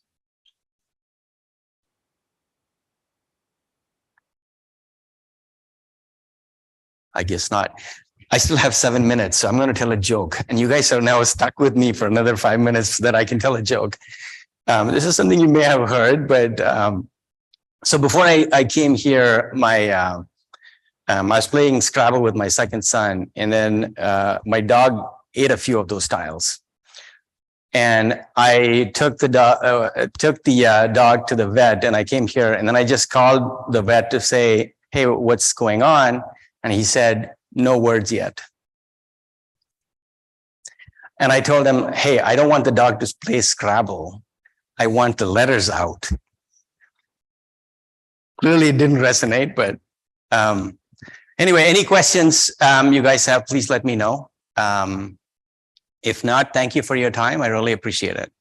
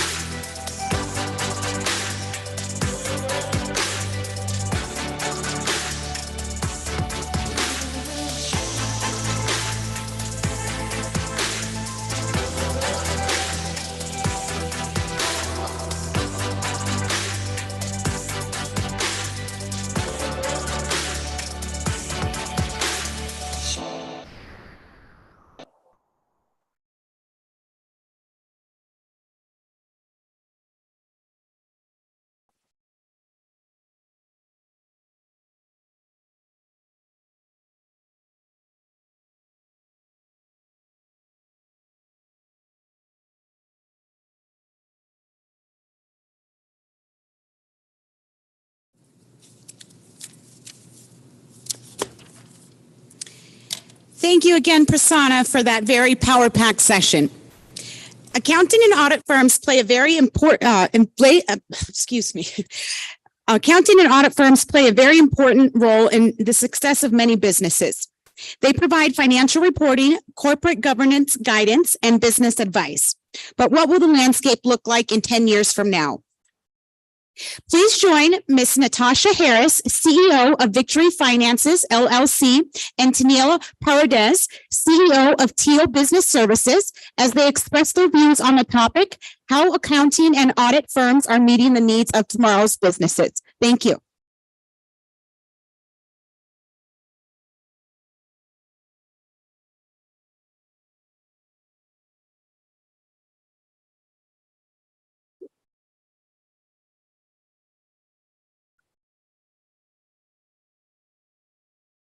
Hi, and thank you. Yes. So us as accounting and tax firms, we play a pivotal role.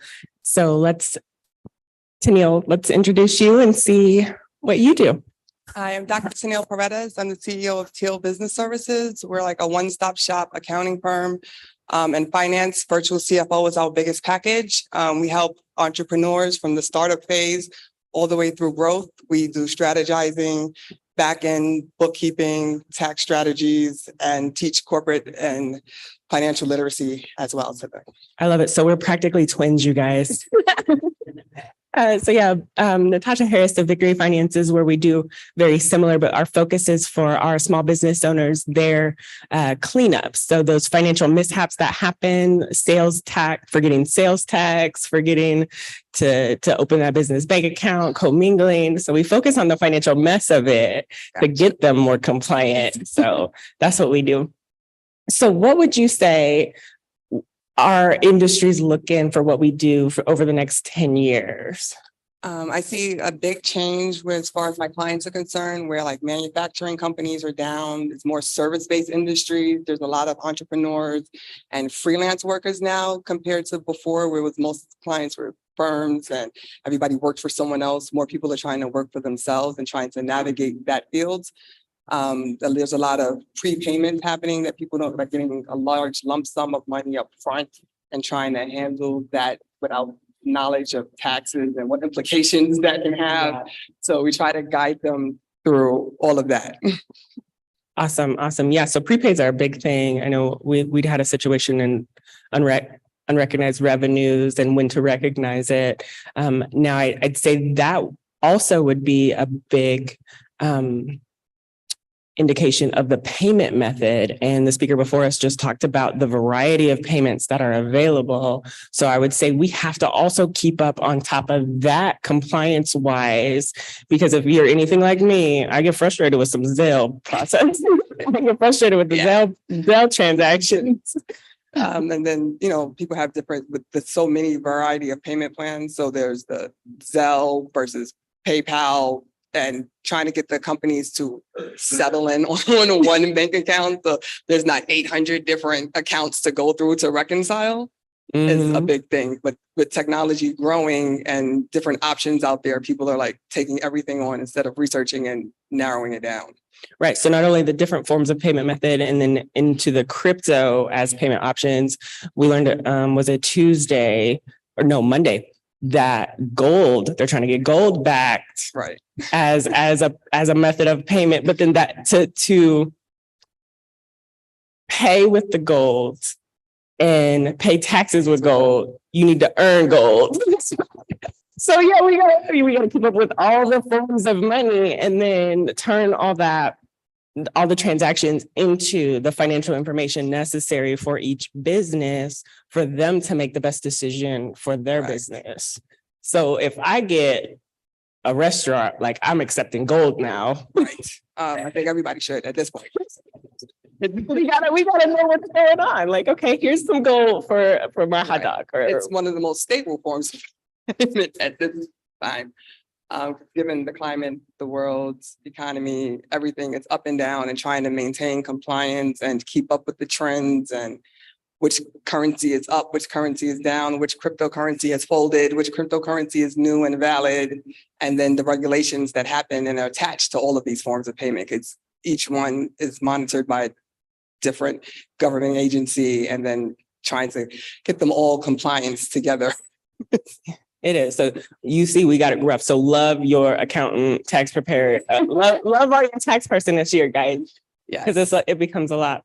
So with the forms of payments that we have to have that understanding, we also need to know how it best applies to our businesses. Correct.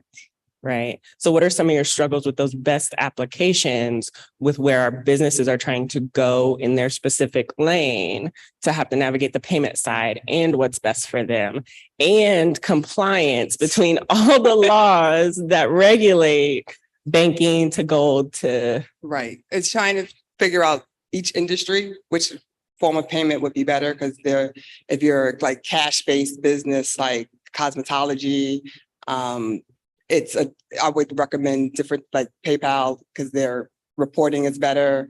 It's structured where it supports the consumer and your business. But other industries, depending, it's like, hey, just get a business bank account, stick to the old-fashioned checks. It's compliant. Everything's in one spot. You don't have to worry about looking for anything. And basically, it's not like there's no one size fits all for each industry. And depending on the industry, the advice varies. Right, because we're all very different, and that falls into the diversification of each industry, each person. I jumped over to education, and they were talking about diversification happening internally in a person and then externally. So I love that. So that applies to products varieties, to service varieties, and what we need to be able to do for our people or for our clients. So many options. Yeah, we have to narrow it down to what is best for that specific client. Now, sometimes they don't listen. A lot of times they don't. One thing my husband always says, which I tell to my clients, that the growth is in the uncomfortability. And if I'm your friend at all times, I'm not doing my job well. Yes, you have a love-hate relationship. One of my clients, shout out, you know who you are. He calls me a bully every day. It's like, she's a bully. Right. We get it done. You're going to grow. We're going to get through this.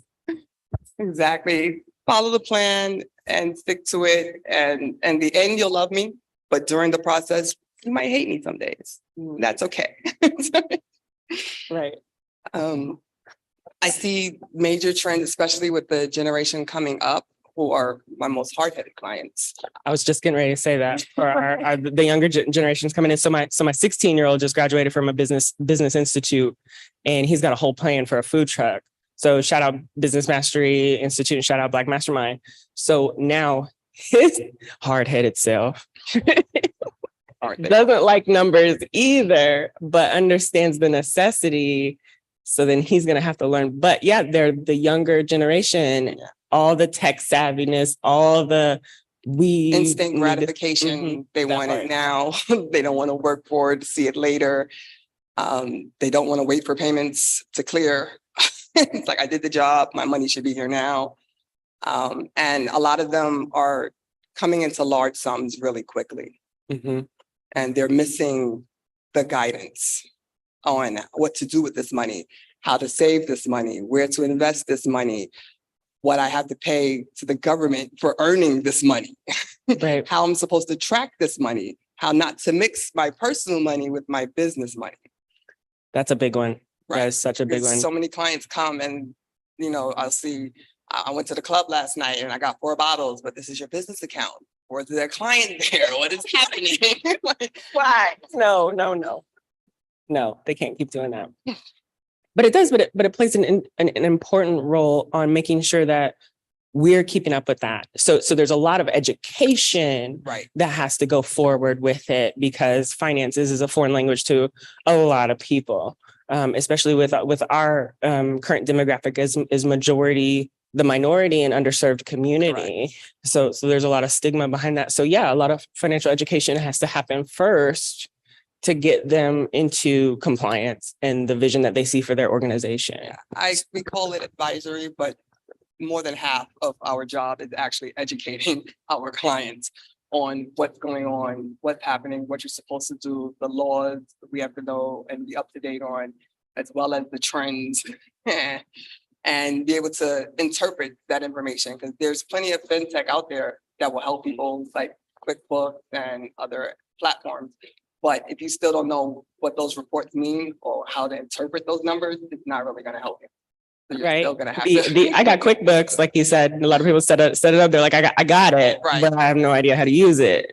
And then I don't want to get a professional because they're expensive. But then without even just a little bit of that education, because that's some of what we do, we provide a best practices for this software. If you are at a place of DIY right now, this is how you would maneuver that for now. Correct. Once you hit once you hit a threshold, you need some more information or to delegate that, because you don't want to continue to be a solopreneur or just self-employed. Right. So for your people, are you implementing things like books available or courses or curriculum to hit on that education before they get to you, in a sense of like, okay, I do have this bit of understanding because that's what it takes. So even if it's, with TikTok being entertainment, like how do you make accounting and all that entertaining and educational? It's not entertaining, it's got to be educational. Right. So we have resources that I provide from other external people, like Nolo books are put everything in layman's terms, and it helps explain to people. I also have resources that I created, and I have a curriculum that I created one for teens, one for adults, and one for corporations. So it'll teach your internal staff financial literacy on the corporate side and compliance, and also your employees, where we'll teach them about the 401ks and things that you're offering your company, your employees, that a lot of people go into blindly. My company offered 401k, so I accepted it, but I have no idea what it is. Right. We get a lot of that too. So with some of the tax strategy that I help clients implement, they're like, oh, I don't need stock market, or I've got a 401k. Well, your 401k is in a stock market. So let me help you. Let me educate you in that area. Because it is, you get into employment and you're like, oh, my employer is just going to do it all for me. But COVID taught us a lesson about that. Employment can disappear real fast. So then people started venturing into entrepreneurship and solopreneurship with just an LLC and no business bank account, and getting that commingling. And then they get letters from the IRS or Department of Revenue or Department of Labor. And then they come to us freaking out. Yeah, that's when the panic sets in and my phone goes crazy. And it's like, why didn't you call me before this? That's the goal, right? But yes, people, especially after COVID, when the boom happened for entrepreneurship, it was a lot of cleanup.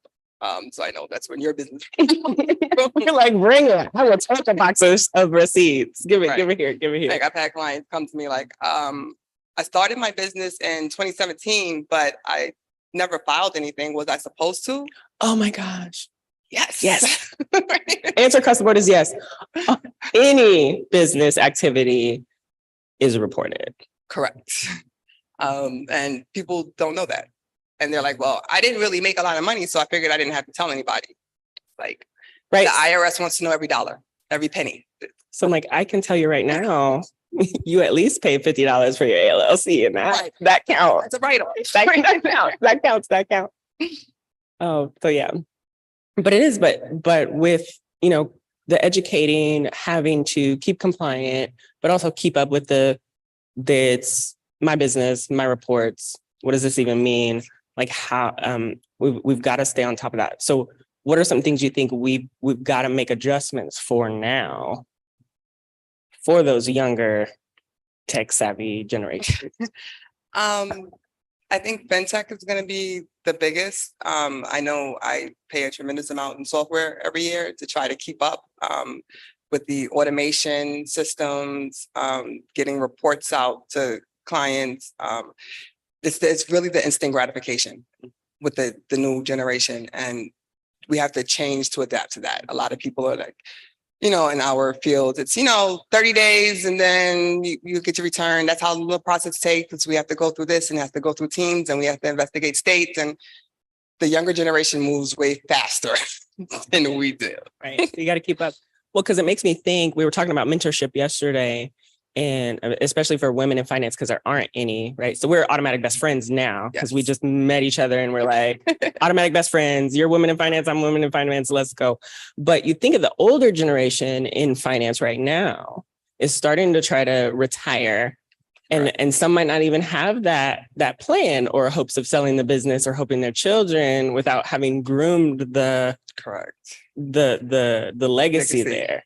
So I'd almost say if you're an older male in finance looking to retire, you might want to mentor some younger generations to pass that down so your clients aren't left in the wind. So recently, actually, in our community, one of the CPAs had passed, and then his assistants wound up just giving the clients their box of information and was like, "Here you go."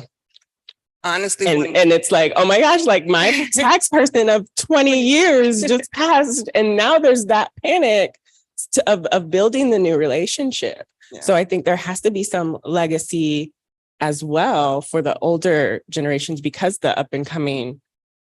I was one of those up and coming when I first started. My first tax clients were my grandparents' accountant. He planned to pass down his business to his son, who decided he didn't want to go into accounting. And when he turned 75, he was like, I'm done with this. And he realized that, talking to my grandparents, I stopped coming to him to get my taxes done. Mm-hmm. And I was doing it myself. And at that moment, I was working for H&R Block. And he was like, stop working for them. Here's the client list. Yeah. And it was like, oh, wow, thank you. But then it was like, I was thrown into the deep end. Right, but you learn in that uncomfortable situations, right? Because it was like half the clients, stayed, and the other half were like, well, I'm used to an older male. Who is this young woman? Right. So that's why the mentorship's important, because you have to have that introduction as well, so that it's warm and comforting, because finances are a sensitive subject. They are. It almost feels like financial therapy. Sometimes I'm not a financial therapist. It feels like that sometimes because of what you have to hit on, right. and some of the. I always say, if you don't change your mindset or your relationship with money, all the knowledge in the world isn't going to help you. Right. That's because finances are relationship. It's definitely relationship. So I have a phrase. So I tell my clients, don't let your money have a side chick. Like, I like that one. You can use it. But it is about having that mentorship and that relational building along the way before he'd gone out, just so they didn't feel thrown to the wolves as well. Because that's a little, because then the trust, you have to build the trust. You have to have the trust. Anybody in your finance team, your legal team, those relationships are important, because you have to trust that person. You're very vulnerable with your finance person. You have to open up. They see everything. And if you don't have the trust factor, it's not going to work. Yeah. Because you're not going to listen to them. Those are the clients that are going to be hard-headed and do what they want because they think they know better, or they found something on TikTok or Google. Like the younger generation coming in is like, well, I saw this on YouTube and this, and it's like, yeah, but that's not everything. Exactly. So let's sit down for a second and talk through this. I get inboxed or emailed TikTok videos all the time. Is this true? Can you explain it? And I'm like, it's true, but you're missing factors that go along with it. For this to work, you need a credit score of at least 750 and some capital to start with. And the documentation behind it to make it sure, because that should have been implemented January 1 versus December 20th. You can't start your LLC in December 28th and try to write off $30,000 per year. It's not going to work. Yeah, not going to work. So like that fast version, the quick money, the too much money don't know how to handle it. Right. So it's almost like a passing of the baton right now, especially like for us, because we fall in that middle genre of some boomers, and then you got Zoomers coming in, right? I'm raising Zoomers right now. So it's like in that we really have to get that education in there. Yes. Otherwise, they are going to go to YouTube University to figure out some things, and then come to us panicked. Right. There are resources out there that I push. There's like nonprofits. There are courses that will teach the youth, and I think financial literacy is really big. Hopefully, it gets implemented in the core curriculum some point in the United States. Right. We got to push and lobby for that. Yes. I feel strongly on that, because that is what's missing. I think that is the core thing that the generation coming up needs. They're getting money fast. They're going into fields and services, starting businesses blindly. Yeah. And they need the guidance. And I feel like our generation needs to like just grab any youth that you can and teach them Right. from our mistakes. Because a lot of us went into everything blindly and had to learn the hard way. Right. So then 10 years from now, as the IRS hires all these fresh youngins looking to make a name for themselves, that was mentioned earlier, coming in, that pendulum's now swinging out to get you. So I'd almost say 10 years from now, I need more cleanup firms. More than likely, yes. There will be a lot of cleanup that needs to happen 10 years from now, especially when the IRS starts backtracking. And because, they can go back 7 to 10 years. And when they start coming for everybody, all the new companies that are now forming and all the money that's now coming into pockets, and you see the shift and change and how the under marginalized communities are getting large sums of money now that they're not used to getting. The government is definitely going to come. Right. So then not just the compliance, It's- right? right. Those payment Payment methods coming in, guilty till proven innocent with the IRS. Definitely. is where it's at. So the changes it's more so implementation of making sure that education is there. Correct. And keeping up with the youngins while also seeking the mentorship with the older generation to fill in that gap, to be able to suit both young and old, because that's the blend of what's out the there whole circle. in the whole circle. Because you've got retirees looking like, oh, I'm bored, I don't want to be a Walmart greeter. Correct. I've been told I should write a book. Right. And then they start writing a book, get it published. They hit 100,000 in a month. Now they're like, oh shoot. Now what? now what do I do? So yeah, just keeping up with those trends, being able to adjust and provide those services needed. Correct. In an advisory hand-holding way, because even for some of our clients, we've been on a journey with them for I've got one that's at 3 years now. And just to see that growth of what's possible is amazing. And it's like the transition. A lot of people don't understand that going from the W-2 employee to being retired to, I'm going to write a book. Now that's revenue, and you're basically a solopreneur, because that's now a business revenue and company. And a lot of people don't know how to navigate that transition because they're not used to it. They're used to, I get a W-2, I fill out the 1040 with the numbers on the W-2, and that's it. But now there's like Schedule Cs and you have to itemize, and they're not used to that. And that's where we come in, the hand holding, explaining to them the difference, because that a lot of people push back, like, why are my tax returns so complicated now? Like, I made the same amount of money, but you made it in a different way. And people don't realize it's not always how much money you make, but how you make it. That counts. Yeah. That's true. That's absolutely right. And then not to mention the IRS code is really written to incentivize investors and business owners in the first place. Right. So the amount of strategies to use to earn, protect, and maneuver legally is the IRS out guidelines. there, right? Right. Doesn't full disclosure, it's legally done. Yeah, it can be hard to explain sometimes to clients. So resources, I always give a handout, look, and I always leave a screenshot from the IRS website. Like, I didn't make this up. This is the law. I know it sounds weird, but it's the law. It's the law, yeah. So we have to cater to both sides while being tech savvy for our business owners to even succeed in over the next 10 years. And you have to be tech savvy as well as forward facing, trendy. Mm-hmm. And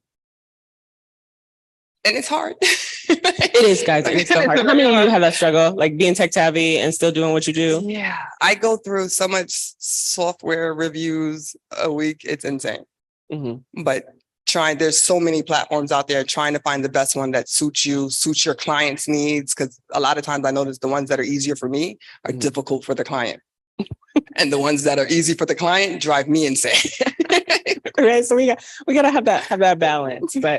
But it just trying to just even stay one step, 2 steps ahead or available to our client base to help them pursue and fulfill their dreams and goals while staying compliant and being able to live their best life or build the life of their dreams. Exactly. And we do the back end so that you can do what you're good at and what you love to do. Right. Because nobody likes numbers, but us, right? nobody likes that. How many of you guys in the audience like numbers? I like numbers. How many of you guys like numbers? I see one hand. Right. And we're a whole finance and law. Counting money. Everybody likes that part. Everybody likes money, but I'm saying knowing what your money's doing. Just I saw one hand. Right. And we're a finance and law. He must be in law. Just kidding. So yeah. So do you see industry wise some of the key parts we might need to look for? I know the banking aspect is a big thing for the payment processing. Payment processing is definitely a big thing to look at. Circling back, fintech, and basically reaching people. So all of those, like marketing has changed. The way YouTube, hey YouTube, right? YouTube, Instagram, hi. It used to be, you run an ad on television, newspaper.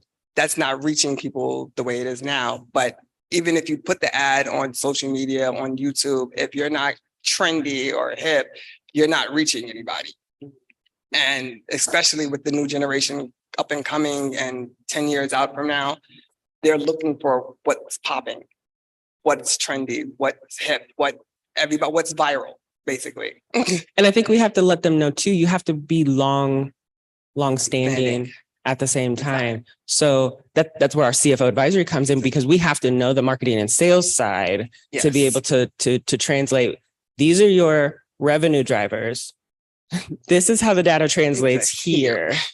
This is what needs to be in place here for you to do stuff over here. Right. If you grow here, cut back here, you'll do better in the end. I know, but they forget about that part. I know a lot of clients come in and they're like, I want funding. And I'm like, that's great. Right. Do you know how to make a sale? Nope. How are you going to pay the funding back? Exactly. Because it has to be paid back. And my favorite one is, I'm going to start a business. Where's your business plan? I need one of those. What is your budget? What's a budget? Right. I didn't make any money yet, but you still need a budget. You have to pay to start the company. Right. But again, people don't have this knowledge and they need to. Right. The education. So we put on some workshops, very similar. We did one for veteran entrepreneurs earlier this year, and that was amazing. And she asked a beautiful question. She was like, of all these numbers, what should I actually keep track of? And I'm like, you're probably going to be surprised at what my answer is going to be. But I truly believe if you really track your goals as the business owner, right? Because we don't want them. We're not teaching and educating them to do what we do. That's why we do it. Right. You just need to know if you've hit what you're going for, right? So what are some of the crazy goals some of your clients have set? I want to do $1 million in sales my first year. Okay. Well, what is your business? Well, I want to sell t-shirts. Okay. Well, what kind of t-shirts? I don't know yet. So you just want to sell $1 million in t-shirts and I'm supposed to help this happen. Do you have a plan? Do you even know where you're getting your equipment from? Do you have any equipment? No. But I want to sell $1 million in t-shirts this year.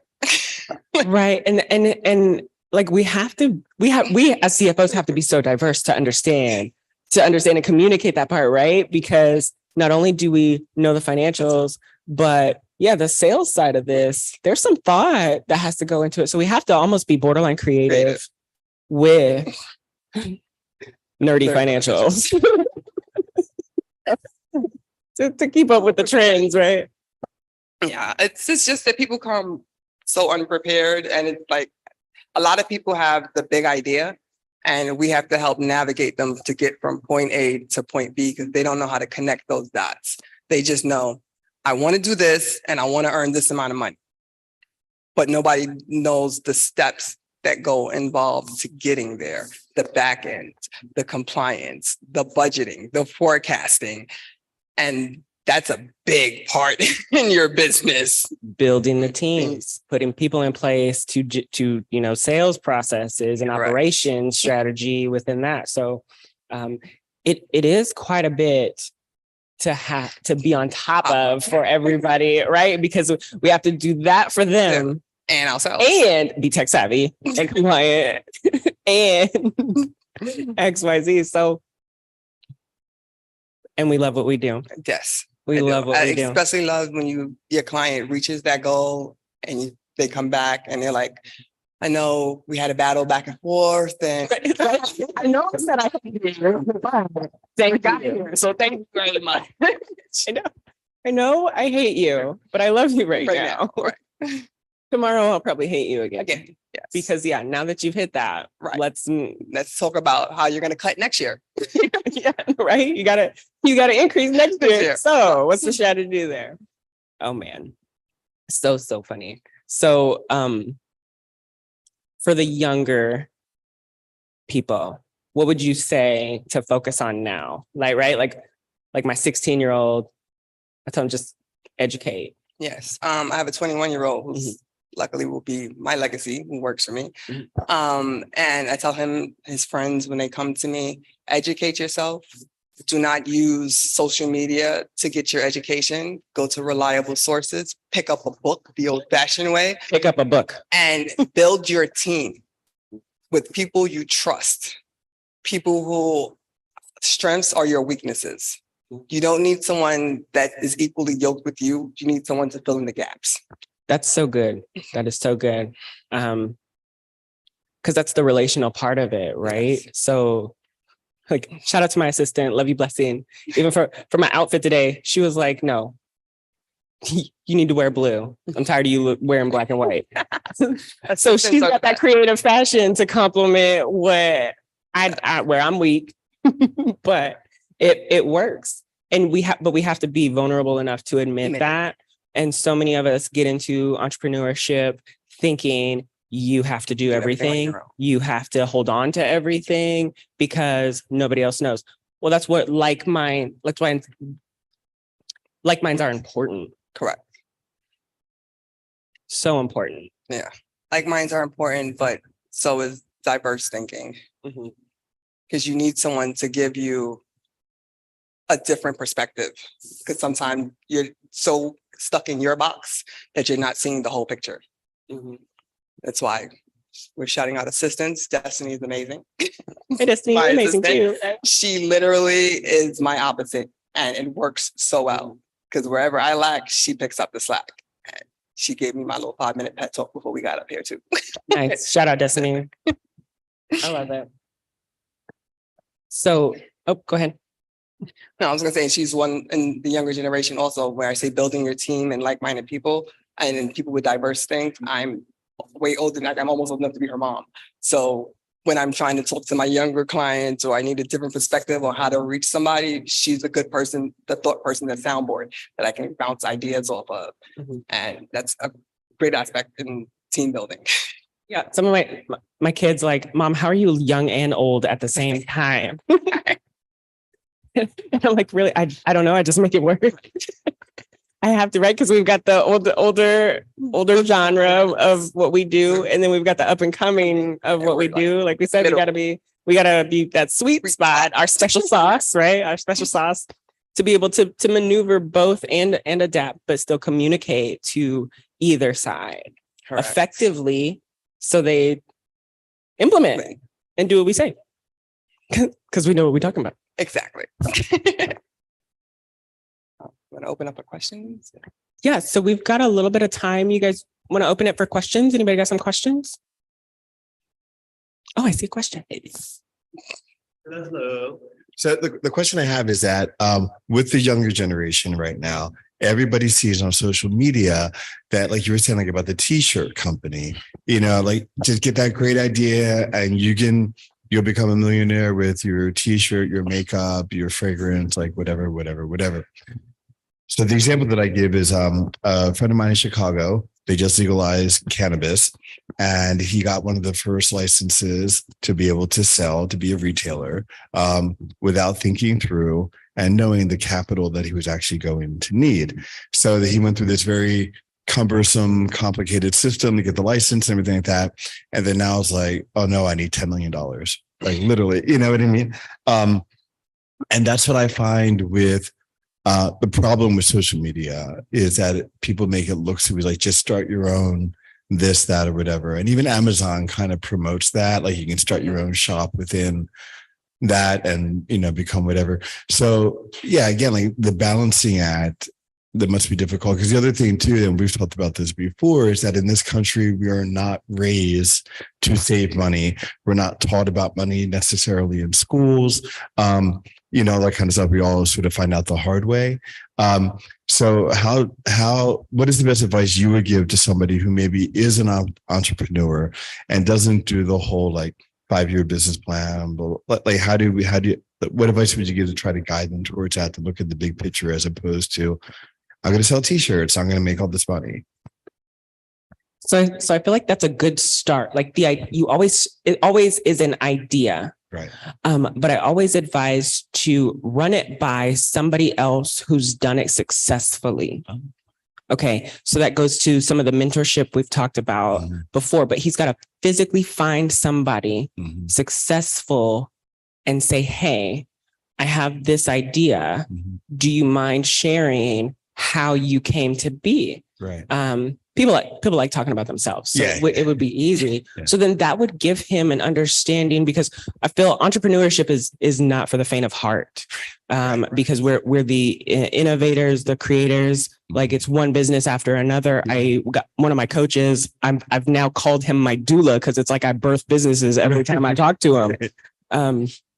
But yeah, so run it by somebody who's successful and seeking that mentorship, being in the industry, 20 some odd years. So even when I started my business, I actually wound up going back to the company that fired me and asked for advice, because I took an L, but I handled it well. Right. To ask in this area. And then the idea came to birth this. Right. And I think not only reaching out to someone successful, but reaching out to a professional accountant or financial advisor. Because if you're not good at that part, the back end, and connecting those dots in the business plan, you can find someone who can do it for you and will walk you through it and teach you how to do it yourself, or do it for you if you're not interested in doing that part at all. Right. So you can reach out to someone like Natasha or myself or another company, and we would do that back end for you, because it still needs to be done. Because if you want to raise capital for this company or anything, you're going to need the proper paperwork in order. Right. Yeah. Because I'll be honest with you, at this point, I don't even know what he's promising these people. You know. What I mean? Yeah. Yeah. Because then that industry itself is very dicey, especially when it comes to banking and payment. The payment side, is going to be the struggle. Well, that was the surprise he ran into, because at the federal level, cannabis is technically illegal. At the local level, it's legal. So banks are not willing to finance because, at the federal level, it's illegal, so and so he was counting on like, oh, I'll just go to the bank, get the loan, whatever. And then the banks were like, yeah, we don't really do business that way. Yeah. He's actually got to seek out investors. Right. So if you want to invest in a cannabis industry in Chicago, come see me. I don't know. That's a fine line. Yeah, I know. Right there. That's a fine line. And Okay. Thank you so much. Thanks. Thank you. You're welcome. Thank you. Any more questions? I think that's it. We're good. Awesome. Thank you guys. This has been a pleasure.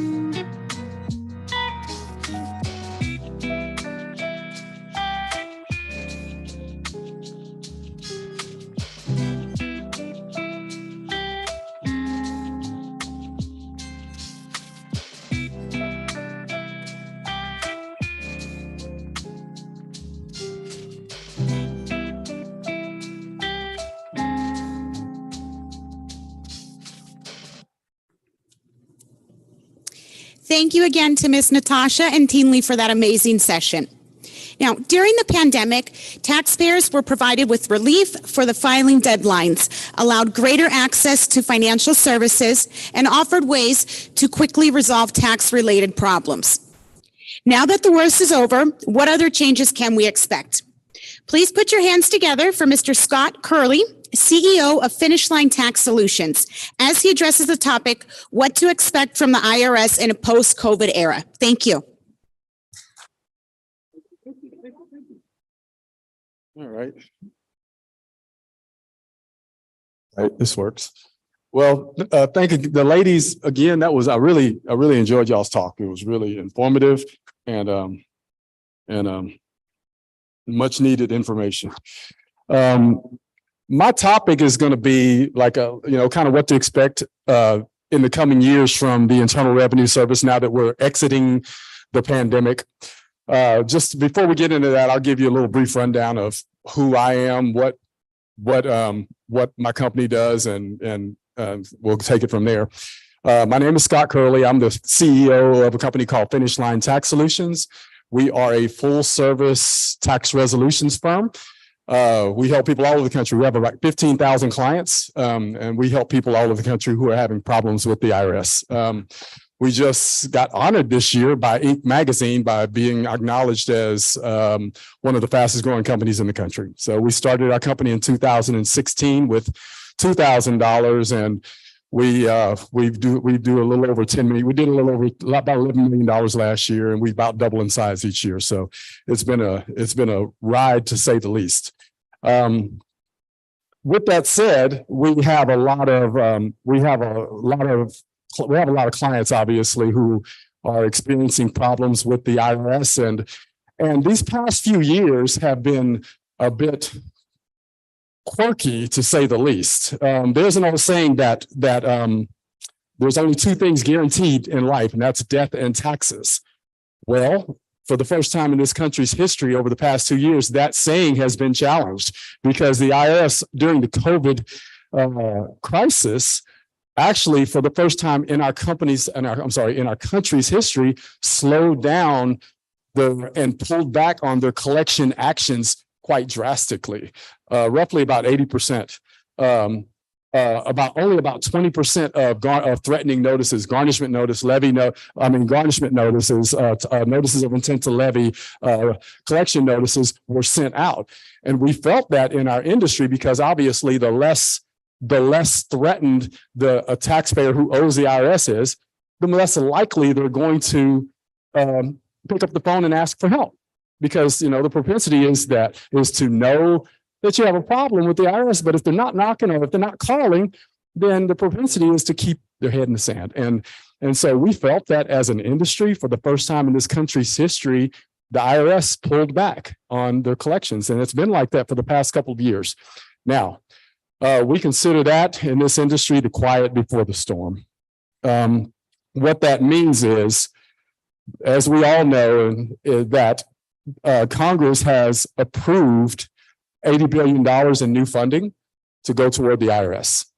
And the one and only purpose in doing that is to ramp up their collections so that the IRS can go out, can pursue and get more, and recoup those monies that are owed to the government. And at this point in time in our country's history, the government needs that money more than ever.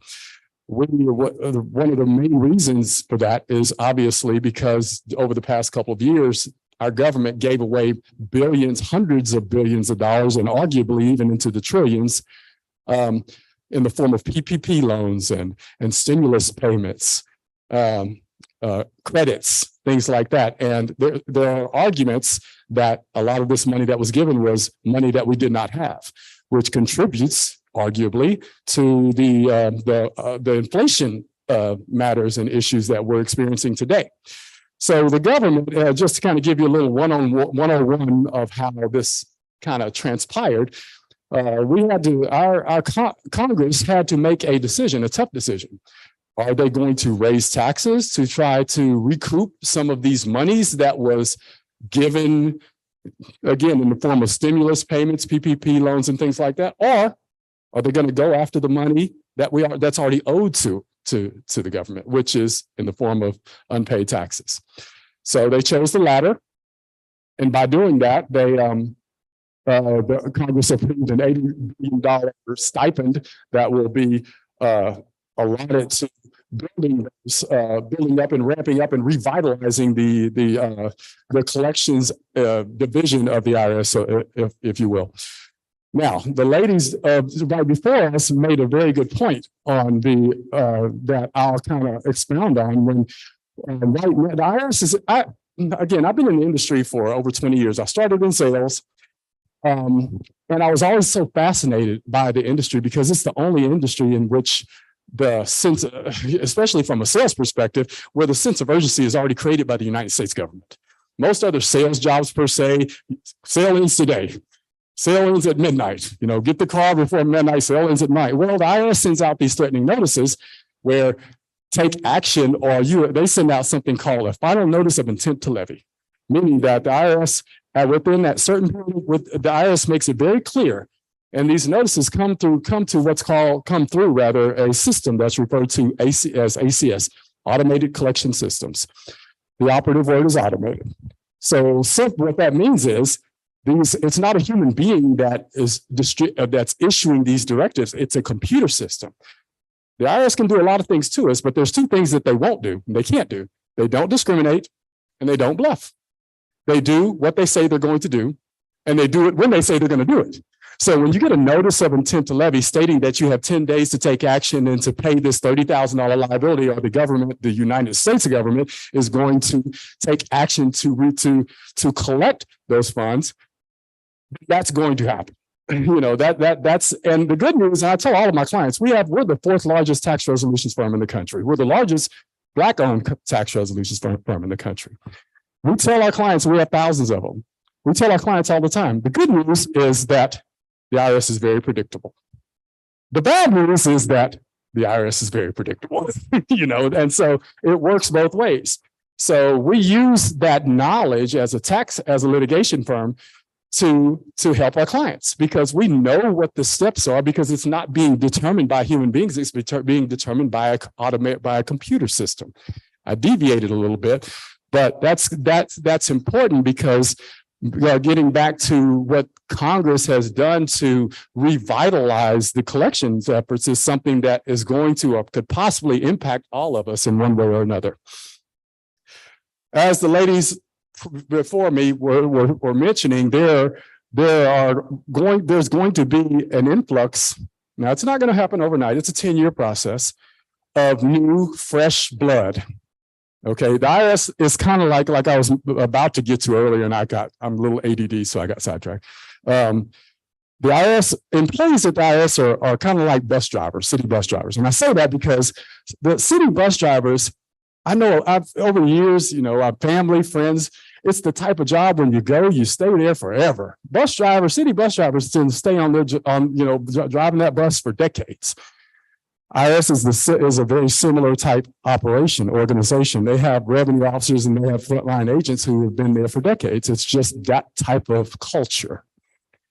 Now, the plan is to hire 87,000 new agents over the next 10 years. Now, I understand it's been a political hot button, depending on what side of the aisle you lean to, and I will not get into that. But the fact is, it's not going to happen overnight. It's going to happen over a 10-year period. But what's important to understand is that as the old timers are leaving and retiring, because over the next 5 years, there's an estimation of over 50,000 agents retiring. Now, understand this: the ones that are leaving are not going to be replaced by middle-aged folks. They're going to be replaced by young people right out of college who don't have much experience, but they have a lot of ambition. So keep in mind that it can be fully expected. And I do want to clarify that this is an educated opinion based on my years of experience in this industry. So it's not necessary, it could be debated, but my belief is that as these older, more seasoned agents retire and move on to pasture, so to speak, this 87,000 over a 10-year period they're going to be replaced by young, energetic, aggressive, young adults who want to make a name for themselves, who rightfully so, and who want to do a good job, and who very may likely be a bit zealous in doing so. So what does that equate to? What's that look like? Well, when a case gets referred to a revenue officer, then the revenue officer now may be a 26-year-old graduate from college who is determined to do his or her job well, efficiently, and aggressively. So what we should expect and be prepared for is a much more aggressive IRS over the next several years, over the next 10 years and beyond. That I think that's a fair. I think it's just common sense to expect that, because if that was not going to happen, if that was not part of the plan, then why would all of the monies be allocated to the IRS in the first place? So we tell our clients quite often that, it's always better to be proactive. And if you know that you have an issue, that you deal with it proactively so that the matter can be resolved with you still maintaining some degree of control over it. The worst thing that could happen, and we deal with it so often, when people have IRS problems, and again, this is coming from a guy who's been in this industry, tax resolution, for 20 years and been in this capacity for about a decade. And like I said, Finish Line has about 15,000 clients, and the vast majority of them, they waited until the IRS took aggressive action against them before they finally realized that the matter was real and serious. So the whole point of this talk and conversation is to, first of all, there's a saying that I learned a long time ago: to be aware is to be alive. So I think it's important that we be aware and we be cognizant and we expect the IRS's culture to change. And as we do that, especially, not only individuals, but business owners, to adjust our mindset so that we can be prepared as this occurs. Dealing with an IRS problem is, it's very easy to get into that trouble, but it's very difficult to get out. As money folks know, you guys are, financial professionals. I will not claim to be that. I'm at my core a sales and marketing guy. At the end of the day, I have no names behind my name. I'm not an attorney. I'm not a CPA. I do have them working for our company. But I know none of that. But I am smart enough to know to put smart people around me. So I know that much. So with that said, I think it's very important that as the IRS begins to shift in its culture, that we pivot and shift our mindset as well. Business owners, payroll tax matters, which, as you may know, are some of the most the type of tax problem that the IRS tends to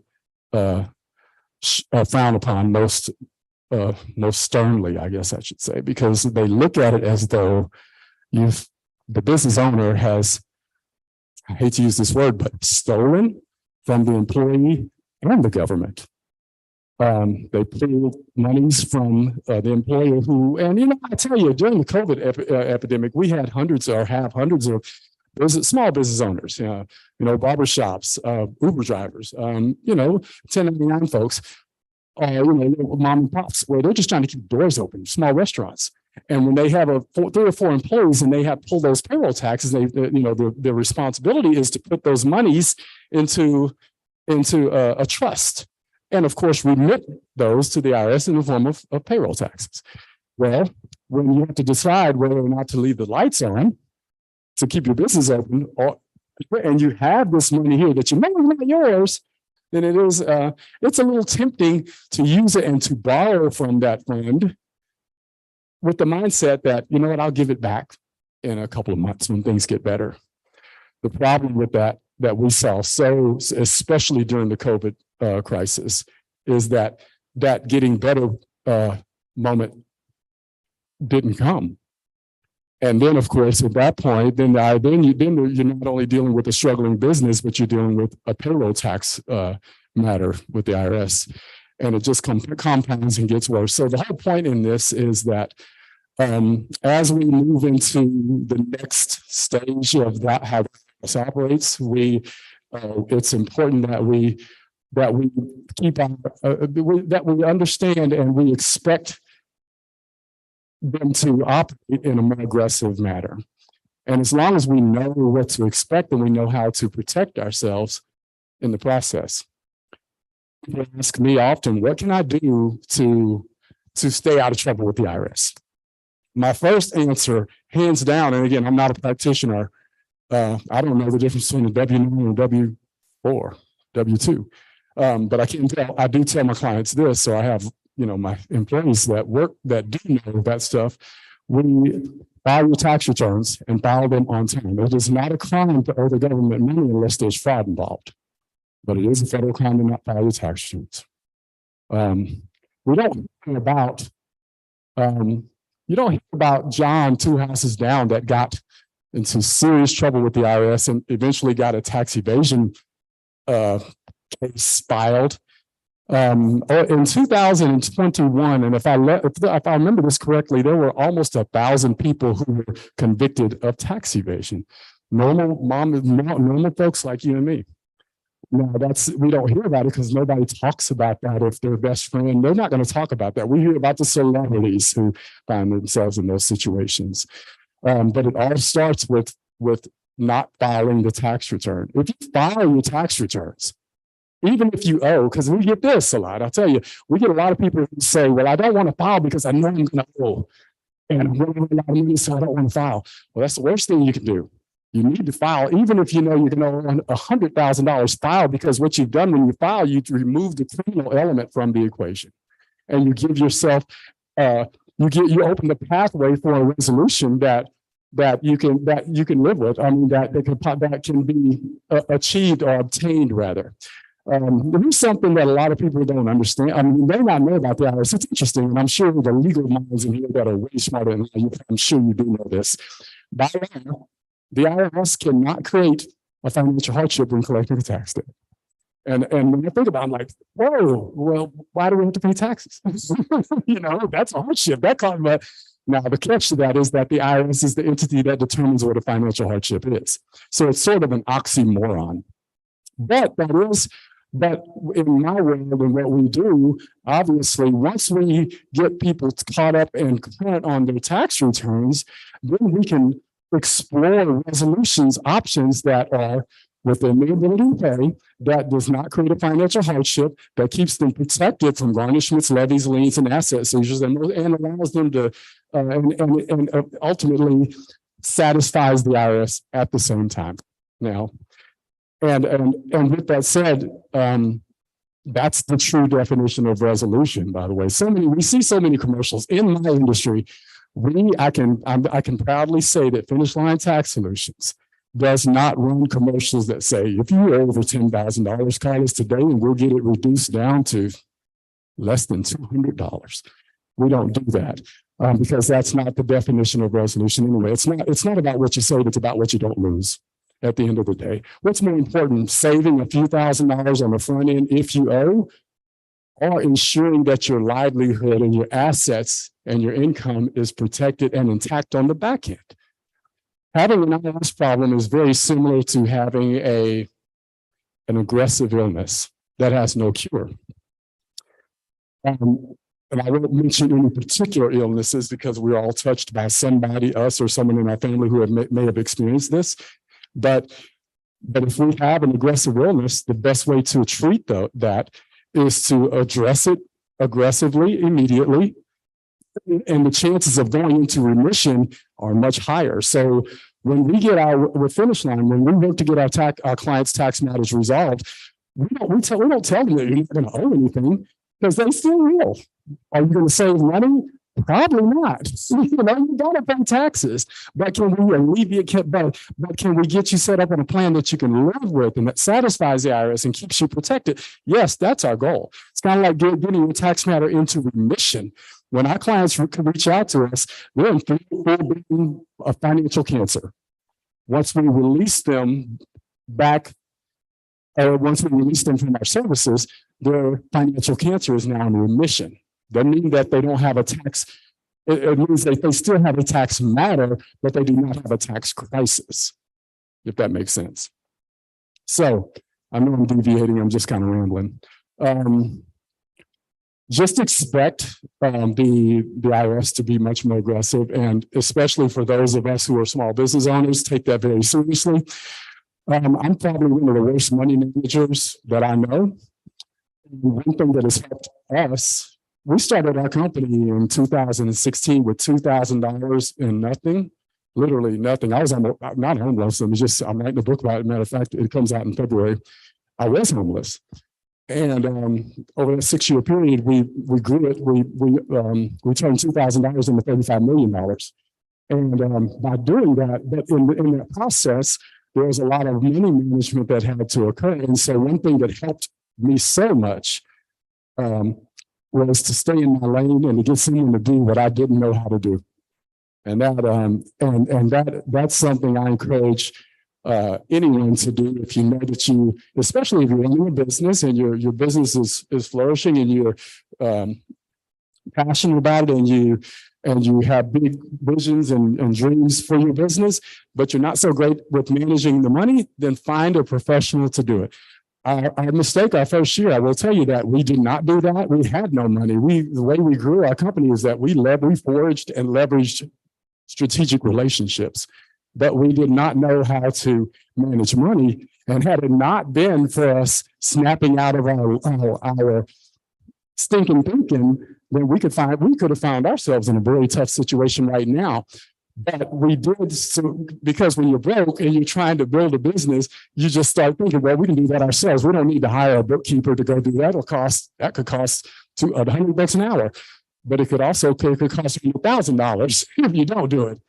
So thank God we snapped out of our stinking thinking and we got someone to start managing that for us, and that has been one of our saving graces. Does anyone have any questions about tax resolution, tax matters, not code questions, because I can't answer that. I'm not a practitioner. But just general questions that maybe I can help answer. Okay. I'm not going to sit up here and just ramble because there's still time left. That's not what I'm going to do. The whole point in my talk with you guys was just to share with you what to expect in the coming years from the IRS.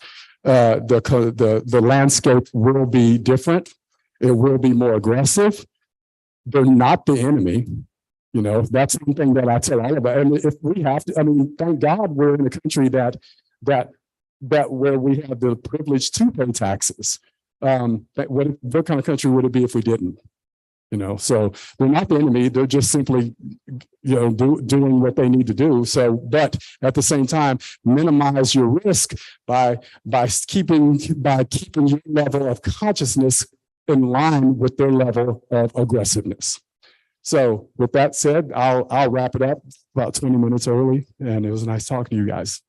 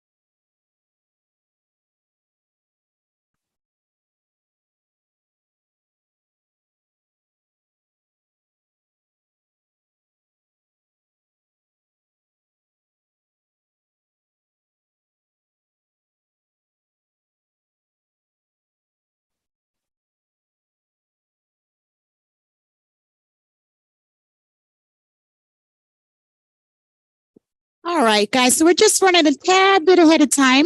Go ahead and use these few moments to network with your neighbors. And don't forget to update your social media if you haven't yet with the hashtag money, the number 2 CONF, and also the hashtag law, the number 2 CONF. Thank you.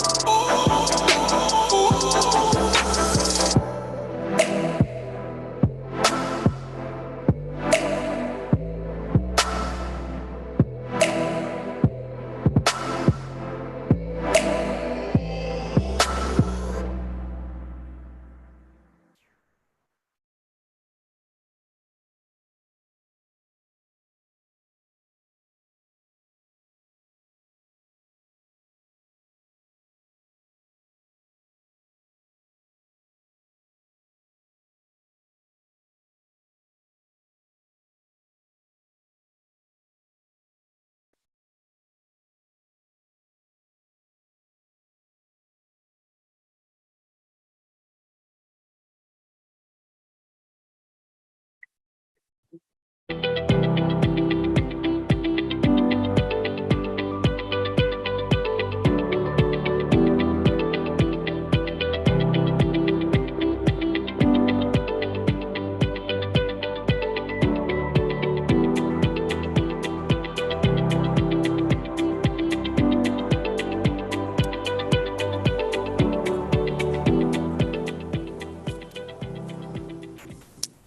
right. I hope you all were able to take that time to go ahead and update your social media and chat with your neighbors just a little bit. Thank you again, Scott, on your insights on what to expect from the IRS post-COVID era.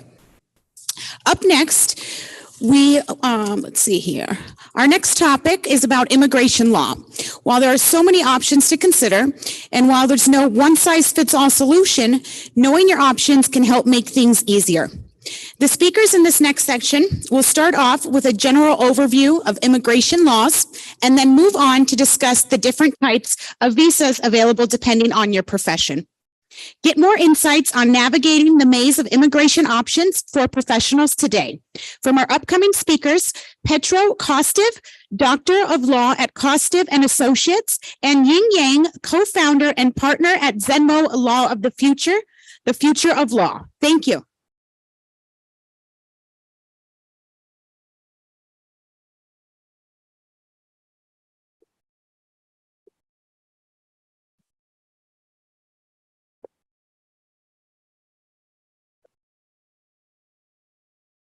Hello, everybody. Today we have a lot of people, and we will be discussing today some issues about immigration law. Ing will introduce the general topics, and then we'll have a chat where we will clarify all the doubts that you might have. Hello, everyone. I guess we'll start with a self-introduction first. So my name is Ying. I am the co-founder and managing partner of Zenmo Law. We are not only a law firm specialized in immigration and corporate law, but also a platform that wants to subvert the traditional legal industry that connects our clients and to our attorneys. We're a one-stop legal solutions provider that wants to bring the legal industry to the next level, to its 2.0 era. And Petro, tell us a little bit about yourself. Thank you, Ing. My name is Petro Kostev. I'm the owner of Kostev and Associates, a law firm. We have two big offices. Well, actually, we have three, but two cities. One office with 2 floors in Los Angeles, and we have 2 offices in Miami, Florida, which one is in Doral and one is in Brickell. And we provide a wide range of immigration law services. Our main group of clients come from Latin America and also from the former Soviet bloc. We would like to develop more into Asia to get clients from China and India. And we are looking forward to this fruitful discussion. Well, as your alternative options, our clients are actually mainly from China and the Asian markets. So a lot of them are from mainland China, Hong Kong, Singapore, Thailand. We have our clients from Dubai as well. All of them are from those time zones. And our office is currently based in Manhattan, New York. And we have our office over there with a crew member of more than 20 people and some paralegals and lawyers. We're specialized in all kinds of legal demands that could be addressed by our clients who want to immigrate from all the parts of the globe, from all these areas, and to the United States. My big observation about immigration law in context of the world affairs is the following. The more problems exist in other countries, the busier immigration law becomes. Exactly. You know, the more problems, like for example, Latin America right now has a lot of communist-oriented presidents. We have a lot of Latin Americans coming to seek better life in the United States. How is this about Asia? It's actually the same situations. So the whole immigration trends actually fluctuate according to the policies, the political environment of China and all those other kinds of areas. For example, if there is a market crash, then that would bring a lot of entrepreneurs and some entity holders. They want to find a better environment, some better opportunities overseas. That's why that would make the trend of immigration. And recently, due to the pandemic, we are also having some type of policies that restrain some Chinese nationalities, and then they are seeking ways of getting out of the border as well. That would largely depend on the situation and circumstances of policies and environment. I mean, the animals, they have the great migration and all of them want to go to somewhere better. Where they have more. Yeah, and that's what humans would do as well. So how would you summarize main options for your clientele and for the public in this room? Well, for our target audiences, that might be a little different from the other stories, because for Chinese and Indians, all these people, they have the largest population with the need of immigrate to China, to United States or to some other countries like Canada. And these people, they have limited amount of quota of getting their green card or citizenship.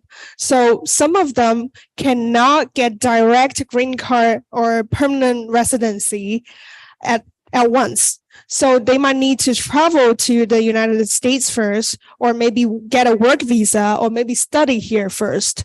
I know that might be a totally different story for you, Petro, for your Latino clients, right? Well, for Latin America, we have a very broad range of services. They are different versus Chinese because they don't really have many limitations.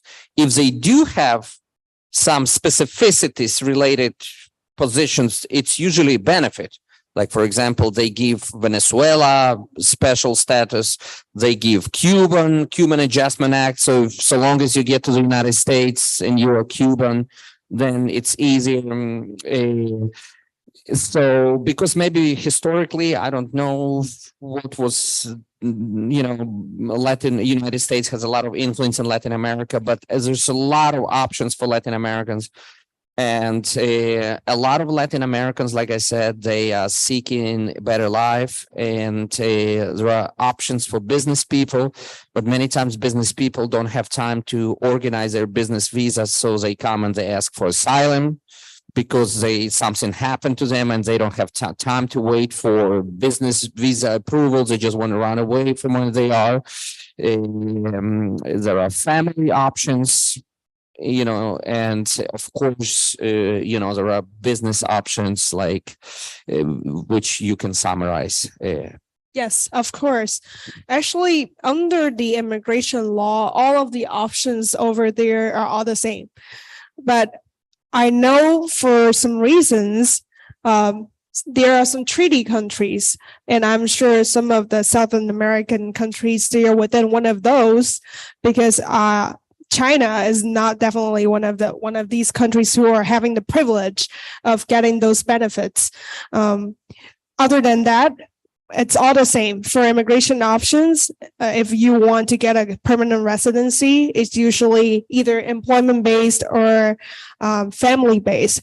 And for employment-based, which I can talk a lot more about since these are what my clients usually want for their immigration options, it's usually EB1 to EB5. And for each category, there might be some subcategories inside of it. For example, EB categories, they are all employment-based, and there are some different types of preference. EB1, it's the most stringent category that you might have, and it has the most requirements for the applicants, but it has the most benefits for them as well.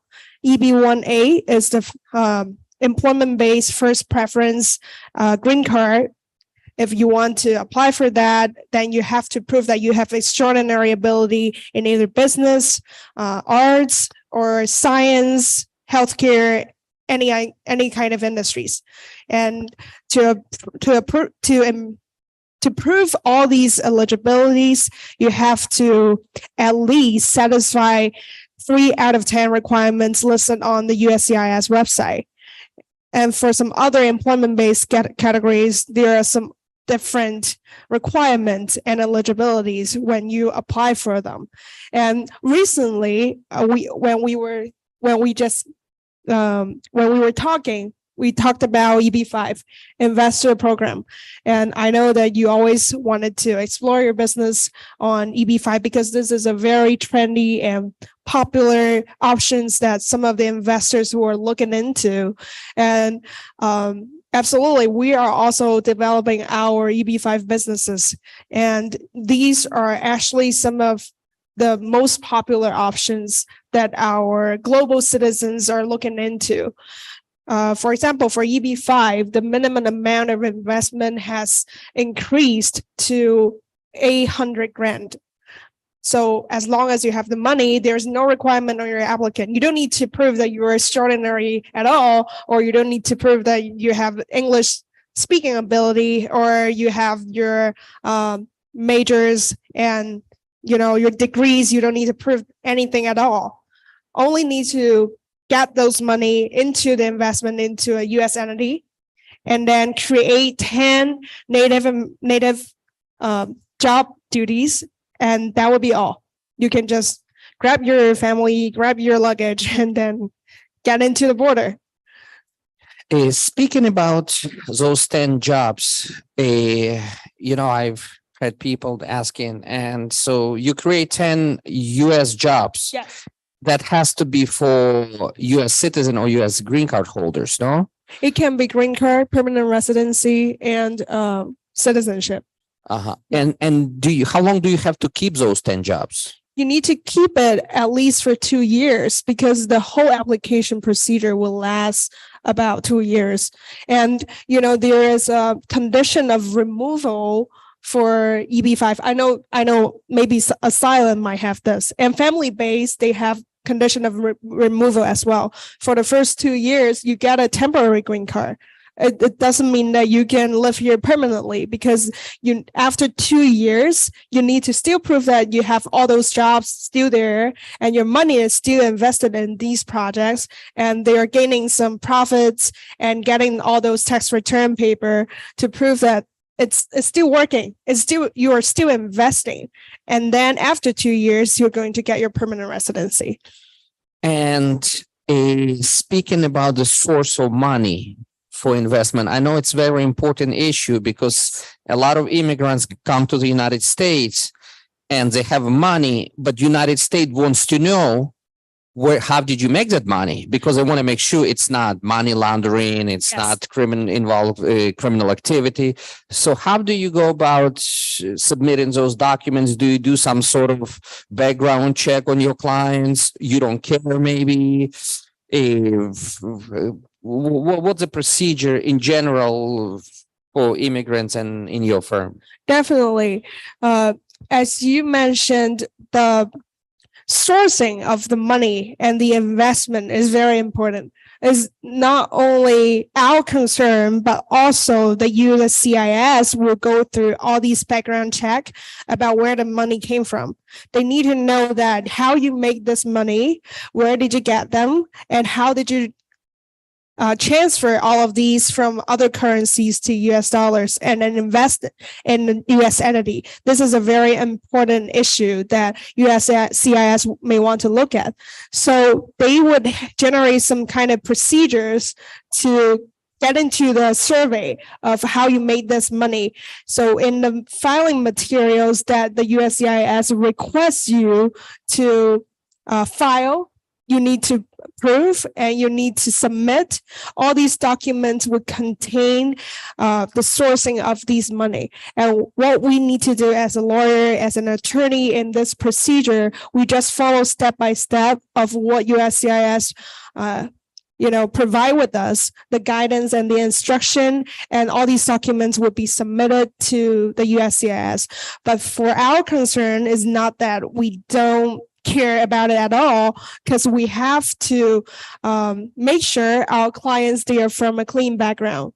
We don't want to do anything that is out of the legal area, to help some of the illegal source of income, to put that into an investment into America. We don't want to do that. So we do have this background check procedure within the whole application process as well. Yeah, very good. And also there is this concept of when you invest in like pool of investors, what do you call regional centers? Regional centers. Is it still pretty famous? It's popular? very famous.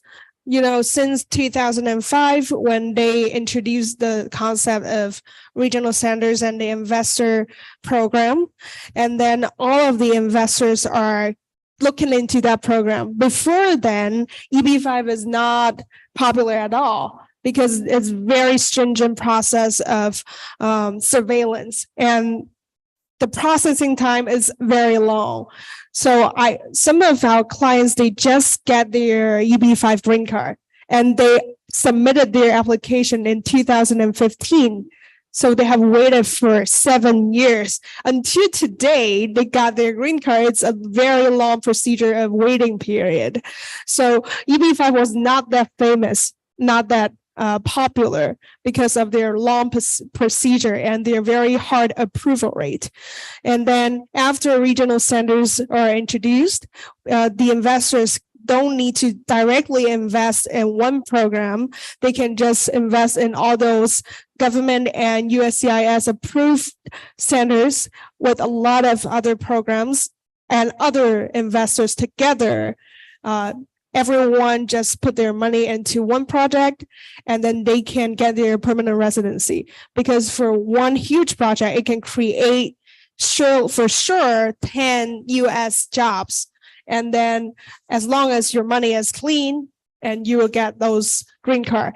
And not to mention that there is target TEA, what we so-called the targeted employment area. These areas, they have a lower minimum amount of investment.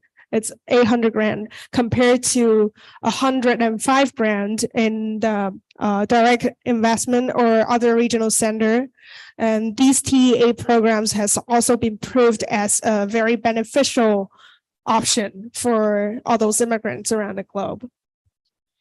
And in your experience, let's say Asian clients, Chinese clients, they usually choose to do regional centers, EB5s through regional centers, or EB5s through their own business?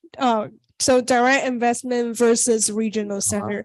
I would tell you over 96% of the applicants would choose regional centers, based on the reasons that I mentioned above. It has a lower minimum investment amount in the TEA programs, and you don't need to be participating into the direct operations and management of the projects. Regional centers, they're going to hire some professional managers on operating it and making it come true, and also making the profits. You don't need to be in person working on those projects at all. You just put those money and you file those documents, and then you sit and wait for your green card. So this is another benefit. And so based on all these benefits, a lot of the immigrants, they want to choose with the regional center. And usually when immigrants come, they want to bring their wives, husbands, children. Yeah. What are the options for, let's say, for a businessman who wants to bring his wife and 3 children? Do they get immigration benefits too as a consequence of applying for EB5, or what happens? For EB5, and I'm sure for most other U.S. immigration options, you can always bring your family. Family meaning your spouse and your children under 21 years old who are married. I'm sure you are aware of that as well, Petro. And all these family members, they can come with you with a derivative visa of any kind of the category the main applicant is filing for. For example, EB2 for your spouses and your married children, they are usually coming to the border with the E33 and E34 visa. And for some other kind of categories, not only green card, permanent residency, but also work visas. For example, H1B, you can always come with the H2 visa, and F1 can come with the F2 visa for your family. So, I think the immigration law has protected the immigrants and their family quite a bit. Not to mention they have a whole visa category for the family-based visa. So, Petro, you are a professor and an expert on the family-based visa. Maybe you can tell a little more about how you can bring your family and your children here. I tell you that family-based visas are very complicated. There are different ways how you can fix, depends on circumstances, on the circumstances how you came to the United States. Let's say, for example, if you came illegally to the United States many years ago and you just stayed in the United States, then you got married, you have children, then you can do a waiver.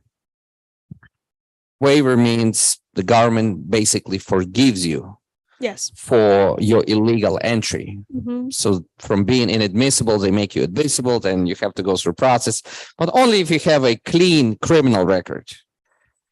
However, you can also come to the United States with a legit visa. You can come with a business visa, you can come with a tourist visa, you can come with a student visa, and then you can also get married. So that happens, and then you do what's called adjustment of status. Yes. So from a non-immigrant visa means that you don't have the intent to stay in the United States forever.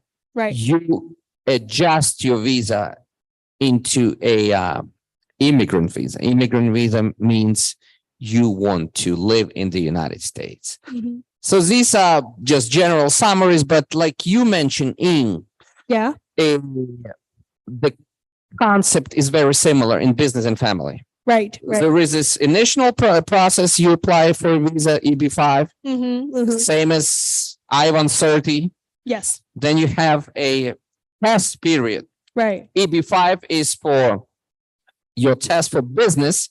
So they want to make sure that your business is real. And adjustment of status, I-130, based on marriage, there is a test period to see if your marriage is not fake.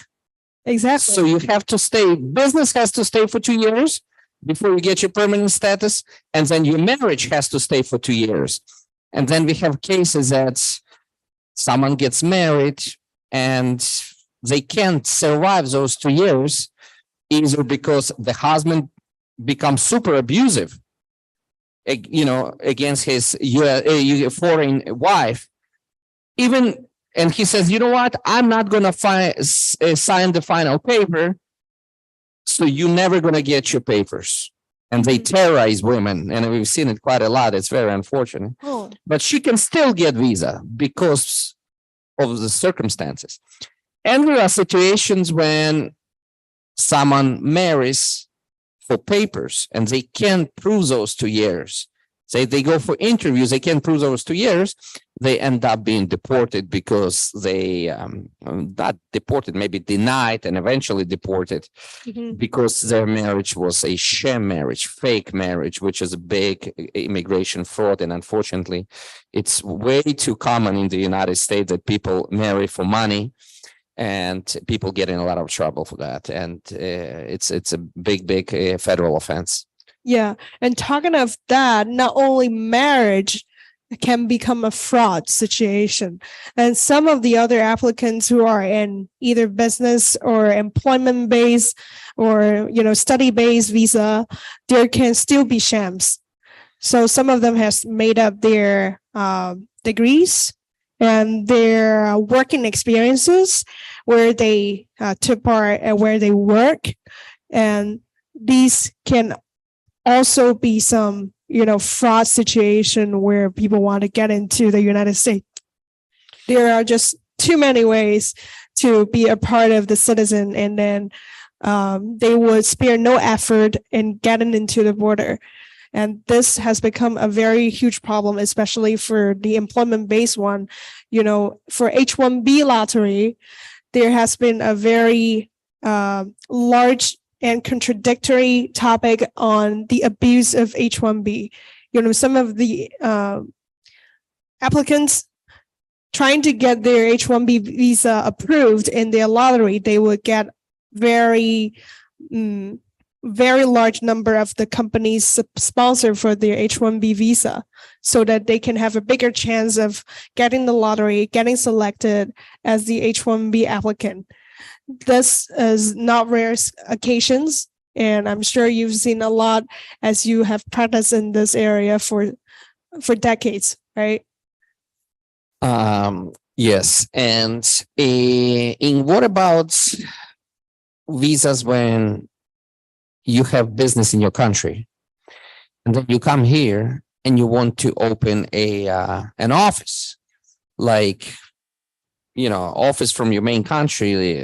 I'm talking about L visa, L1 visa, L1 visa, nation, executive and manager visa, L1 visa. Do you want to comment on basic requirements so the audience can see? Of course. Remember, because we have a lot of international people that come to this conference and they have businesses in China, in India, in Dubai, in Europe, and maybe they would consider opening an office in the United States. Of course.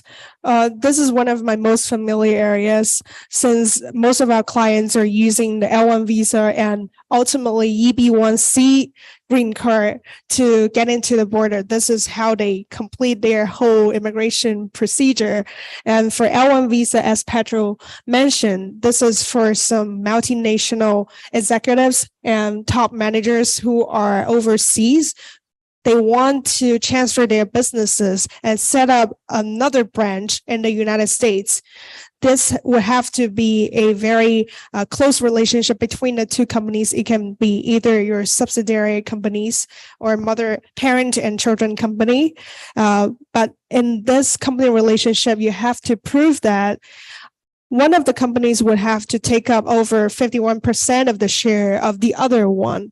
And then the applicant itself, there will be some other requirements for the applicant as well. You have to prove that in the past 3 years, and you work for this overseas parenting company for a consecutive of 1 year, 12 months in this company as an executive or manager job. This, we're talking about L1A visa. And we also have L1B visa. That's for multinational company who are some professional skilled workers. You don't have to be a manager or an executive to be transferred from other overseas company to the United States to set up your new branch. And talking of setting up your business or creating your new office in the United States, there might be some different scenarios. For example, you already got one company here. In that case, your L1A applicant, you will get a maximum of 7 years of period to stay in the border. The initial visa stamp would be granting 3 years of entry, and then you have to extend for a 2 year after the 3 year is up. But if your office is not set up yet in the United States, then there will be only a 1 year duration of stay at your very first initial stamp. But still, it's going to be a 7 years in total of your stay in the United States. Yes. I have another important questions and we can share our experiences. Of course. What are the main reason that immigrants' business visas get denied? What are the main factors from your experience that UCIS just denies? Maybe it's distrust, lack of cooperation on client's part, lack of evidence. What have you seen in your practice? Well, I would say there are various of reasons that you might get denied. And recently, from what I have discovered, one of the very most situations I've seen why they got denied is they didn't get a good entity or a good retained attorney to handle your cases. Because as I mentioned, there is a very huge immigration trend going on right now in the whole Asia area. And then there are some other relative sub-intermediary companies who are trying to get this profits, but they are not licensed attorney. They are not practicing barred lawyer, but they still want to get the money out of it. They're not professional at all. And then we've received some denied cases from these, these companies handle cases. They got denied and they have some bad report in the USCIS record. But then we have to turn it around. That would make the whole working period and the job and very difficult because there are already some bad records in the USCIS files. So I would recommend for anyone who is trying to immigrate, try to find some very professional and the relative law firms or attorneys like Petrol and Zemo Law to take a very good look at your case, get preparation, and make sure all the files you are filing that is submitted according to the request of USCIS. That's what I would suggest. Yeah, no, that's true. And because even in Latin American market, we have a lot of, people that claim to be attorneys while they're not attorneys. Yes. And, they call them notarios. And I can imagine that similar situation in the Asian market. They call them immigration consultants, something like this. Right. Yeah. But they don't have a bar or anything. Mm-hmm. And it's very dangerous for the immigration community because people get very ambitious about getting U.S. papers and then they become victims and they got these denials and they cannot reapply sometimes because, they can be barred for fraud where they didn't mean to defraud anyone simply because someone submitted documents improperly or lied on their behalf without their permission, which is fraud is big issue in immigration law. And these are super important issues. I don't know how much time we have because time for questions or how does it work now? Well, it depends on you. Or maybe do you have some other takeaways you want to mention on immigration law? Yeah, I have a question about to you and what is the main message in your opinion based on your practice for the immigration business community? Let's say someone decides they want to immigrate to the United States. If you were to put a plan of 5 points, what would you say? So you're asking for anyone who is trying to business immigrants to come to the United, in general immigrants, because like we discussed, the concept is the same, basically, very similar. So 5 points they need to be aware of when they want to make their immigration plan. The most important thing is the timeliness issue. You have to plan ahead, especially for those who need to do the adjustment of status. If you are already in the border, please be aware of your status right now, when it will get expired, and when you need to get preparation for your adjustments of status or filing for another petition to change your current immigration status. this is very important because I've seen so many situations.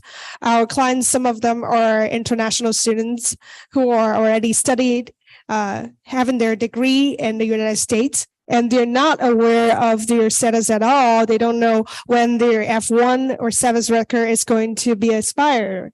And then they just miss the timeline. That would make their stay over here completely illegal.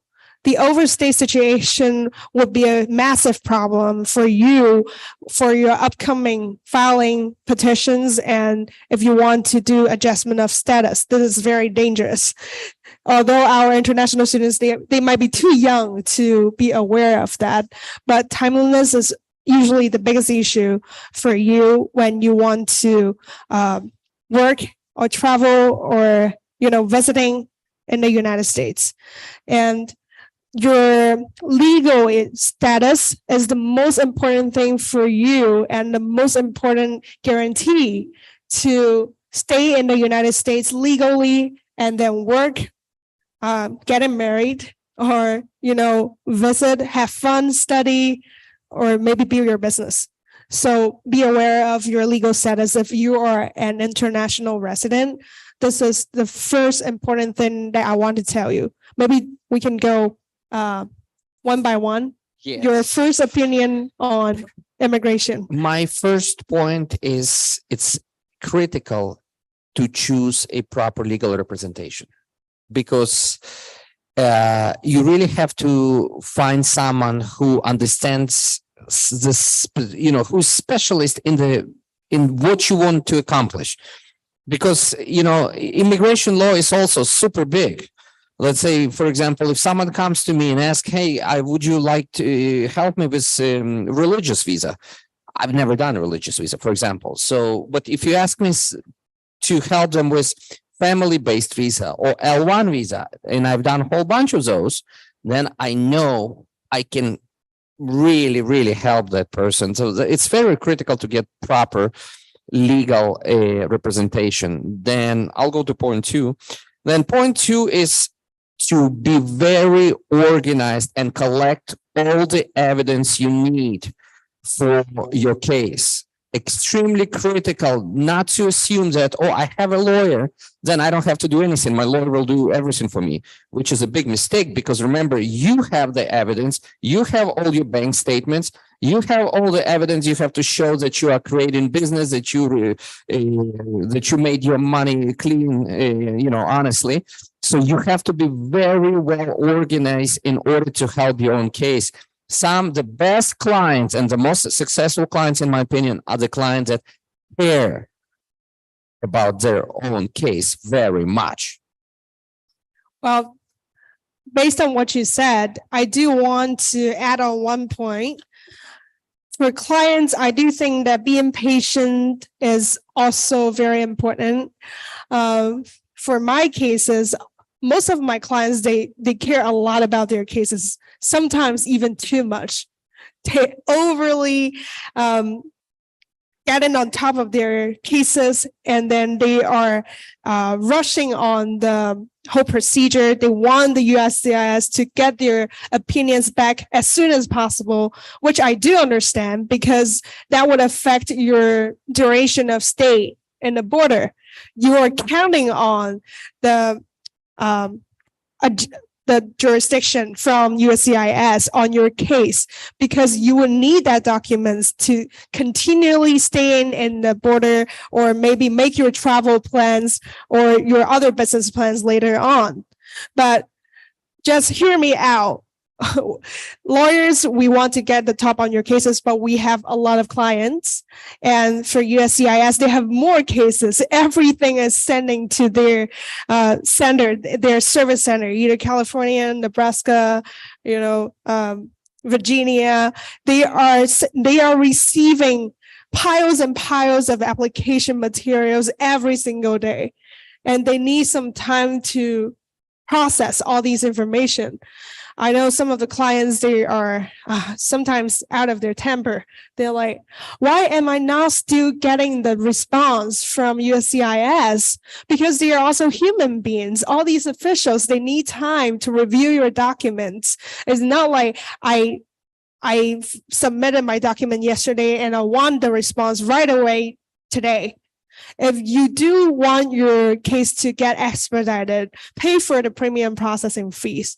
But I have to remind you that it's going to a totally different procedure, and that would make your files go to another group of USCIS officials, and they would consider why you're expediting the procedure. Is that necessary, or do you have some other purposes that I'm not aware of? They would get more cautious on your cases. So depending on the situation, sometimes it's the best to pay attention to your timeline. Be on top of the timeliness so that you won't get that impatient on the result that you're waiting on. That's my second point. Yes, and my third point would be to cooperate with your attorney. Right. It's very important because I've seen cooperate means to have healthy relationship with your attorney, because some clients, like you said, over cooperative, then they become a problem for their own case. Yes. But some clients simply do not want to cooperate, and they assume that if you have a lawyer, then he will do everything for you. And when something goes bad, what they do, they blame their own attorney. That's two extremes that we don't want from our clients. That's right. That's right. And therefore, I think that it's very important to educate your own clients, to set expectations to your clients, at the beginning of the representation. So there is no craziness, throughout the process. And, we were supposed to touch on 2 more points each, but we only have a few minutes left. So maybe you want to, and maybe say some conclusions. And Sure. In conclusion, I would say this is the immigration era for every single one around the globe to the United States.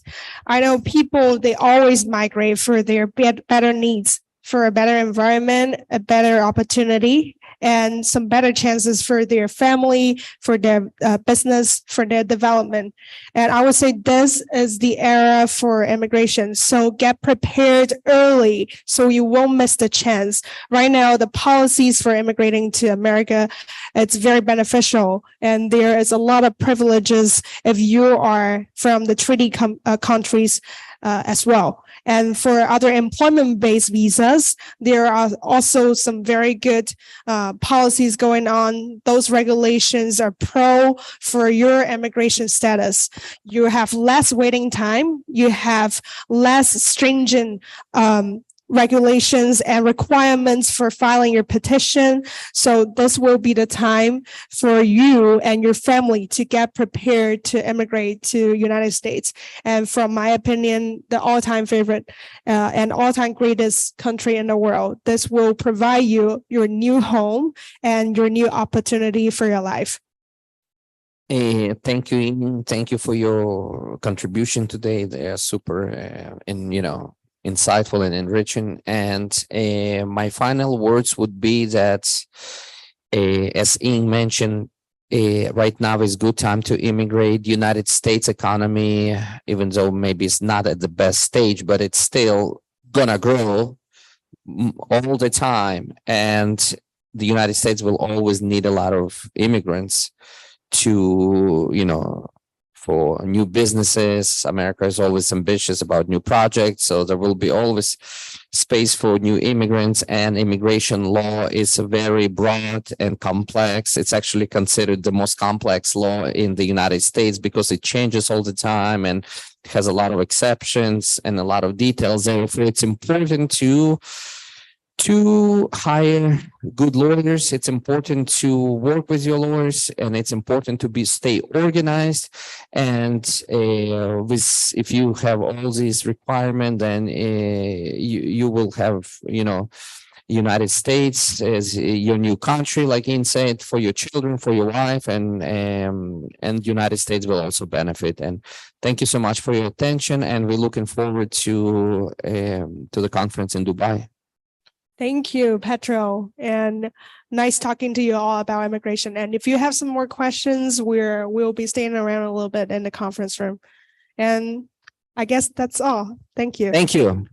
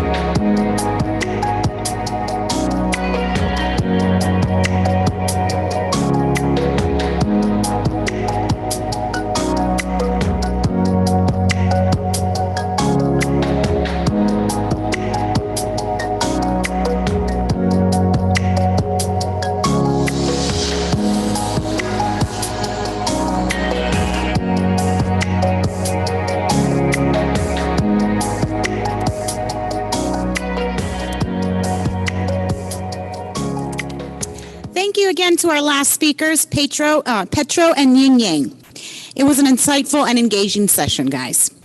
When thinking of industries with lots of data to sift through, it doesn't take long to think of financial services. Here, our next speakers will discuss data mining and how it can be used to make strategic decisions, e-discovery, and how to prepare for litigation, and what best practices to use when managing sensitive data. Please put your hands together for our speakers, Mr. Paul Friedman, Litigation Chairman for Accident Law Group at Brown, Cowell, and Friedman, PLLC, doing business as Accident Law Group.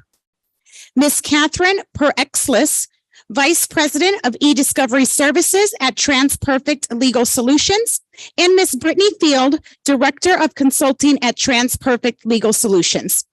They will talk on the topic of data mining and e-discovery. Can investigative services professionals benefit from legal tech? Thank you.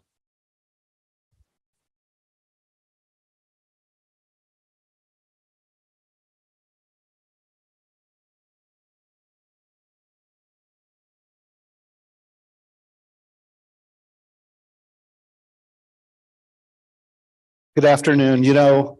It's really nice when there is a 3-day conference and you know that you have been selected to be the last speakers at a 3-day conference in the last hour when everybody's trying to get out of sunny Las Vegas to hit the winter storms going back to their homes to make it home before Christmas. So we're really pleased that these 200,000 people have remained here to listen to this topic. My name is Paul Friedman, and I am a litigation attorney with Accent Law Group. We are a national law firm. We have offices primarily on the west side of the country, but we are branching out, and we handle mostly mass tort situations.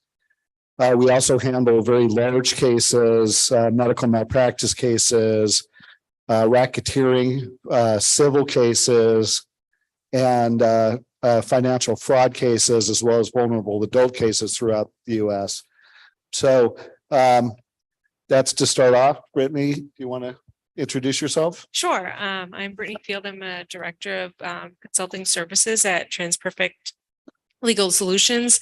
I work with Katie as well. I primarily focus on data analytics and helping clients who are our clients are usually law firms to help cull their data, make sense of their data, find what they need, and also just help produce in a timely manner. And I'm Katie Perexlis. I'm the Vice President of eDiscovery Services at TransPerfect Legal Solutions, along with Brittany. And I oversee a team of 150 project managers in 20 offices across the globe. So we deal with cases, everything from, a very small, messy divorce investigation all the way to, really complicated, large antitrust litigation or a merger review where we're dealing with just terabytes upon terabytes of data, all the way to investigations of potentially, employee fraud, employee departure investigations where we're trying to figure out if an employee has taken any protected IP with them when leaving a company. So we just work with kind of a large variety of data, and we just help our clients try to navigate those difficult situations with large quantities of data and trying to find very specific information within that data. So today we're going to talk a little bit about e-discovery tools in the context of investigating and interrogating your data, not necessarily in the sense of preparing for production for a large litigation, but when we're really just trying to find that needle in the haystack. So I feel really honored because I'm not really an expert, and I don't profess to be an expert in e-discovery, but I can give the legal aspect, but certainly Brittany and Katie are the experts with regard to this field. I just wanted to start out by talking about maybe one of the largest cases that I was involved with, which was in 1996 to 2000, which was a small case in the United States called the people of each individual state versus Brandon Williamson, which was a tobacco case. And I can tell you that I served as a special assistant to the Attorney General in the state of Arizona, specifically for Arizona with regard to that. 49 states were represented. And I can tell you that out of discovery, which I was primarily responsible for during those 4 years, we literally had millions upon millions of pages of documents. And we, in fact, had to hire warehouses to store the documents that we had at that time. So I can only tell you that from my perspective as an outsider in this field, that this is really a growing and evolving field and a much more cooperative field. Because if I needed to go and find a particular document, it would take literally days to weeks to months to find a particular document that I would need. Now with what you guys do, we can really go through and do a search and find it in a matter of seconds. So let's talk about just the general area of e-discovery, because it is relatively new.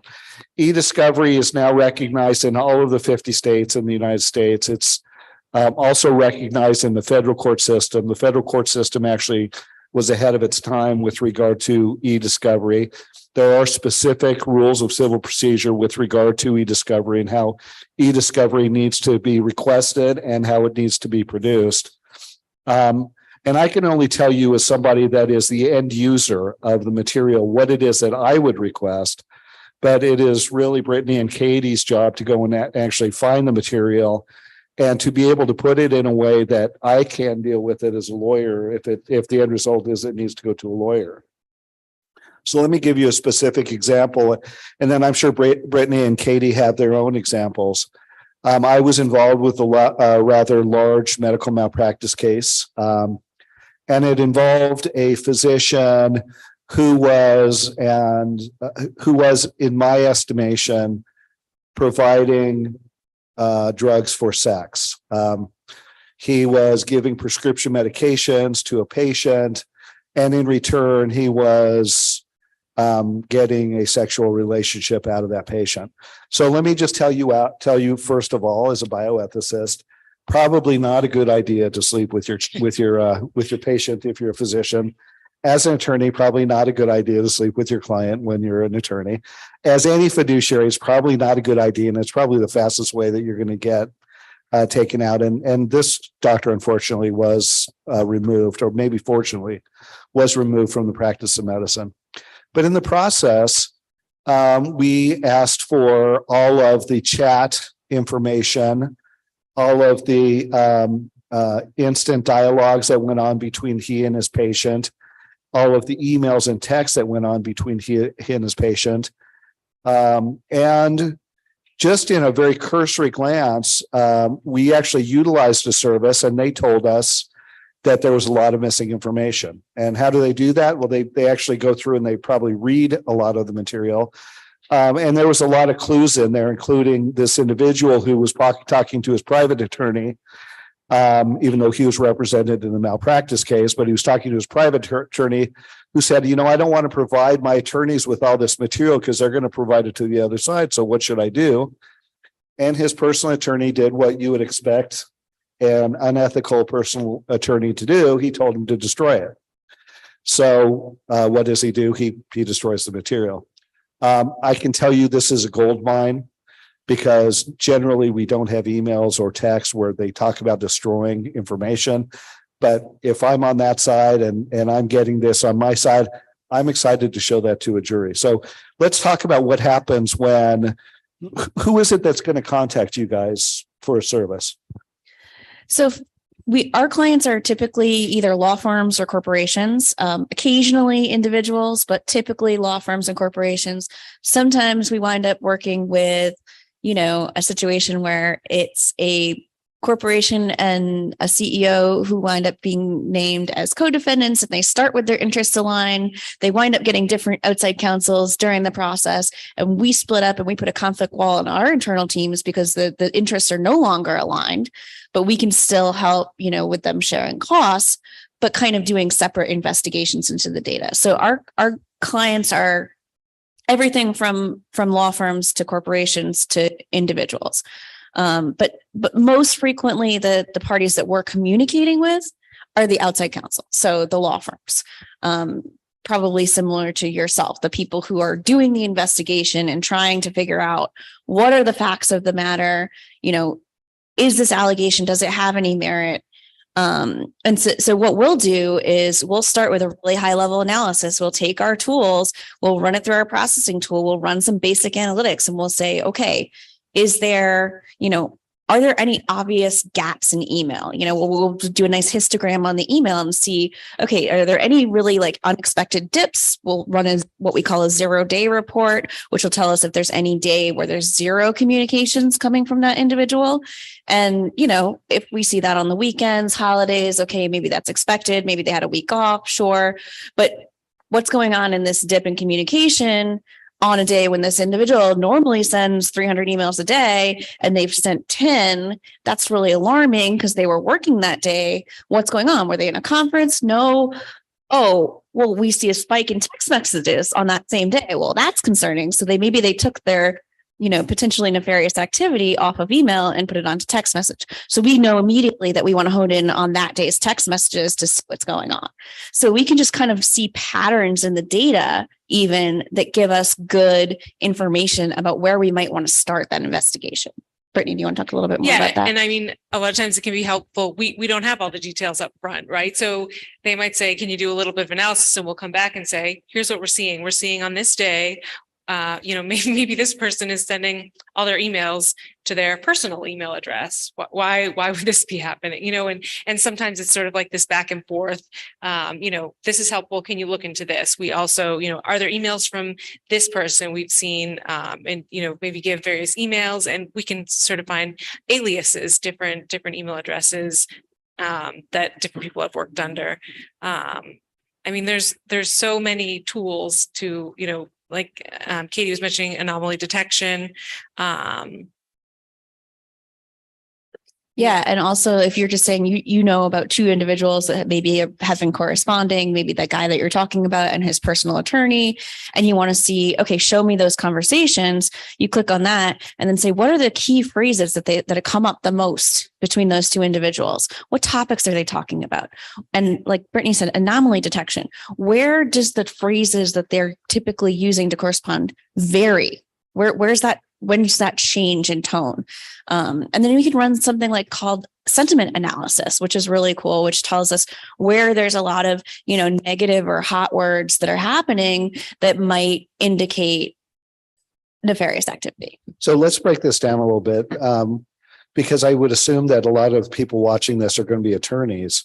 What is the actual data that you all collect?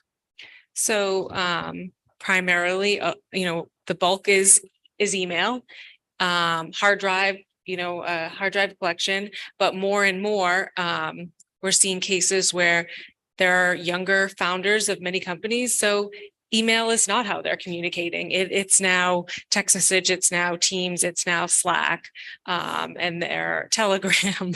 There are any number of sort of challenges with new ways of communicating.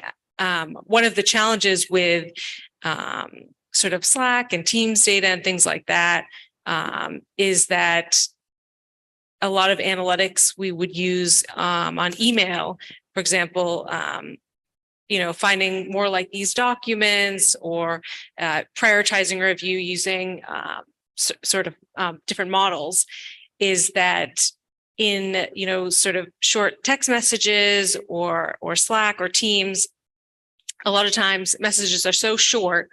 And so, you sort of mix in, did you watch the World Cup game? And then you go right into a topic relating to a completely different matter. So those present a lot of challenges that we have to kind of keep us, I guess, on our toes in terms of, keeping up with the, latest technologies to help, the clients get the most out of this and not waste time on, dog and puppy.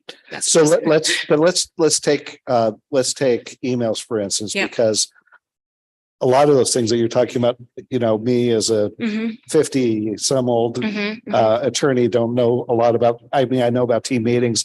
I know about instant communications. I know some of them are destroyed immediately.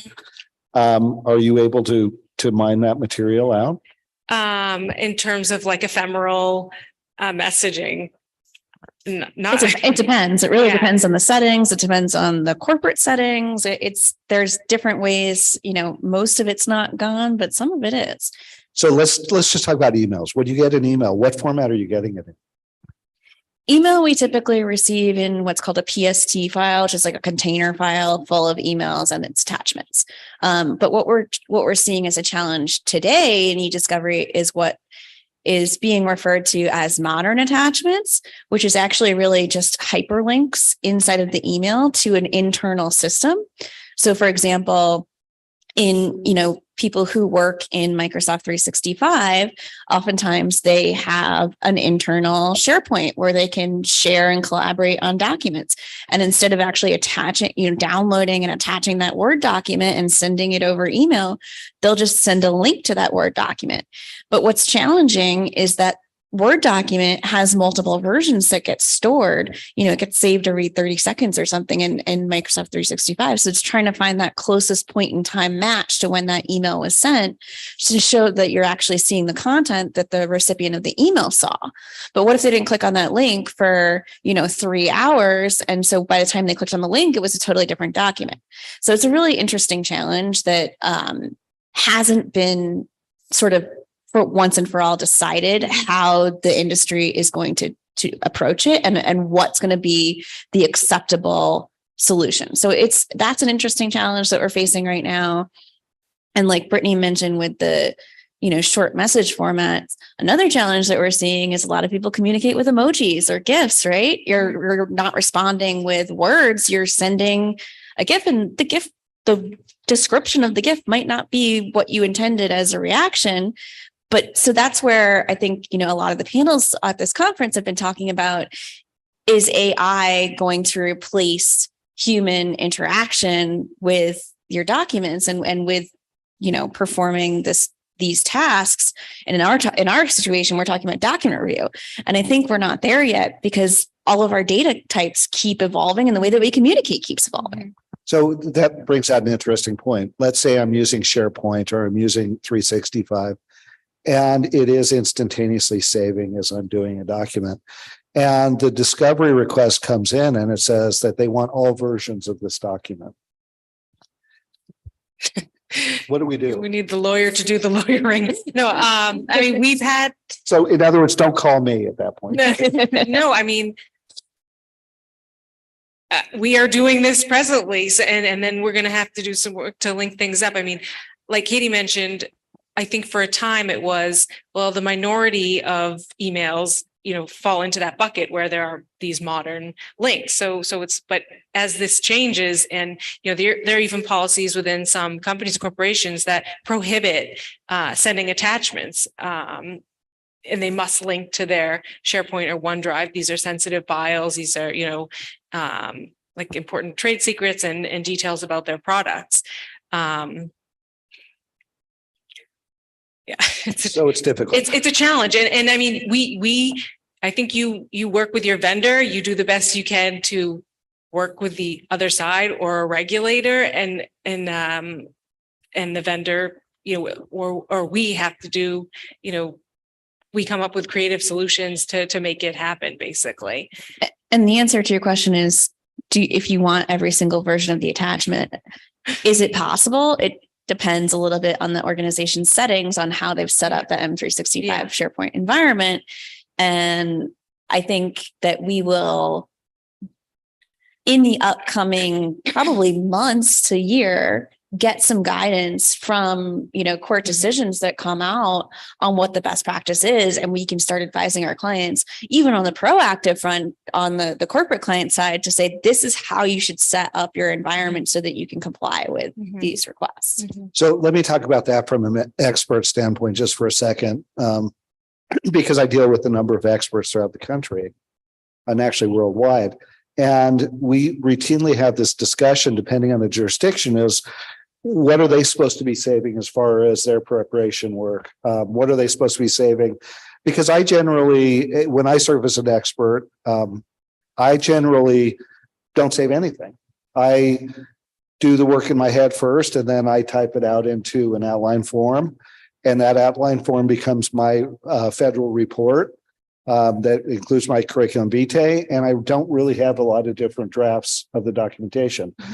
But there are times as an attorney, when I hire an expert, and it may be important that I inform them what the jurisdiction is, what the rules are of that jurisdiction, and what they actually need to do to make my life easier. Because the worst thing that can happen for me is I don't have that discussion with an expert. The expert starts changing things and doing redrafts is not saving those drafts. And at the end of the day, a court may order that I have to produce those drafts depending on where it's at. And I can't do that because those drafts haven't been saved. Now, it may cost me a lot of money to have to go in and hire you guys to go in and see if, just even out of good faith, that I have to go in and hire somebody to see if we can save those drafts. Whether we can or not is not really as consequential for me, but I need to show the court that I'm doing everything I can to comply with the court. Right. And that's really going to be an expense that your client's going to have to bear. Right. So kind of your job is, like you said, important before you hire the expert to understand what the laws are in the jurisdiction, in the court that you're operating in, and advise the expert prior to even starting work. What experience have you guys, do you guys have with regard to the mass tort world? Are you now evolving into that type of work? To what, mass tort work? Mass tort work. So that's interesting. That's come up this week a little bit with, do we have a solution where we can kind of manage that process? And we do, but it's not an exactly perfect solution. So we have, platforms where documents can be reviewed. We have platforms where we can store a lot of information about documents that have been reviewed, but it's definitely not an area that's fully within the e-discovery bread and butter realm. Yeah, I have nothing to add to that. Do you guys foresee that your practice is going to evolve into a mass tort repository of documentation so that the attorneys on both sides? Let me give you another example. Tobacco was a great example. A funny story with tobacco is we probably did 500 depositions of various state employees through experts in the tobacco case. We probably had over 100,000 exhibits to that. And at that time, we were doing all these and they were being videotaped, but it was by the old VHS videotape. So nowadays we get the MP4s and, they're consolidated and they're easy. Back then we were doing it by videotape. And I remember getting a call from a very alarmed co-reporter after, I'm just guessing, the 330th deposition of 500 depositions. And she said, I'm missing exhibit number 62,953. What do you do? So now I can say that we're in a much kinder era where I provide all of those things digitized, especially in the larger cases. They're all digitized. I provide them to my videographer and my co-reporter in a digitized form to make it easier for them. But I remember another case. It was against a very large healthcare organization. It was actually the number 2 healthcare organization in the world at that time. And it was a case where we had 660 psychiatric abuse cases, mostly targeting children throughout usually the southern part of the United States, because people with really good government plans in the 1980s and 1990s, the government plans paid a lot of money, and they paid a lot of money for psychiatric help for children, especially. And so these parents that were being talked into the fact that their child is catastrophically mentally disturbed and depressed, ready to commit suicide, they would generally place their children in a place that happened to be sunny, like Arizona, California, Florida, Texas, just out of pure coincidence that it happened to be a sunny place. And so there was a number of cases along the southern United States. And I remember that we had a warehouse where this particular company was, and it was in Santa Barbara. And that warehouse cost us so much money just to maintain, to present documents. And then again, we had the same problem where we had no way of actually, I remember we found some hot documents, and it was purely by luck that we knew what we were looking at to find it. Because most of the time, as the attorneys that are watching this will know, it's pure luck. It's, hit and miss, and you're finding the right document. Now with what you guys do, you can really turn the luck into a science of finding the right documents in the right places. Yeah, Brittany, can you talk about how we would, go about finding hot documents today using analytics, and even what we would do if we didn't already have a good example of a document? Sure. I would say in that example with the boxes of data we're coming across medical record companies that are approaching us to scan all of those boxes so that they can reference back to those files.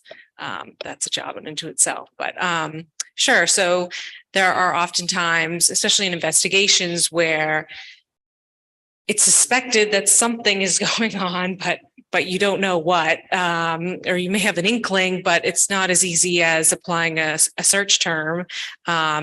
Usually using a search term for, what you need to find is easy, but if you have a search term for what you don't know, it's either going to be overly broad or overly narrow. So with analytics, I don't want to get too specific or too in the weeds, but we can build basically a conceptual index. So an analysis will be run on words that are, happen frequently together, so that you can type in a phrase that you think, or if you have maybe you could even create a dummy document. We often do, you know, if I had a perfect document, this is what it would look like. And we can use that to sort of lead us to similar documents. We had a case where there were a number of state and regulated DOJ subpoenas, but they also, since they had the data in the workspace, they suspected that there was some promotions happening, you know, that really shouldn't have been happening, or something kind of was going on the side. You know, one too many steak dinners or something like that. And so, you know, sometimes it's helpful to hop on a call with the client, kind of share my screen and say, you know, what is it you're looking for? What do you suspect that's happening? And you can kind of, you know, I drive and they, you know, kind of give me some details about what they suspect might be happening. And it's amazing how quickly you can find something. I'm sort of using this conceptual index to find things that you didn't even think you would find.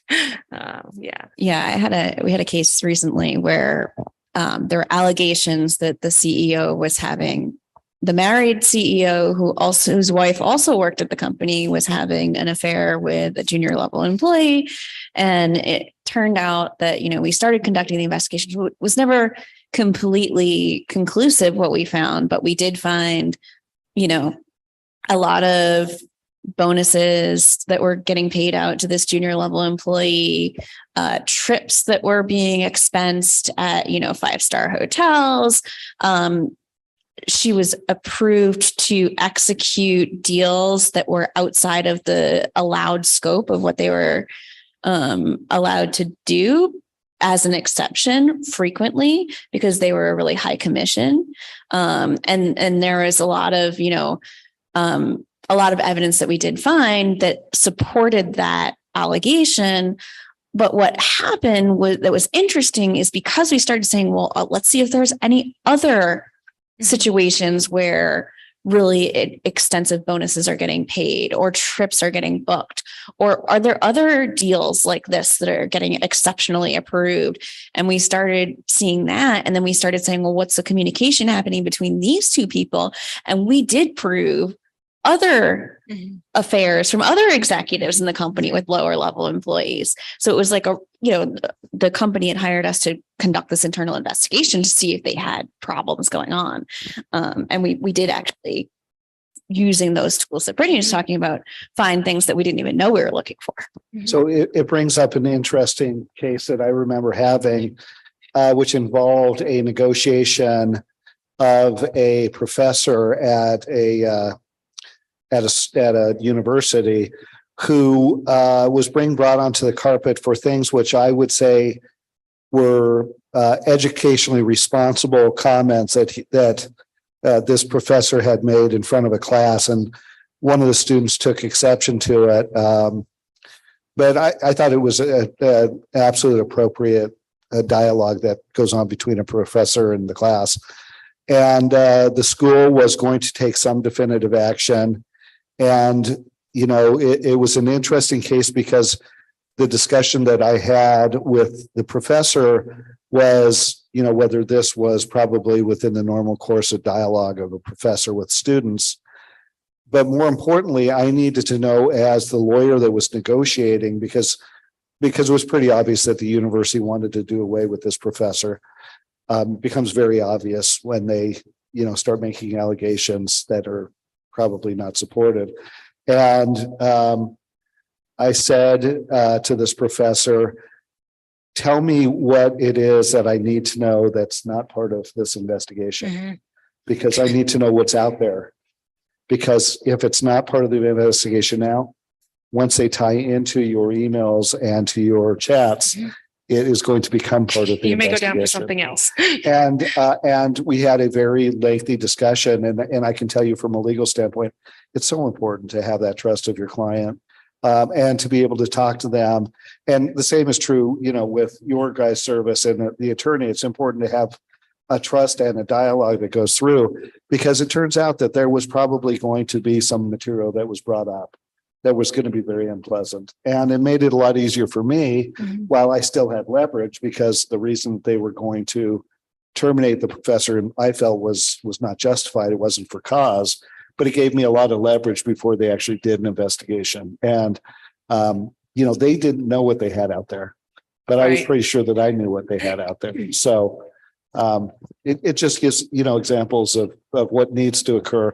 But I think that your guys' service is really important for the legal industry, and I think that they need to engage in utilizing your guys' services more, and I think that they are.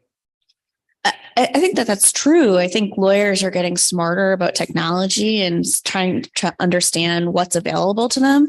And I think one of the things that we really, really encourage is for lawyers to spend a couple of hours conducting early case assessment. The data is there. The analytics tools are available. If you use them, you can advise your clients better up front. You can find out pretty quickly if there's any there, right? And let them know, okay, there is some there. We might want to settle this one. Let's not spend all your money on my time. Let's settle this now so that we can get in front of this before the other side figures out what's actually, going on here.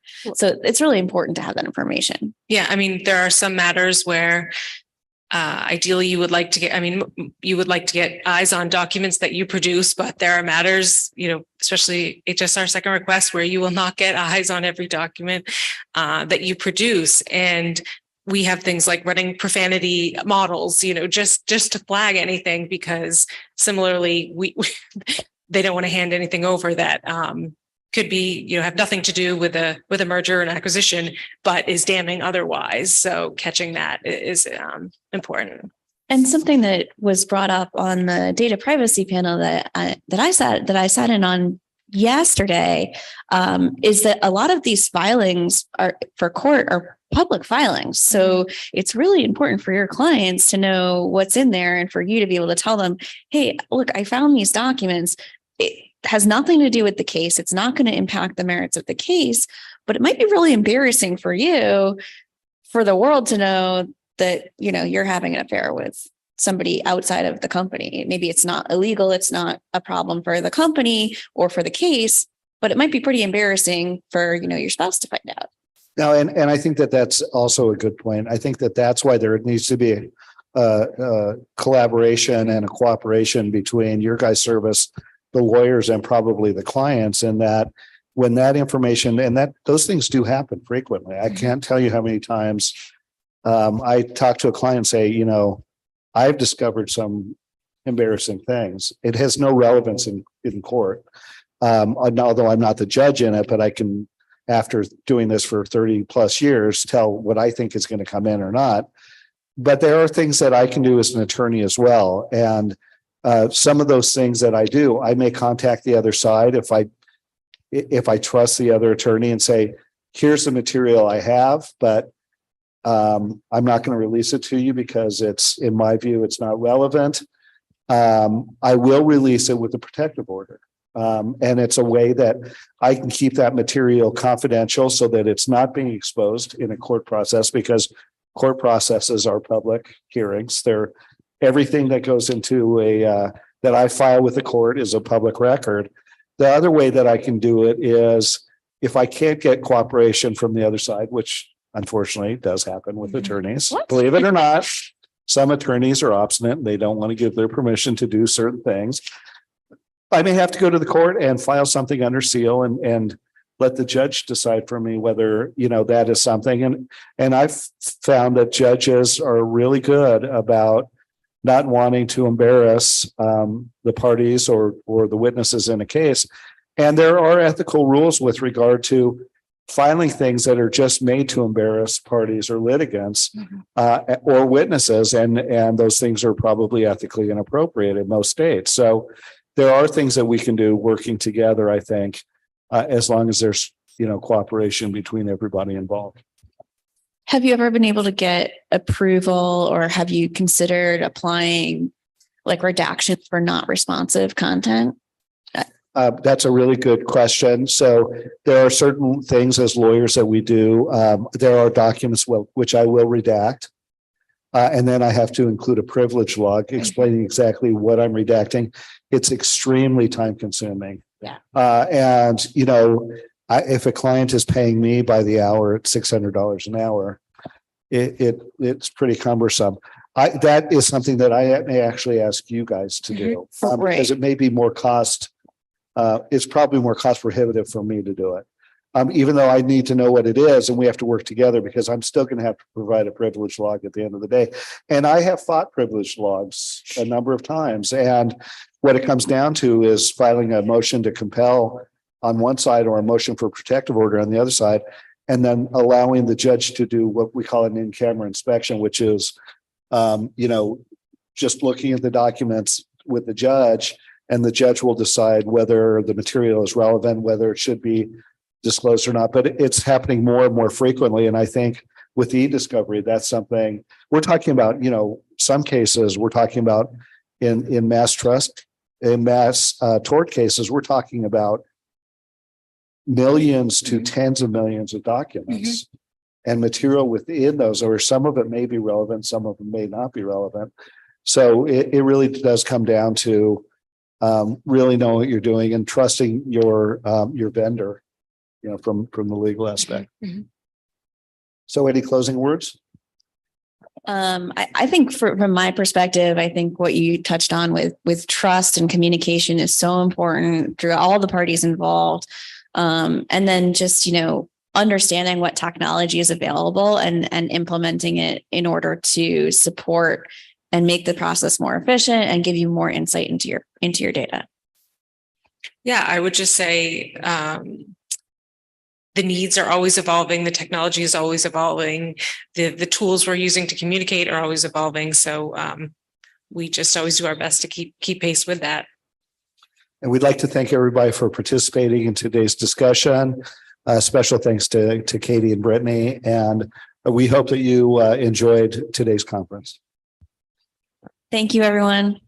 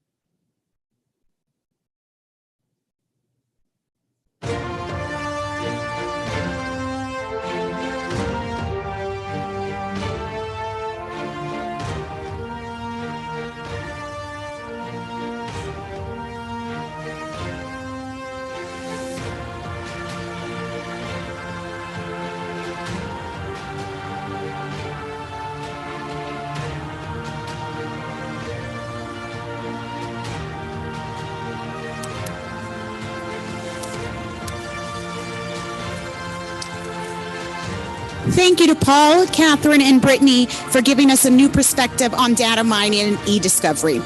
It is now once again our recognition time.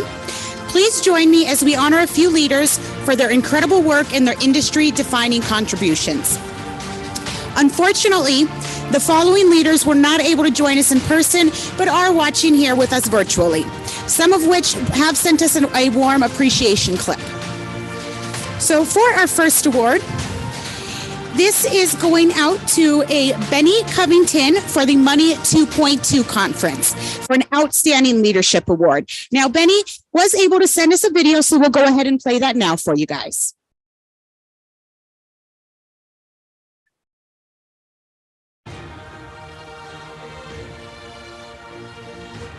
Chief People Officer for Integrated Financial Settlements, thank you for acknowledging me for the Money 2.0 Outstanding Leadership Award. It really is an honor. You know, all of us are in a unique time where we see a conversion of what used to be seen as disparate disciplines, IT security, financial services and products, legal regulatory compliance, and talent have all become one discipline, business. Each one creates opportunity or areas of improvement for the other. And for me, it begins with talent. I was brought in by Integrated Financial Settlements to help grow the industry and improve our ability to bring holistic and comprehensive solutions to a complex settlement process through talent. We needed to build the teams that would help us set up trust operations, new market-based financial products. We also needed talent that could help us be sophisticated in regulatory insurance, tax, IT security, so that we could protect our stakeholders. We needed to be and have competence in accounting and finance to help facilitate the transactions and ensure we can invest sustainably through the uncertainty of a global pandemic. We needed the chops to be able to build state-of-the-art software. And in just 5 years, we have built and introduced new financial products to the industry. We've become SOC 2 and 3 and HIPAA compliant with all of our subsidiaries and stakeholders. And we will be launching our new proprietary structured settlement software to our company and our subsidiaries and our stakeholders next year. We had to attract people from all disciplines, from much larger and well-known organizations to be capable of this. We also had to cultivate a culture of excellence. Lastly, we needed to support these teams to help us be successful. Talent has always been a key to simplifying the complexity of all of this, and we feel fortunate to be where we are and honored to be among peers. Thank you so much.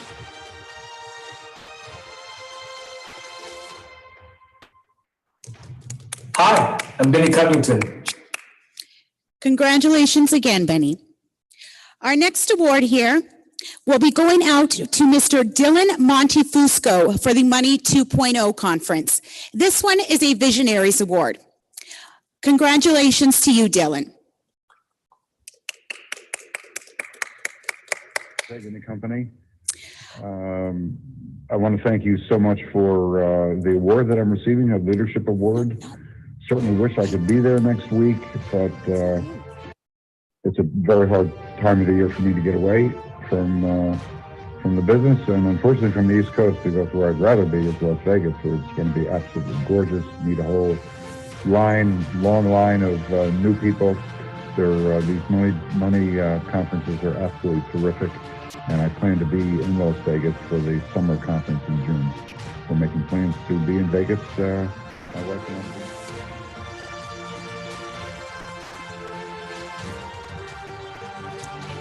My apologies for that mix-up there. Thank you again, Dylan, and congratulations on your Visionaries Award. Our next award is going to Edwina Fitzmaurice for the Money 2.0 conference for an Outstanding Leadership Award. Congratulations to you, Edwina. For our next award, I have a Mr. Eric Evans for the Money 2.0 conference as well. And Mr. Evans today is receiving an Outstanding Leadership Award. Mr. Evans was able to send us a video. We'll go ahead and play that now for you.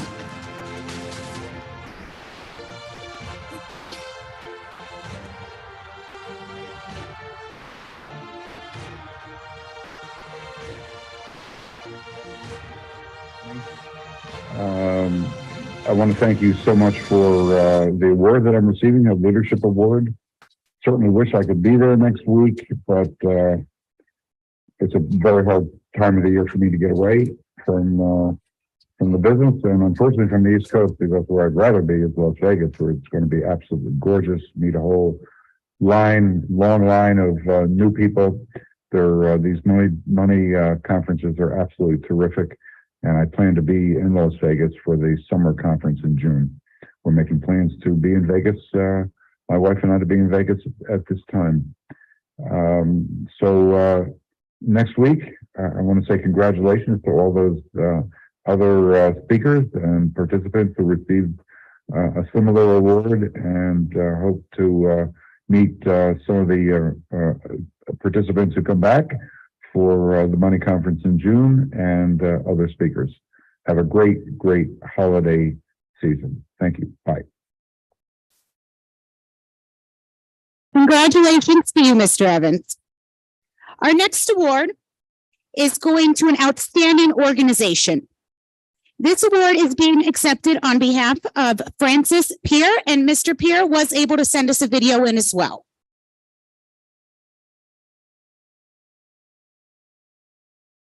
Group, one of the founders, and I just want to say a very big thank you to everyone at the Money 2.0 conference, the whole GCIF team. I really, truly appreciate this award. I wish I could be there in person to accept it. I'm just expecting a baby here any second now, so it's a little bit crazy, and our team is scattered all over the country working on some cool projects. But definitely, again, it's an honor. I really appreciate the platform that you guys provide in recognizing small businesses and entrepreneurs that are doing some big things. Our company, luckily this year, we're about to eclipse 100 million in funding for our clients, and we're doing some really cool real estate projects, development, working with some entrepreneurs in a lot of different spaces. So we're really, truly blessed. We did promise we'll be at the next one, next event. Hopefully there's another conference coming up soon. We could all be there. But again, appreciate the honor. Wish I could be there, but you guys have fun, rock out. All right. Thank you. Follow the blueprint. Congratulations again to you, Mr. Pierre. Our next award is for a Mr. James J. Tallarico for the Money 2.0 conference. He today is receiving an Outstanding Leadership Award. Let's give it up for James, guys. Our next award will be going out to another outstanding organization. On behalf of this award, John J. Stevens will be accepting that award. Congratulations, Mr. Stevens. Our very next award is another Outstanding Leadership Award. This one today will be given to a Carrie King, and looks like he was not able to send us a video. Congratulations, Mr. and Mrs. King. Now, our next award is for a Mr. Lucas Sturza. I hope I'm pronouncing that right.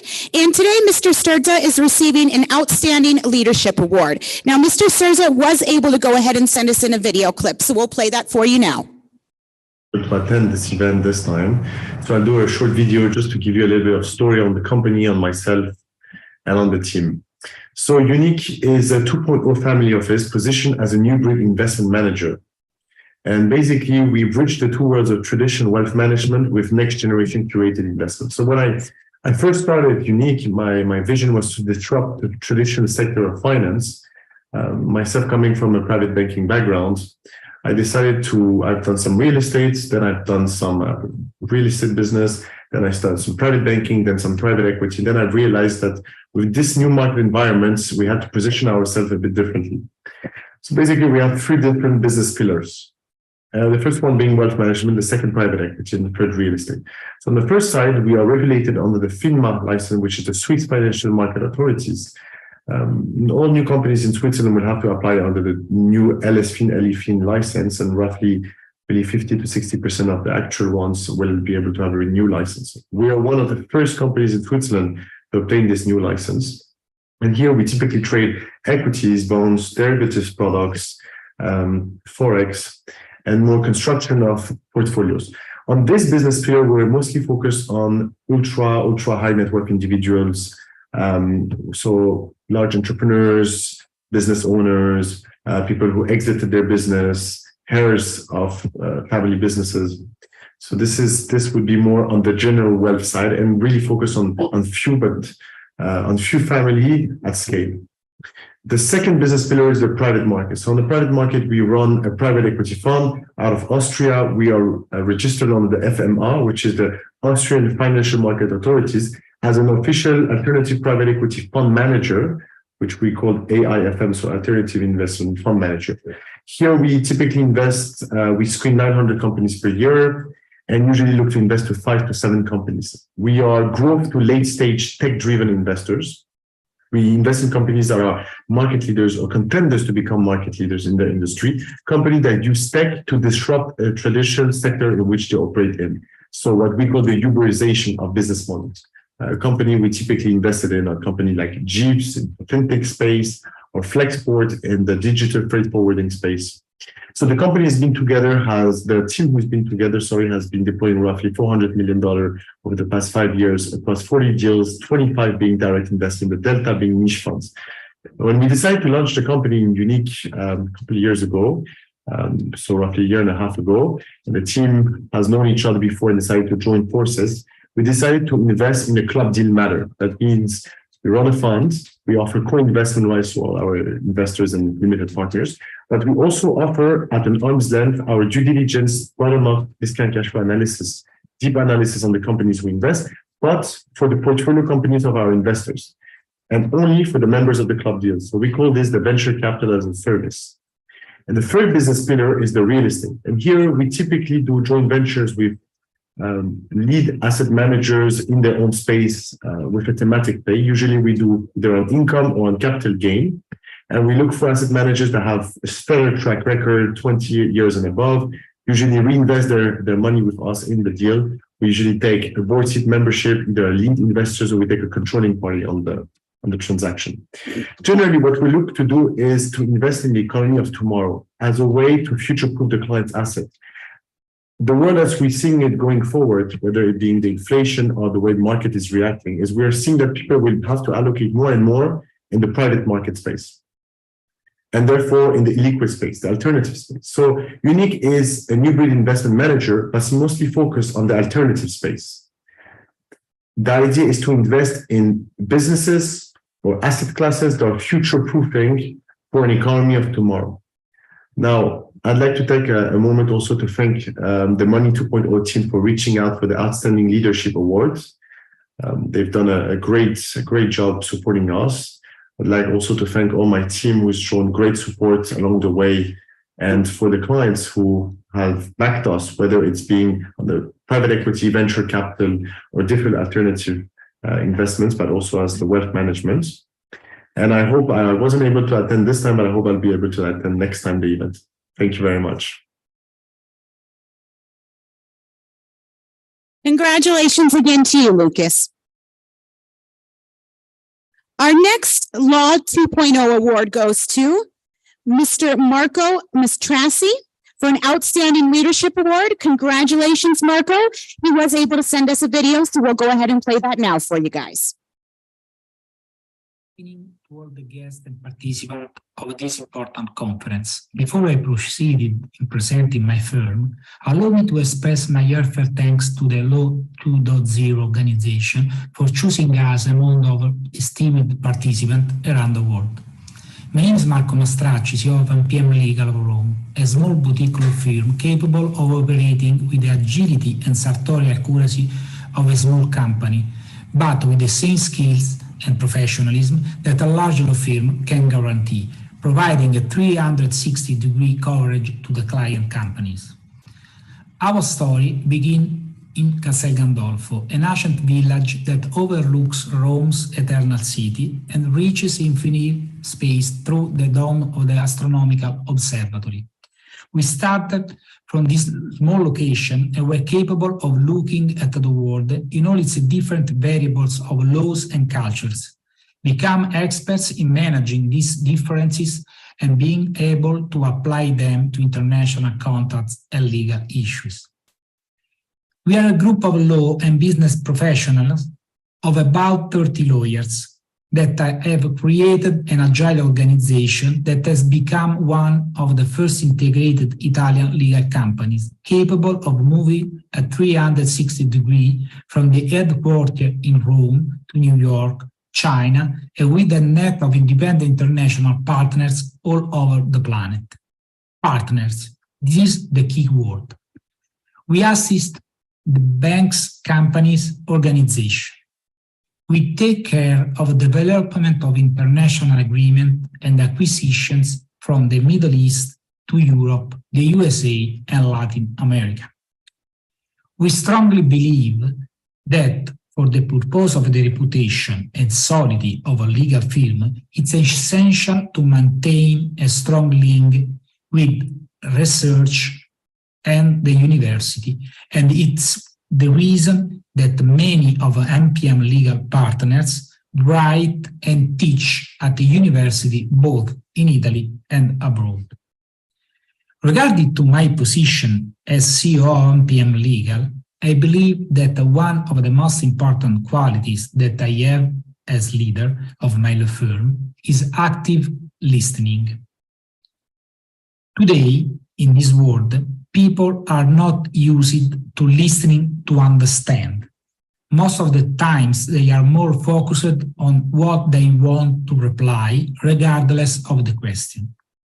And, in my opinion, a good leader knows that it's fundamental to listen what clients, partners, and counterparts have to say and what they actually need. So, once again, thank you for honoring me with this important award, and good evening to you all. Thank you. Congratulations again to you, Marco. Our next Law 2.0 award is going to Miss Marguerite Lewis, and this is an Outstanding Leadership Award. Congratulations to you, Miss Lewis.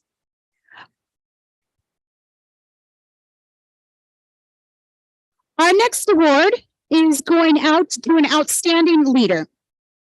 This award is for the Money 2.0 conference, and that award is going out to McKeever Conwell.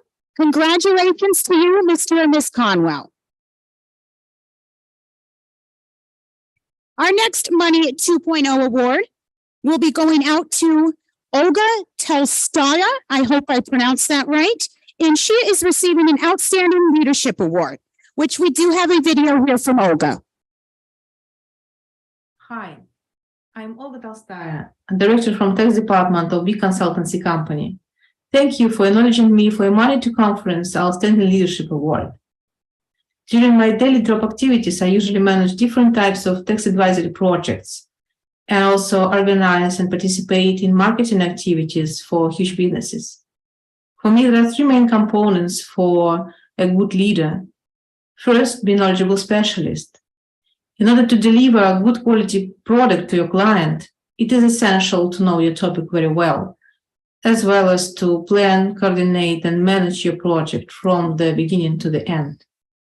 Secondly, listen and support your client.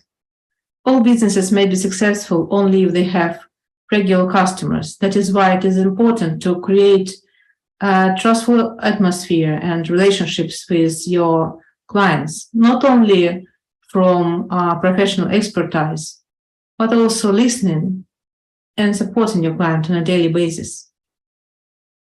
Lastly, listen, trust, and develop your team. For successful realization of all projects, you need to have trustful team members. That is why it is essential to build a good team. And if you want to obtain support from them, it is essential to listen to them, to understand their needs, to develop your team, and to create trustful and comfortable atmosphere in your company. Once you created your career and you understand that your business works well, team leader may use his knowledge and skills in helping someone else. My passion was always with animals, and I decided to help homeless pets and participate in conservation projects. So my first project created on a voluntary basis was creation of the home-based rescue center for homeless pets experiencing health problems. And it was a really challenging project because I had to organize financing, including usage of my own funds, and creation of a network of people to treat cats, to find home for them, and to send them to their new families. And this was really one of my greatest achievements in my life, because every life is priceless. And when I receive photos of healthy cats from their new families, I feel happy. And I decided to move further and to participate in conservation projects to protect wildlife and ecology. I moved to another country and obtained second master's degree in conservation project management. And this was very challenging because I had to leave my own country and to deal with something really new, but very important and interesting for me. And I believe that I will use my new knowledge and my transferable skills to realization of conservation projects in future. This is my story. This is how I built my career. This is how I feel I need to protect our planet. And I believe that if every team leader helps at least someone, it will result in big positive change and will help to make our world slightly better. Thank you. Congratulations to you, Miss Olga. Up next, we have another Outstanding Leadership Award for our Law 2.0 conference. This award is going to Prachi Kohli, and Prachi was able to send us in a video. We'll go ahead and play that for you guys now.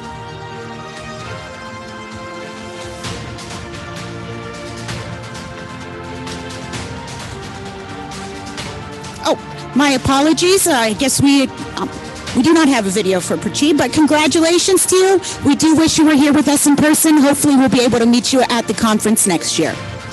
Moving forward, our next award is going to a Pooja Guha. I hope I pronounced that right, for the Money 2.0 conference. Pooja is receiving an Outstanding Leadership Award, and it looks like we do have a video for Pooja. I was so pleasantly surprised when someone from Money 2.0 first reached out to me and told me that I'd been shortlisted for an award today. The whole thing still feels somewhat surreal, especially since, very unfortunately, I couldn't be there to meet all of you in person today. I'll keep this speech short and sweet.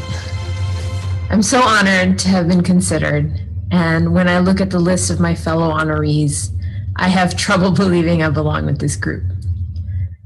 Some days being an author and entrepreneur comes easy, but a lot of the time the peaks are matched by valleys of equal magnitude.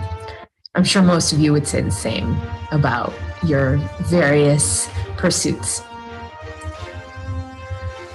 There's a quote that I come back to in those more difficult moments. Your reason and passion are the rudder and sails of your seafaring soul. Reason, ruling alone, is a force confining, and passion, unattended, is a flame that burns to its own destruction. Khalil Gibran, who wrote that in The Prophet, was a genius, capturing the essence of how to pursue a lifetime of your deepest passions in a couple of sentences without flaming out. Those words inspire me and have for many, many years now. They inspired me to put in the work that comes with turning a passion from a hobby into a career. Words that allowed me to turn an initial freelance contract with the World Bank into a thriving development consulting business 11 years later. Words that turned a discussion on how much African development is hampered by the lack of power provisions into the Soul Group, a new green energy developer. Words that helped me turn my first manuscript into 6 published books. I'm sure those sentences resonate with many of you in the audience. I hope that they will inspire youth for many generations to come, as they inspired me. To pursue passion in a way that's guided by reason, something that allows you to turn it into a short-term pursuit that lasts forever. Rather than droning on, I'll wrap up there. I want to congratulate my fellow honorees. Perhaps we'll get to meet in person another time. I hope so very soon. I also want to thank the Money 2.0 staff for considering me and letting me attend this event in spirit. And finally, I want to thank all of the friends and family that have supported me throughout my journey. I wouldn't be here or really anywhere without you. Thank you so much. Congratulations to you, Ms. Pooja. Our next award for the Money 2.0 conference is going out to Charisse Mangum, I believe. And she is receiving an Outstanding Leadership Award. Congratulations to you, Charisse. Our next award is also going out to an outstanding organization. This award is being given to a Mr. Trung Pham. Congratulations to you, Mr. and Ms. Pham. Our next award is for a Miss Veronica Contreras for the Law 2.0 conference. Miss Veronica is receiving an Outstanding Leadership Award. Congratulations again to you, Veronica. And our last award for the evening will be going out to Wasim Beg for an Outstanding Leadership Award. He was able to send us in a video clip, so we'll go ahead and play that now for you guys. Thank you to the organizers for having considered me worthy enough to receive this award. Tanvi Mehnaz, Vibha Kumari, and the team, you have been a delight to work with. Thank you so much. And I would like to thank my organization, Lutheran Law Offices India, for having given me that work environment where I could thrive, where I could showcase my leadership qualities. And they say that leadership usually gravitates to the person who doesn't shy away from saying what he wants to say. It might be something that we could easily let go of, but this one sentence to me conveys a lot. So if you create an environment where you are not afraid to speak, where you can stand up for yourself, for your team, it really goes a long way. And that is how I have been able to reach where I have. There are still miles to go, of course. I know that, I recognize that. This honor is something that I will cherish, and I do cherish. Thank you so much. And also many congratulations to all the fellow awardees. Congratulations again to you, Mr. Baig. Congratulations to all of those awarded. It's unfortunate that you weren't able to be with us here today in Las Vegas. We do hope to see you at our events next year. Remember, we will have another conference in Las Vegas as well as Dubai in 2023. Now, we wish you all the best of your luck for your future goals. With this, we come to the end of our legal and financial conferences. We want to thank our sponsors, exhibitors, and delegates for making this a big, successful event. And it was indeed a dynamic event. We will see you all next year. Until then, keep making an impact on the world with all of your efforts and dedication. Everybody take care. Thank you and have a great evening.